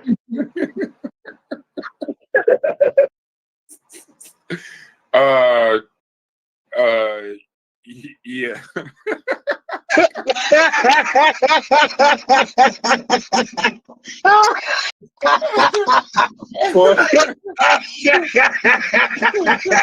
It's quite a contradiction you find yourself in there, sir. I know you to be American. I'm telling you to be American. Matter of fact, to be African American is fucking crazy. When they wrote the Constitution, Thomas Jefferson was writing this shit with slaves. Mm-hmm. When in the Constitution, we weren't even human. But here's a black man in 2025 saying the Constitution is going to somehow help you. So I understand Stupi's rage. Don't misunderstand that. Me and Stupi's done got into too many arguments about politics. I'll pause. Brad, don't forget the Christian black man part too. Go Catholic. Yeah, the Christian, right? The Christian black. Okay, yeah, just make it. Make sure. Trying to get me Charlie Kirk out here. Now, and the real irony of that statement that you said there, Tuck, is that it would all fall on the integrity of the people who wrote it, right? Like, it wouldn't even just be the document itself. It would literally be the faith in the integrity of the people behind the document. That would it actually be. So it's stupid as that sound. The thing that you would be having faith in actually isn't on the paper. That's the irony. That's the irony of Gandhi. Yeah, but here's the paradox though. They wrote that also against the same niggas in Western civilization that y'all talking about. So when we're saying sprinkling freedom, you're just talking about the ones over here sprinkling freedom against the niggas in the kings and monarchs that was trying to take it. So let's not before we get interrupted and derailed and the chef come in here and say, well, hold up. I'm telling you, you know what I'm saying? We in a good spot. You understand what I'm All saying? right. I'm throwing my hands up. Yeah, I definitely understand what you're do you saying. understand? Like I'm saying, like if we're saying that the Constitution was a sprinkling of freedoms, now we back to the same argument though. The reason why it had to be written is for these same Western civilization freedom sprinklers. The same niggas, the British. They wrote that shit for the British, not us. They wrote it to get away from motherfuckers that wasn't sprinkling freedom. See how when we like you can't like I say you cannot fucking congratulate Dak Prescott on a good fourth quarter comeback if he the reason why in the first 3 quarters you had to make the comeback in the fourth quarter. What are we doing? So we celebrate them, but what about the British? That's why you notice after day 2 of that conversation, it went from white Western civilization to the white man. Remember, y'all don't remember that part? At first, it was the Western civilization. Then I asked, so what was all Western civilization? Then it was like, well, no, y'all want to talk about the white man. But no, I knew y'all was talking about the white man. Because if we're saying Western civilization, then hell no. Them niggas is crazy. So crazy that you gotta cause other parts of the Western civilization to write a constitution to make sure that whatever they did never happens again. Gets kind of spooky. Nobody on the video in the chat knows what we're talking about. And you know, I actually I had convinced Mujasi to allow me to interrupt his flow of reading, right? And that book that I keep introducing to Dawn and everything, when I went back into it, and what it kind of does is it lets you know how far removed we are today from what we would consider the most most basic of freedoms, right? Like the freedom to leave, right? We almost can't even imagine living under a state that says we can't come, we can't just leave the borders anytime we feel like it under whatever conditions we feel like. That's a foreign idea to us, but like that actually wasn't that long ago where people couldn't just do that. They couldn't just be like, oh man, I ain't feeling this, I'm out. What? Death. You know what I'm saying? Like, but I guess that's the whole irony of it all, right? Is when I look at it in that whole larger historical context, like, man, it sucks to say, but that's what progress looks like because the other shit was just so bad. Like the whole idea of you having rights. Huh? I went back through what I remembered on it. So the first time I read, the answer is no, right? So the first time I read it, about 3/4 finished. And then when I went back through it, I went through what I had read and I just listened to the conclusion. And that would be the biggest takeaway is just, having like a backdrop of how people, how little rights people had not that long ago. But that would just be what it would emphasize for you. And I don't really know how important that is because I could just tell you to myself. When did you read that book? Or why did you read that book? I read the book because suggested it, to be honest. But I read it. You know what's crazy? What's I know up? that's why you read it. Yeah, I mean, I'm just gonna be honest with you. That's why I was asking you. I said only uncle that made you read that book. Only uncle. I don't even remember. Matter of fact, I do remember why actually, and it was a conversation that I was having with Brendan and Unc. Right now, I actually, me and Brendan were kind of like having the conversation in some kind of way. The book suggestion came up. But it was about the stratification of society, and that's what Brendan basically took me to, right? So that but there was definitely a sensible human in the room too, while all of this was happening. So Brendan amen the suggestion, and I actually got really interested in it. No, it's a very deep book, but the book isn't really about rights and constitutions and things like that. It's more about imagination that we would rather, we think what we want is choice. But to be quite honest, we'll choose control over choice almost at every turn. And that's where, that's the great thing of everybody telling you, you know, you'll go to a restaurant that's got a one paper menu and it's got 7 items, and you're like, man, I wish this shit had this or this or this or that, right? So you think that's choice, but then you'll go to a diner with 1,000 items and you can't fucking figure it out. But that paper, you can figure it out fairly quickly. You know what I mean? So so when you have that, what the book is really trying to say is that we actually forgot we didn't need government. We didn't need it. There was other forms of freedom, different.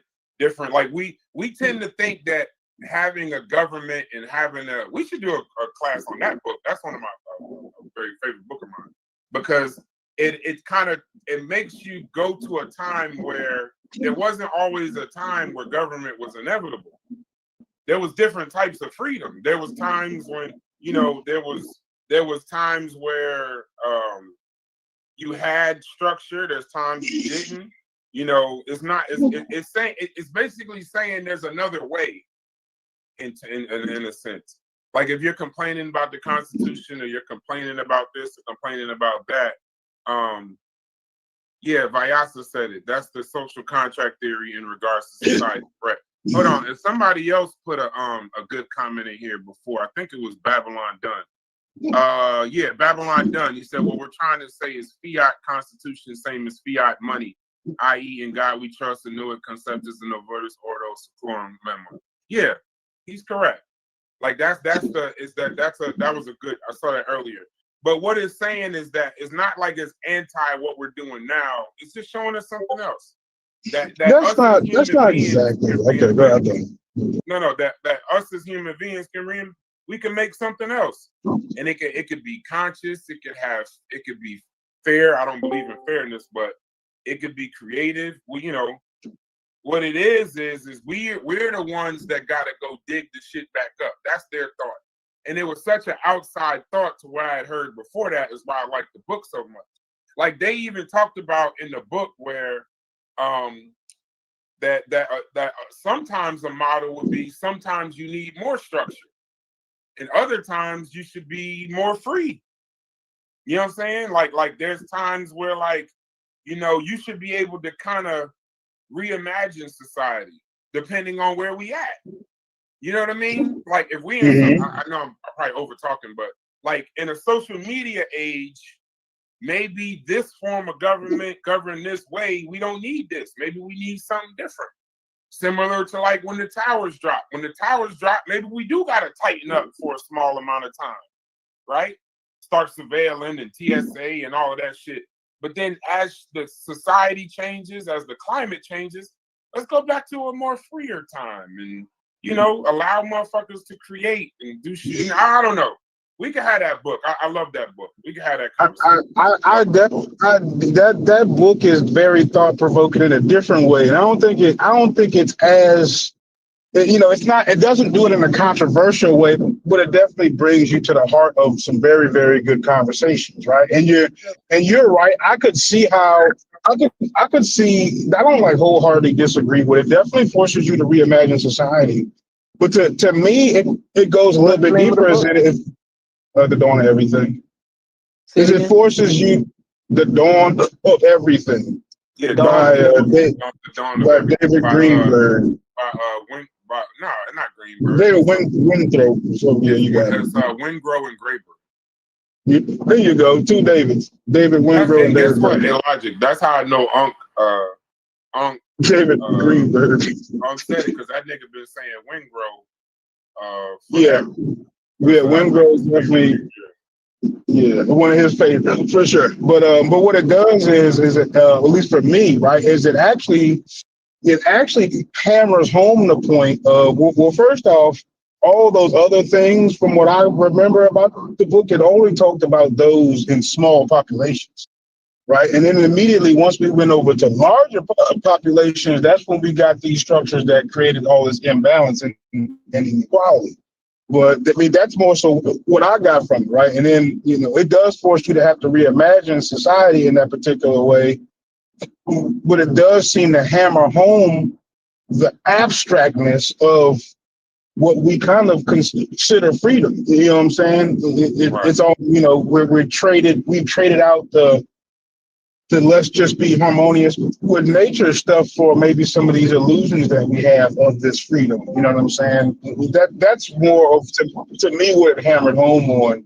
But I mean, it sounds like you pretty much captured it. But some of those ideas could be considered abstract, and that's actually like it's surprising, right? Like you would, to me, I would just you know, imagine that being a global theme, right? I would imagine just maybe here in America and our experience with it, I could see it that way, but not like spread it across history and it be abstract. You know what I'm saying? So that's a little surprising to me. But That's do you definitely remember? surprising to me. Do you remember? No, we're not still talking doomsday scenario, Psycho. We welcome to come in here and get these people in order. You remember the three freedoms though? The freedom to leave, the freedom to the last two I don't remember because that was the one I was like, as soon as I heard it, I was like, I need to tell this to him. Yeah, it's freedom to move, freedom to disobey, and freedom to something with social rules. I think I was reimagine. Freedom to not listen. Yeah, but that's disobey. Yeah, and it's saying that civilization didn't create the freedoms, that it just reduced them, similar to what you're saying. So what it's saying is like, if the order is what gave you your concept of freedom, is the freedom order gave you actually free. See how a book like that will fuck you up. Way worse than a blunt. Way worse than a blunt at all. If it was the order, if you had to go get your freedom from order and structure, are they telling you now what freedom is? Because actual freedom ain't that. Right. Because now you traded it in for another box that you're not calling free, basically. Yeah. So yeah, I think that would be a good one. But I agreed with I like the seasonal freedom. I love that. I don't know why I like that so much, because I'm really not a guy like that. I kind of like order. You went back to this book recently, then? Huh? No, okay. I touch on it from time to time in regular conversations. It's my brother's favorite book, and he quotes the shit all the time when we talk about Donald Trump. I think my brother, and I hope you're listening, I think my brother would leave his wife for Kamala Harris as much as he talked about her. Goddamn.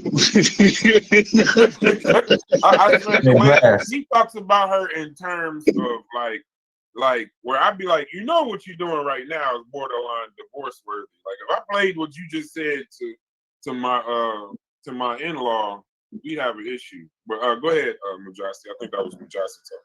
Fire. Yeah, you hear the kind of dialogue that book creating right now? Fire, bro. Yeah. Well, see, I wanted to tease y'all real quick. Can I get permission to tease y'all real quick? Go ahead. Of course, bro. Based on what y'all just described with this book, and I'm excited the book. I just looked it up and I'm gonna order it. Based on what y'all described with this book so far, y'all interpretations of it. If y'all would have changed the authors on it and said the author's name was Tony Akbar Muhammad, the other author maybe is Nasheem something, the book would sound a little what y'all would call 2 months ago pseudo. What you mean? It sound just y'all based on y'all interpretations, it would sound a little on the what y'all were labeled at that time as pseudo. Just teasing. Just teasing. I'm missing the comparison. I would just call it uncomfortable. They don't present it as science though. Right. It's really just like conversation. It's conversation in theory, but But in actuality, you're not wrong because it's a soft science. So yeah, it would be pseudo. Yeah. Just teasing though. It's just a tease. No, I get it. No. That's interesting. So, I mean, that's interesting to look at, but I never looked at it like a historical verifiable way because both of the people involved in it is an anthropologist, and I think the other guy's a historian too, David. So I think that they're making an attempt to kind of like to not. They do speak inside the book and tell you it's not like done scientifically because they'd have to cover so many different scenarios to try to hammer home the problem. So they actually do tell you that, right? So I guess you're not forced to look at it in a scientific way, but they do pose some very serious questions, and they bring up other people throughout history who pose some very serious questions. So that's the spirit of more what they're trying to do. Absolutely. Yeah, Absolutely. and don't think that book doesn't go without some serious motherfucking critiques now. let's not go because because they both got PhDs in archaeology, but they pick and choose a little bit too much though. That's the only part.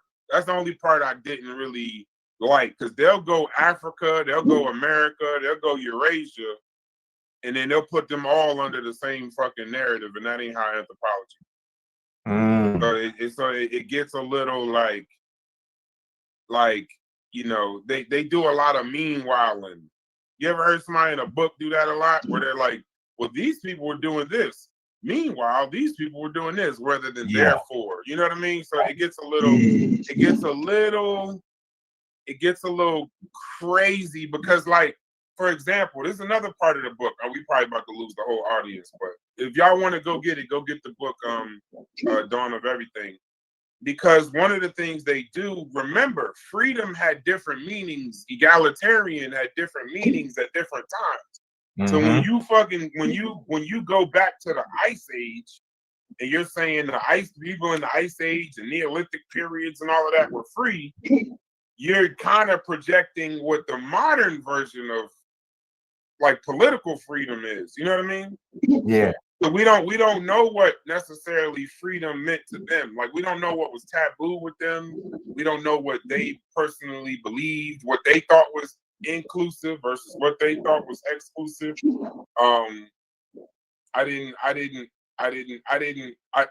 It kind of stuck me a little bit, but I believe that these questions do matter, but it definitely, they only really talk about large societies real brief.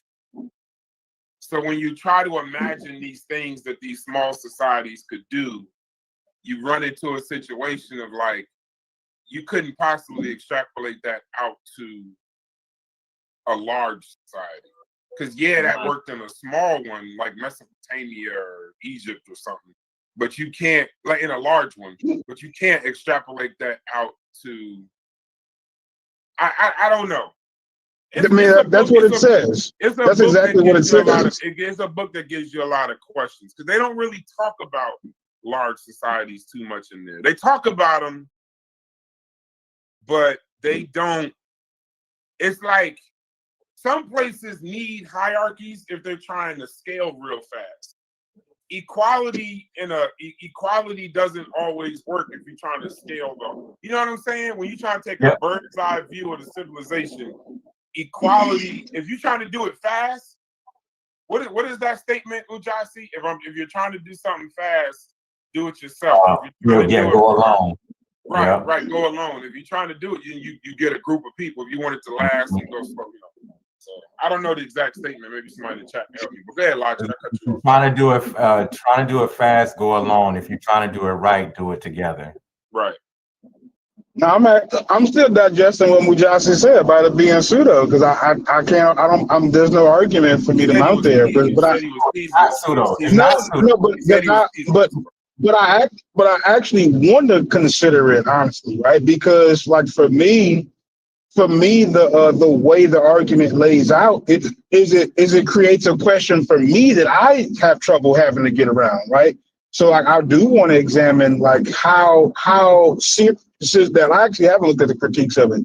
Now that now that you've actually brought all that stuff up, because one of the things that they present in the book as problematic is when you're looking for the small societies in the intricate ways that they operate. There's Jesus, they're going to be very little that you're going to find writing wise to keep up with it, right? So.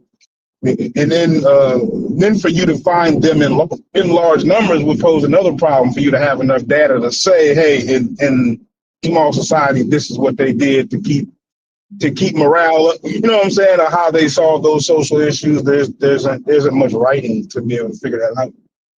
So. Right. And that's the thing that might be the intent of the authors. I've never read the book. I just hit submit on it, so it'll be here on Tuesday. And I'm excited to open it up. But that's the logic. My encouragement for you, which is what me and you have a tendency to do, is we fall into that pragmatic trap of looking for the concrete evidence and data and all of these pieces. And in some of these writings, you can't go there, especially if you read by anthropologists.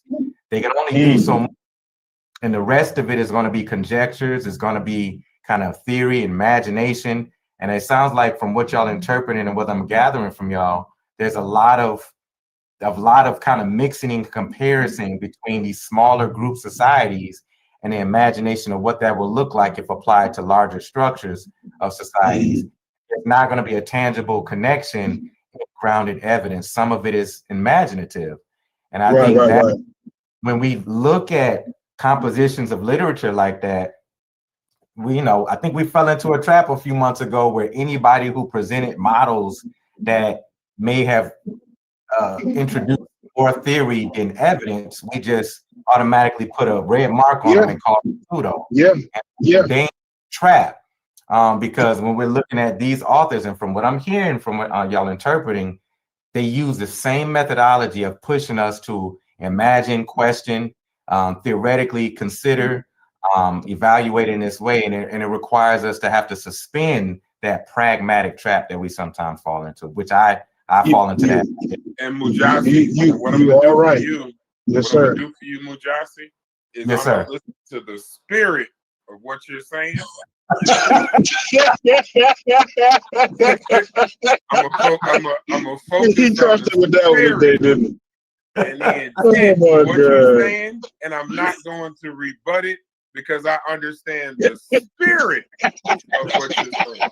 See, I'm learning, bro. I'm learning, bro. I'm learning. I love it. See, now I understand. Oh my God, bro. I understand what Chef meant because I fundamentally disagree with what you're saying, but I understand the spirit of what it is that you're saying. So there's no need for me to rebut that. There you go. Like, hey, Chef Carnivorous Podcast, I know you out there giving Jewish tapers. I fully appreciate you, brother. Now I understand the how if I was to come behind that and start bringing facts and all kind of statements and all this, that, and the other, it would literally destroy the actual spirit of what you're saying. I just spoke to Mujasi's spirit. You spoke to my spirit, brother. I'm officially in the HOK, brother. I'm in the HOK. I'm out here speaking the spirits out here. We 5 hours and 28 minutes. Yeah, we 5 minutes. We out here handling spirits now. You see there? You done tap back into your ancestral spirit, man. You ain't know you can do that. Hey, you know what I want to do next? I want to go get me a Sprite. Wash it down. Jesus Christ. I want to go get me a cold Sprite. Wash it. Yeah, and again, I haven't read the book, so I could be wrong. I'm just no. You're not wrong. You're not wrong, and I understand what you're saying because it's definitely that. But the book's intent was more a challenge to. You hear like in the conscious community, they always talk about,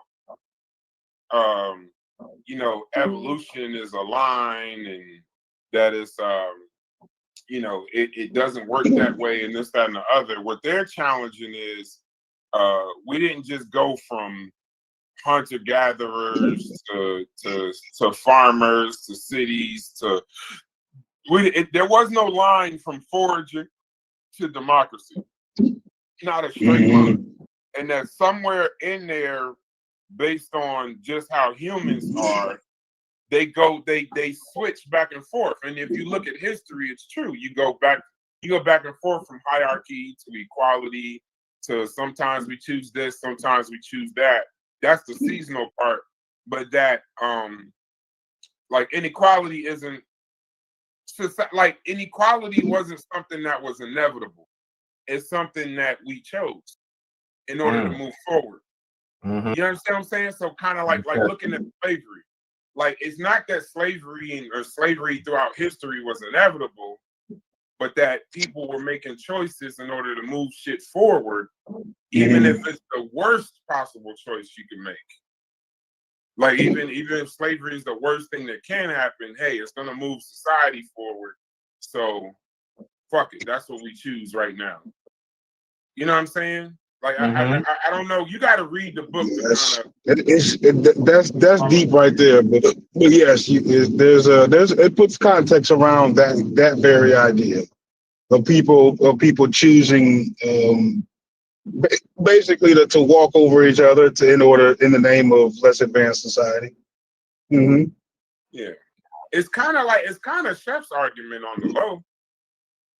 Because when you look at the modern part of discourse about people, you would think that all humans is greedy and selfish and it's not morals and this, that, and the other. But that there were times in history, matter of fact, a lot of times in history, that the moral component is what fed our imaginations. The creativity component is what fed our imaginations. And that's how things moved from maybe a hierarchy to more of a equal society. But then it goes right back and says, but then, you know, when we tried to move forward, we just chose inequality again. It's almost like it's like that we're choosing it. It's not like it's just happening. Like a Donald Trump is not inevitable. We're choosing him. Like that's the some people, I think Stu P said it the other day. He said that Donald Trump was punishment for Barack Obama. Right. That's that. It wasn't. It's you know that even if we know the shit is wrong, we may choose that shit. Well, Barack Obama. I know Anathema has said some things that have been pretty problematic, but I know one thing he said that I found somewhere else. Don't exactly remember where, but we find the collective finds safety in people like that, right? In somebody that's like what Donald Trump behavior, they feel comfortable with him representing the community because of how wild he is. Like the fact they might not trust themselves to press that button, but they'll give that button to somebody like a Trump in order to protect them. You get what I'm saying? Like that's somewhat of a thing too. That people like Napoleons, people like Putin, even Stalins, they some kind of way find themselves, in those positions over and over. When you got, I think Mujasi was about to say Barack Obama was a response to Bush. I think that's Hey, not to cut y'all off, but Logic, I don't know if you remember, but we went over that in the pseudo killers. I know Sosa, it was me, Chef Sosa. We talked about the strong man, right? And how a lot of times situations get to the circumstances will favor a strong man. You see what I'm saying? And a strong man is basically kind of like an authoritarian, I guess. It's kind of what Logic said. So and so won't push the button, but we'll give it to old boy, and he'll push the motherfucker, right? So that's the whole strong man conversation. We had that before. I think that's a good conversation too. Or Corey, or when you talk about the 25% of the country, you got somebody that's willing to say out loud what you really feel. And the shit you can't say. This shit, like, you can't say, make America great again is not a new term. That's a term that base truly believes. You know what I'm saying? So hey, that was a good example. That was a real good example of the rhetoric, right? So the rhetoric is basically like that's the key to let the masses know, like, yo, this is what y'all looking for. This is the strong man that y'all looking for. If the strong man don't speak up, the masses don't recognize him. You know what I'm saying? So yeah, it's a crazy little dynamic, bro. It's a crazy dynamic. Yeah. Well, what was that comedian that said all of a sudden? He said all of a sudden the motherfucker I was working with 24/7, the white man I was working with 24/7. Now all of a sudden he comfortable to call me a nigga. Like, what happened? And then the other guy was like, well, Trump got elected. All that shit came out the closet. People that never participated in voting, similar to, people that never had a say, never wanted anything to do with it. All of a sudden, you started seeing racism at an all-time high. But in actuality, the racism ain't at an all-time high. It's just now you got somebody in office where you're comfortable to express that shit. Yep, he's been emboldened a little bit. Yeah, nobody. My father, I ain't gonna say my father. My uncle, he told me that United States. This is gonna be a very ignorant statement, but try to find the facts in it because I do love my uncle. He said that United States has never liked homosexuals. United States has always been against homosexuality, but now you're seeing under Trump and under the DEI attacks and this, that, and the other. Now you're just seeing how the United States actual feel. They don't hate gays and stuff more. They're not against it more. It's just now you're seeing they're just comfortable enough to now say it. Whereas in the past 8 to 10, 12 years or whatever, you say that shit, you lose your job. There was real repercussions. There was jail time for shit like that. But in actuality, they're just the country is showing you how they actually feel about it. So I don't know. I ain't trying to throw my uncle under the bus, but I can't disagree with him. I don't think that these are new feelings. Mm-hmm. Chef will tell you in a heartbeat. There's nothing new under the sun. There's no new history. You can look at history. That's why I always go back to history.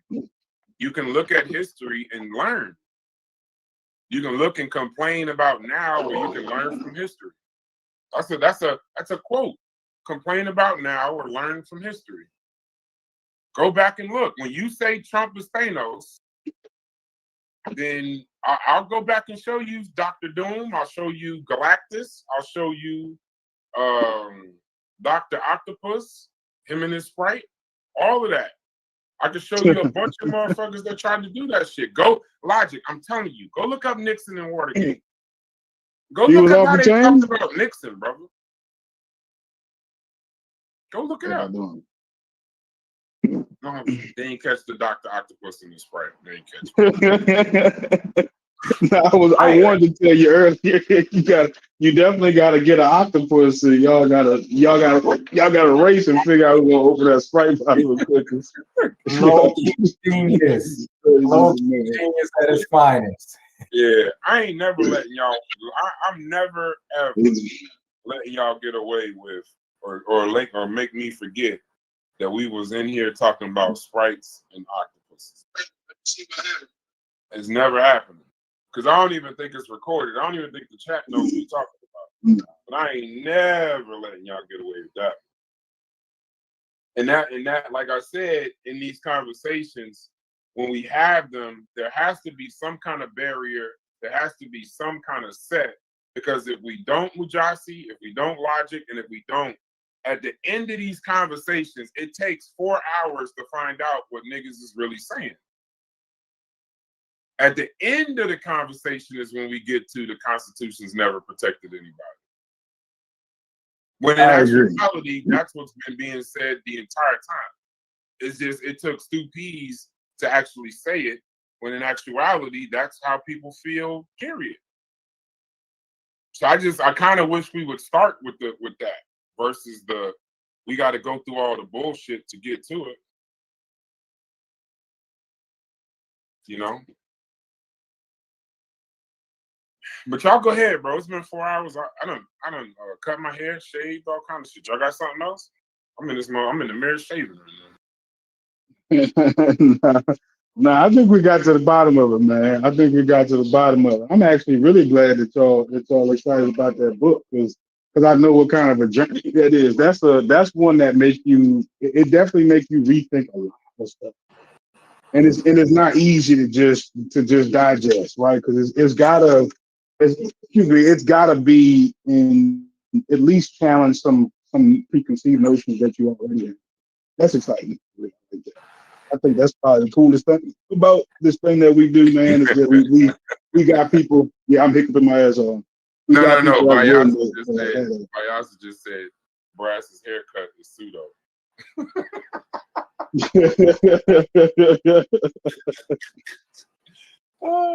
You know what's funny? All the people that y'all told me was crazy is the funniest people to me. People like Posterius and sometimes Babylon, sometimes IBM. But Vyasa, y'all paint, not y'all, but the community paints him like he's insane. That motherfucker is a joy to listen to. He put some of the most, him, Posterius, Babylon Dunn, and IBM put some of the most thoughtful things in these chats that I wish, like, I know we're live, but I wish we was on a panel where we could, like, kind of stop and listen to the conversation for a second. Somebody was talking about a while ago, Babylon Dunn just said all ancient philosophers held beliefs and knew it. Only now, New Age, atheistic, scientific philosophy of the U.S. took over, claiming to not hold beliefs, and they got more belief than the rest. That's a bar. These are bars. This is bars, Vyasa. However, Eurocentric approaches to teaching philosophy is damn near the study of European history in academic settings and not teaching the core of various philosophical concepts. This is all true. But it's like, that's why I be wanting to do a show with just them guys, just to hear what them guys got to say, because we could sit up here and talk all the time, but we'll become an echo chamber at some point, because I'll get upset and leave. Chef will get frustrated and leave. Corey will go on mute. And then it's just, we all just the same people having a conversation. That's why I appreciate the Fairmounts. Tony's sometimes. I appreciate Stu Peas all the time, but I ain't about to get in no political argument with Stu Peas today. I can't do it. I respect the stints in that nigga's heart way too much to be trying to drive him crazy today. I ain't doing it. I'm not doing it. But y'all go ahead. We can shut it down if y'all want. I don't got nothing else. I'm trying to get my taper in order. Yeah, I'm gonna go back and listen to this one again because I had to tune out and get some work done and meet with a couple of clients. But I gotta make sure I bridge with my brother Corey Concrete and just kind of still got questions around that. And just gotta learn. I'm just trying to learn this whole thing. So yeah, I'll try to throw my on the table in the future. Yeah, Corey was cooking. That's why I didn't want to come into the conversation and change what he said, because it means he was correct. Sometimes you do gotta yell. Sometimes it does make sense to be passionate about something so people will listen. Because in this particular Discord, you'll get drowned out trying to just be like, well, the Constitution says. Nobody want to hear that. Sometimes you want to hear, and then also I know people come in here to vent. They come in here to vent. They come in here to kind of like work out some shit that's going on in their worldview amongst people they consider their peers or friends in some cases. Hey, Logic, where did you just hear that at? Earlier before the conversation even started. Wait, what happened? Yeah, me and Josh, we were having a good one before. I think that was either before or after you came and said hello. But yeah, there's definitely something really cool about the fellowship here. Even though we find ourselves in these contentious moments at times, like I think beneath it all, we find ourselves right back at it again because we're getting something good out of it. Right? Like there's something enjoyable about the whole thing that that's why we're here. That's what we're coming to talk about. It's definitely coming here to argue with the people I want to argue with. That's the crazy part. To your point, Brass, I told Logic, and me and Logic was rapping about this, and I said, every once in a while, to some of us here in the Discord, sometimes TMI is that abused wife that sits at home. We just go home and just come in, we log in, we vent, whoop our ass real quick, and then we go to sleep. Ignorant.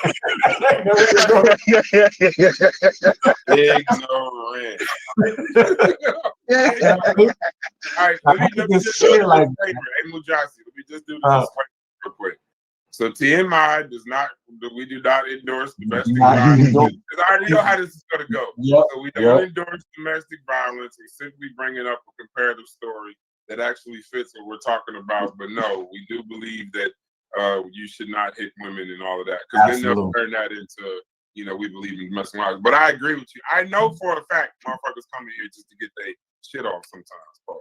Yeah. I know that. I know that. I know, because they can't do it in the real world. What was the Angela Davis? What was it? James Baldwin and Angela. Was it Angela Davis? Where she told him in that conversation, where she told them, she said, "Why can't you?" She said, "You at work, you don't yell at him, but you come home and yell at me." Why can't like you? He's like, "Well, I'm faking for him. I got to get the check. I got to do that." She's like, "Well, fake for me." And then he says, "Well, I don't want to fake for you. I love you." He said, "Well, then fake me for me because you love me. Protect my feelings." Right. Just stuff like that. So, yeah, I get it. I get y'all can't go to y'all jobs and tell Trump and talk all this Trump shit. I know that. I know that for a fact. Y'all cannot go to work and tell them about how this and this, that, and the other, because Nikki Giovanni, thank you. I always say Angela Davis, but it was Nikki Giovanni and James Baldwin. And thank you, Vyasa, once again from the chat. But I know that y'all can't go and y'all can't have these conversations where y'all at, with any kind of real, you know what I mean? Yeah. Without any kind of real clarity. And then also, even if you have them at work, they don't know the previous conversations to not misinterpret Corey's passion. They might misinterpret Corey's passion and call him a radical. That's right. But they don't have the years and the months of conversations with him to know that he's really just passionate about the subject. Absolutely. But that's all I got for y'all, bro. Hey, peace and love to the chat. Y'all more than welcome to stay in here and talk in the Discord, but I'm in the yeah, that's fair. We didn't kind of Vyasa, Babylon Dunn, IBM, Posterius, and the other 29 people listening. Appreciate y'all. Likewise.